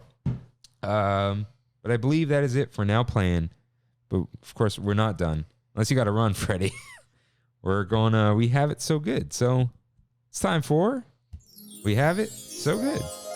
Or we in the Tram fam talk about what's up at Disneyland. So first, Ozzy writes in. We went to Disneyland on Sunday, and the weather was perfect. The humidity was actually not too bad. Got to the park around 3:30 and went to Pim Test Kitchen. My friends and I tried the not-so-little chicken sandwich. It was pretty good. The bread should have been a little softer. It was too crunchy, but overall had a good flavor. Chicken was good. My friend got the Quantum Pretzel with sharp cheddar cheese beer sauce. That was interesting. After that, we headed on over to Incredicoaster, which was less than 15 minutes, but ended up getting stuck on the first lift hill for about 20 minutes. And then he showed me a video of them walking off, which was really cool. Probably terrifying. After that, we went on Guardians, which ended up being a 20-minute wait. This is all on a Sunday. This is sounding good. There's a double rainbow going across the Esplanade. Oh, what the heck? I was there. Yeah. Huh. When heading over to Disneyland, we got on Splash, which was 15-minute wait, and then did Big Thunder and Rise. Wow. Ended the night eating dinner at French Market. We got the herb roasted chicken, which was pretty good. Chicken was kind of spicy, but had a good flavor. And my friend got the slow roasted beef sandwich, which I didn't really care for. Thought the meat had no flavor. We ended the night eating and watching Fantasmic. Overall, a good Disneyland day. Sounds Wonderful. Wonderful. Yeah, this weekend, you know, good thing to know for the future. D23 weekend, amazing to go to the parks. Yeah, everyone's at D23. All of the fans are at D23. So And they all have reservations for Disneyland, but they might not go. one of my employees, Joe, shout out to Joe, said he went Sunday at like 7 in the morning and said it was a nightmare. Like Really? the parking lot and everything. Like, I don't know. He said it was bad. Yeah. And he said that he got to the ship to shore marketplace by 9:30 or 8:30. I think 9:30. They ran out of breakfast chimneys. I'm not surprised. Okay. So maybe it's a little bit bad. Well, it's the whole thing of maybe Maybe they everyone went who's before going to the park, though. D23. Well, that's the thing is maybe they went before D23. If they didn't get into the parks panel, maybe they go to D23 and then they go to, or they go to the parks and then they go to D23. You also have to think of the people who didn't. They're on vacation. They're here for maybe 2 days at D23, maybe just one day. Yeah. Then they're going to the parks the rest of the days. Yeah, because I've gotten the breakfast chimney like no issue. Yeah. Yeah. But yeah, Which crazy. pre-pandemic was hard. Yeah. That stuff sold out quick. Now it's not so bad. But then when all the fans are here, oof, they know what to get. They know. And then another one of my employees, Angelina, went and she was just like, "Oh, I'm going to Disney." I'm like, "Get the salsa roja chicken sandwich." And I thought she was going this week, but she goes, "Oh, I went to Disney. I got the sandwich. It was bomb." And she was like, "But they gave it to me and it wasn't cut all the way." So I went back and I'm like, "Hey, could you cut this in half?" And she goes, and the guy gave me another one, but it also wasn't cut all the way in half. I'm like, "Well, you got two sandwiches, whatever." But she said it was great. I went Tuesday because we recorded last Monday for Kimmy's birthday. And we started the day at Carnation Cafe. We had a reservation for breakfast because she has always wanted a Mickey waffle. So she got the Mickey waffle with bacon, and I got the egg sandwich with potatoes. I didn't take a side shot, but the egg is this thick. Oh, wow. It's like an egg. It's like 3 eggs mixed with cheese or something. Pretty good. Pretty filling. I love waffles with butter and maple syrup. Like I ate the rest of it. She didn't finish it. Good stuff. Shout out to the cast member who was like, "Hey, do you want me to refill your hydro flasks?" Really? Yeah, she's just like, "Here, poured it right in." Nice. Wow. Yeah, I was like, "Oh, that's smart." And it was very hot that day. So we bought Genie Plus because it was so hot. So to me, it was like every moment is precious because even 10 minutes in the sun is just death. I think it hit 100 that day. I'm not sure. So it was totally worth it to see like a 10-minute line, get in on 1 minute. Because, dude, I had to wait to get in a DCA halfway through the day, and I wanted to die. This is just pure sun. Additionally, Kimmy and I each found 3, they used to be called multiple experience fast passes, but select lightning lane experience. They fell off the back of a truck. That's all I can say. That's nice. Yeah. So we definitely used those. So we went on Space Mountain. That was our first Genie Plus thingy. We got finally, it was the first ride of the day. I got the Taro Cold Brew. I got it too. Beautiful. Yeah, it was good. It was amazing. I got that at Docking Bay 7. Went on Millennium Falcon, and we actually just had there's these 2 pilots who are the worst pilots. They're worse than 2 6-year-olds sitting there. They hit everything. Yay. Like the left driver, the left to right one, left pilot. You know how people drive in movies where they just turn in the wheel? Mm-hmm. She was just doing that. Just like side to side, hitting everything. I love that. Yeah, it was painful. But love that. it was just 4 of us. So I grabbed gunner and Kimmy grabbed engineer. So that was interesting. I wanted to put the seatbelt in the back and do both, but I'm not going to mess with the ride, you know. Let's see. Saw Freddy. Hey. That was great. Freddie, was it your birthday this weekend? Yes, it was. Oh, September happy 10th. birthday. I share a Yeah, birthday I with wasn't Joe sure. Rohde. Oh, You know I that? share a birthday with Mike Weisner. Hey, there we go. Look at that. We all share a birthday with somebody. Yeah, just Bob Iger? yeah. Huh? Bob Iger. I got to check now for the rest of the Disney crew. There's got to be a May 15th. But happy birthday, Freddie. Thank a little you. late. What a way to celebrate D23. Yeah. That's fun. Waking up at 3-something a.m. to go to a live action panel. That was the way to celebrate. Yeah, we did okay, let's see. We did Big Thunder. We did what are all the big stuff? We did Incredicoaster. That was like almost a walk-on, still Genie Plus. Oh, we did it Indie Genie Plus, which was great. Forgot to mention when we were with Nicole, like the last trip, she was like, "Oh, I want to go on something with AC." So we were like, she's like, "Oh, Indy." I'm like, "Oh, it's closed." But then we were like all the way by Galaxy's Edge, and so we were still walking. And then by the time we got around the Mark Twain, I'm like, "Let me check." And Indy just opened. Nice. Walked on that. But we did Silly Symphony Swings, walk on, Goofy Sky School. I swear there are 50 people in line. Genie Plus, because everything was like now. Mm-hmm. So you get it, you scan it, and then it's used, and then you can get the it next again. one. Yeah. You just get the next one. So we just kept doing that for everything. Walked on Little Mermaid. That was like a necessity from how hot it was. Soarin' had the line for Lightning Lane was longer than standby outside. Wow. So we just canceled it. And we just went to Disneyland. Like we went back. Oh, no. So as you can imagine, the Lightning Lanes were gone for Grizzly Peak. Used a multiple experience select whatever thing for that. Walked right on. I did not know it had single rider. Yeah. You just walk through I didn't know that either. You walk through the exit. So got on that. Didn't get soaked, but got just the right amount of cool down. Nice. Wet. Perfect. Great idea, Kimmy. We went on Space Mountain again with the multiple thing because you can't. We had to. It is the best. I needed to go on that twice. Mm-hmm. I think we did Big Thunder twice too because it got like the wait time was actually kind of long later on. Yeah, we did just like all the big stuff. Oh, best use of Genie Plus was Haunted Mansion Holiday. 60-minute wait. Wow. That's on in Genie this- Plus? I didn't even realize. Like, oh yeah. Huh?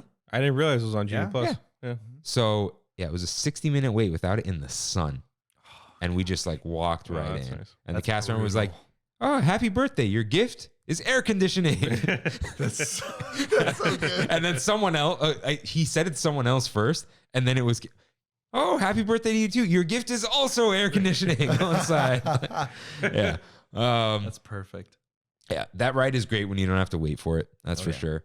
And then we did more stuff. I'm not going to remember all of it, to be honest, because I forgot to write it all down, but it was a wonderful day. We did Photo Pass at Cars Land. Not good at all. Did it come out? The The exposure was bad. He was using like an auto exposure, like going to the sky. It looked all blown out. I know he's trying to get light us, but I don't know, kind of shooting on auto a little bit. Weird poses. And then it was like, if you're going to do full body, do full body. But if you do full body and cut off the feet, I don't know. I'm not going to obviously say this person's name or whatever. Wasn't great. He wasn't comfortable handling a phone, which I totally understand. But like, it didn't come out good. We're just like, all right, whatever. It was free. It's free anyway. It's on the passes. But that was a little rough. And we had, what did we eat for lunch? Oh, I don't have the picture. I don't know if she'll send it to me in time. We went to Cocina Cucamonga, and I wasn't hungry because I ate like basically 2 dinners. So Kimmy got the potato tacos, tiny little potato patties inside the tacos, very small. And then these 2 women next to us, like, hey, do you want one of these? It was like a full plate of quesadilla. Like they didn't touch it. And she goes, we didn't touch it. We thought it came with 1 taco each, but each one came with 2. So we have 4 of these. It was the fullest, thickest, meatiest, cheesiest, perfectly seasoned quesadilla at DCA I've ever had. Oh, yeah. Okay. Look at how much meat is in this. Oh, that's nice. Usually there's like nothing anymore. No. And that was full all the way. Yeah. Oh, it was so much. And then we went to Cafe Orleans for dinner. We had a reservation. I wasn't going to do it. It's like, I might regret this. It's very hot. I'm not that hungry. I guess I was hungry. Just when you're hot, you think you're not. I got the Monte Cristo. How was it? It's wonderful. Yeah. It wasn't too heavy, this one. It was a little. They're smaller. But this one was fluffy, which I really liked. Yeah. Dipped it in the jam. I love the thick pomme frite. They're not the skinny frozen fries the ones anymore. You sent me? Yeah, Those are thick boys. Kimmy got skirt steak with chimichurri sauce and pomme frite, which was great. Got the Oogie Boogie, her Halloween creme brulee. It's a pistachio creme brulee with Oreo crumbles and worms on top. Ah, not bad. So it was green. Not bad. And it still had, a little caramelized thing and a little Oogie thing. So that was great. And there were no nighttime spectaculars. What day did you go? It was a Tuesday. So those are all gone. So we actually, after dinner, we went on Big Thunder and maybe one other thing. And then we left. We left around like 6 because it was hot, had a long day, had a full Disney day. It was beautiful.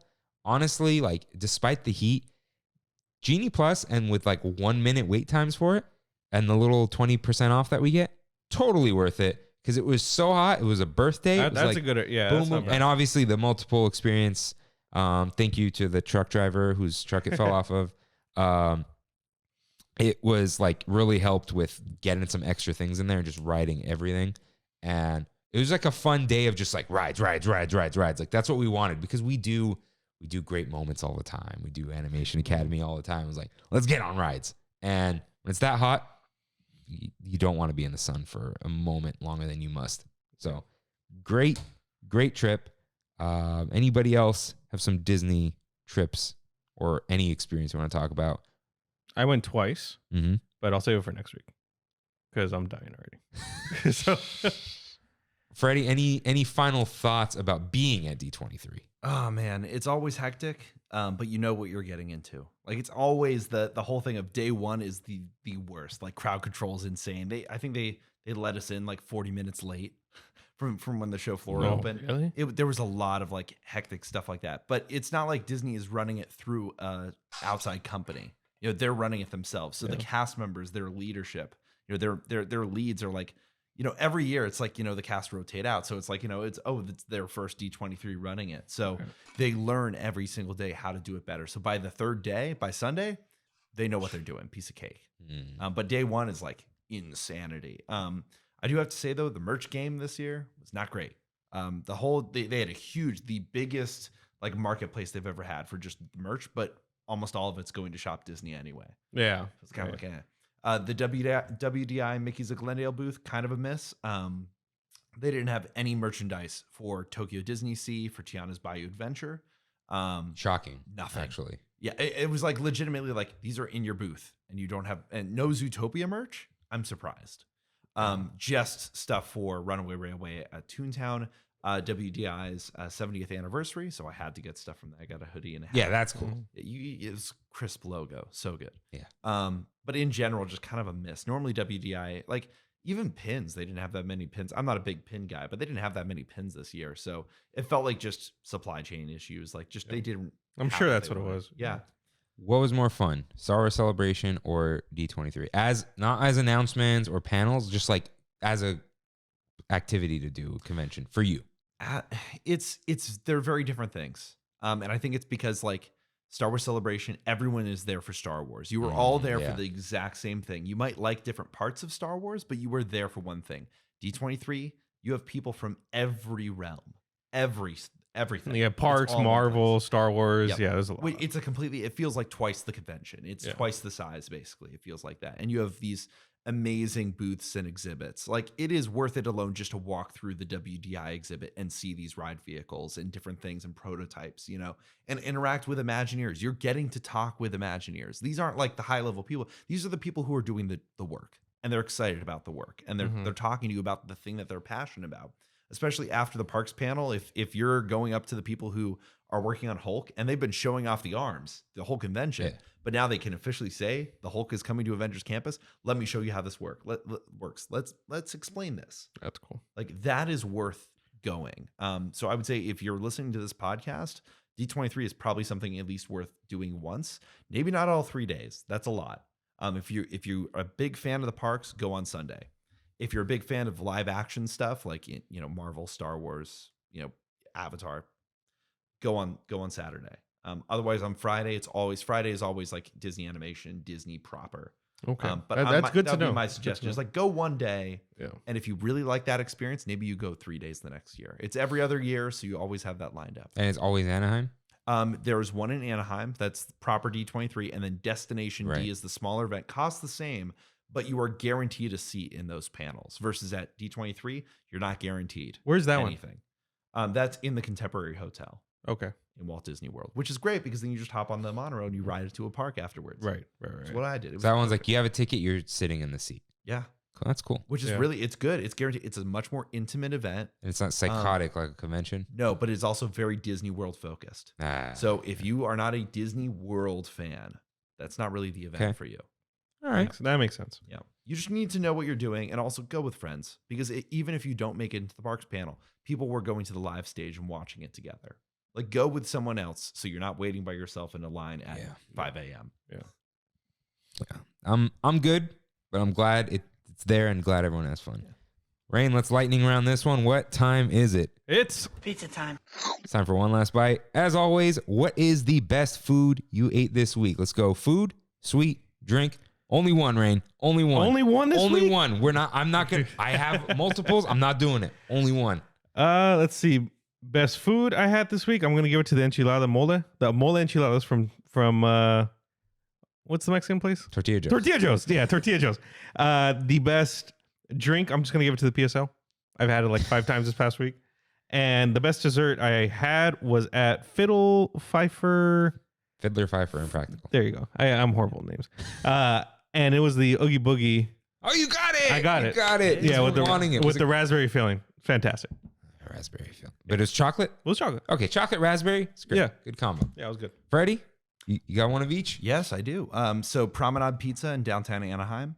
I went and picked. Just writing it down. It's good. It's a good pie. So it's just I live in Anaheim, so it's a pretty good local place to go pick up a pizza from an actual establishment, and not just Pizza Hut or something like that. So that was really good this past week. What's your what pie? I just get a pepperoni. Yeah, that's fine. There's nothing wrong with pep. Yeah, That's classic. My favorite is ham and bacon. I like that. Ham and bacon. Ham and bacon. It's a pig pie. Yeah, Pig pie. I like a good pig pie. That's my personal order.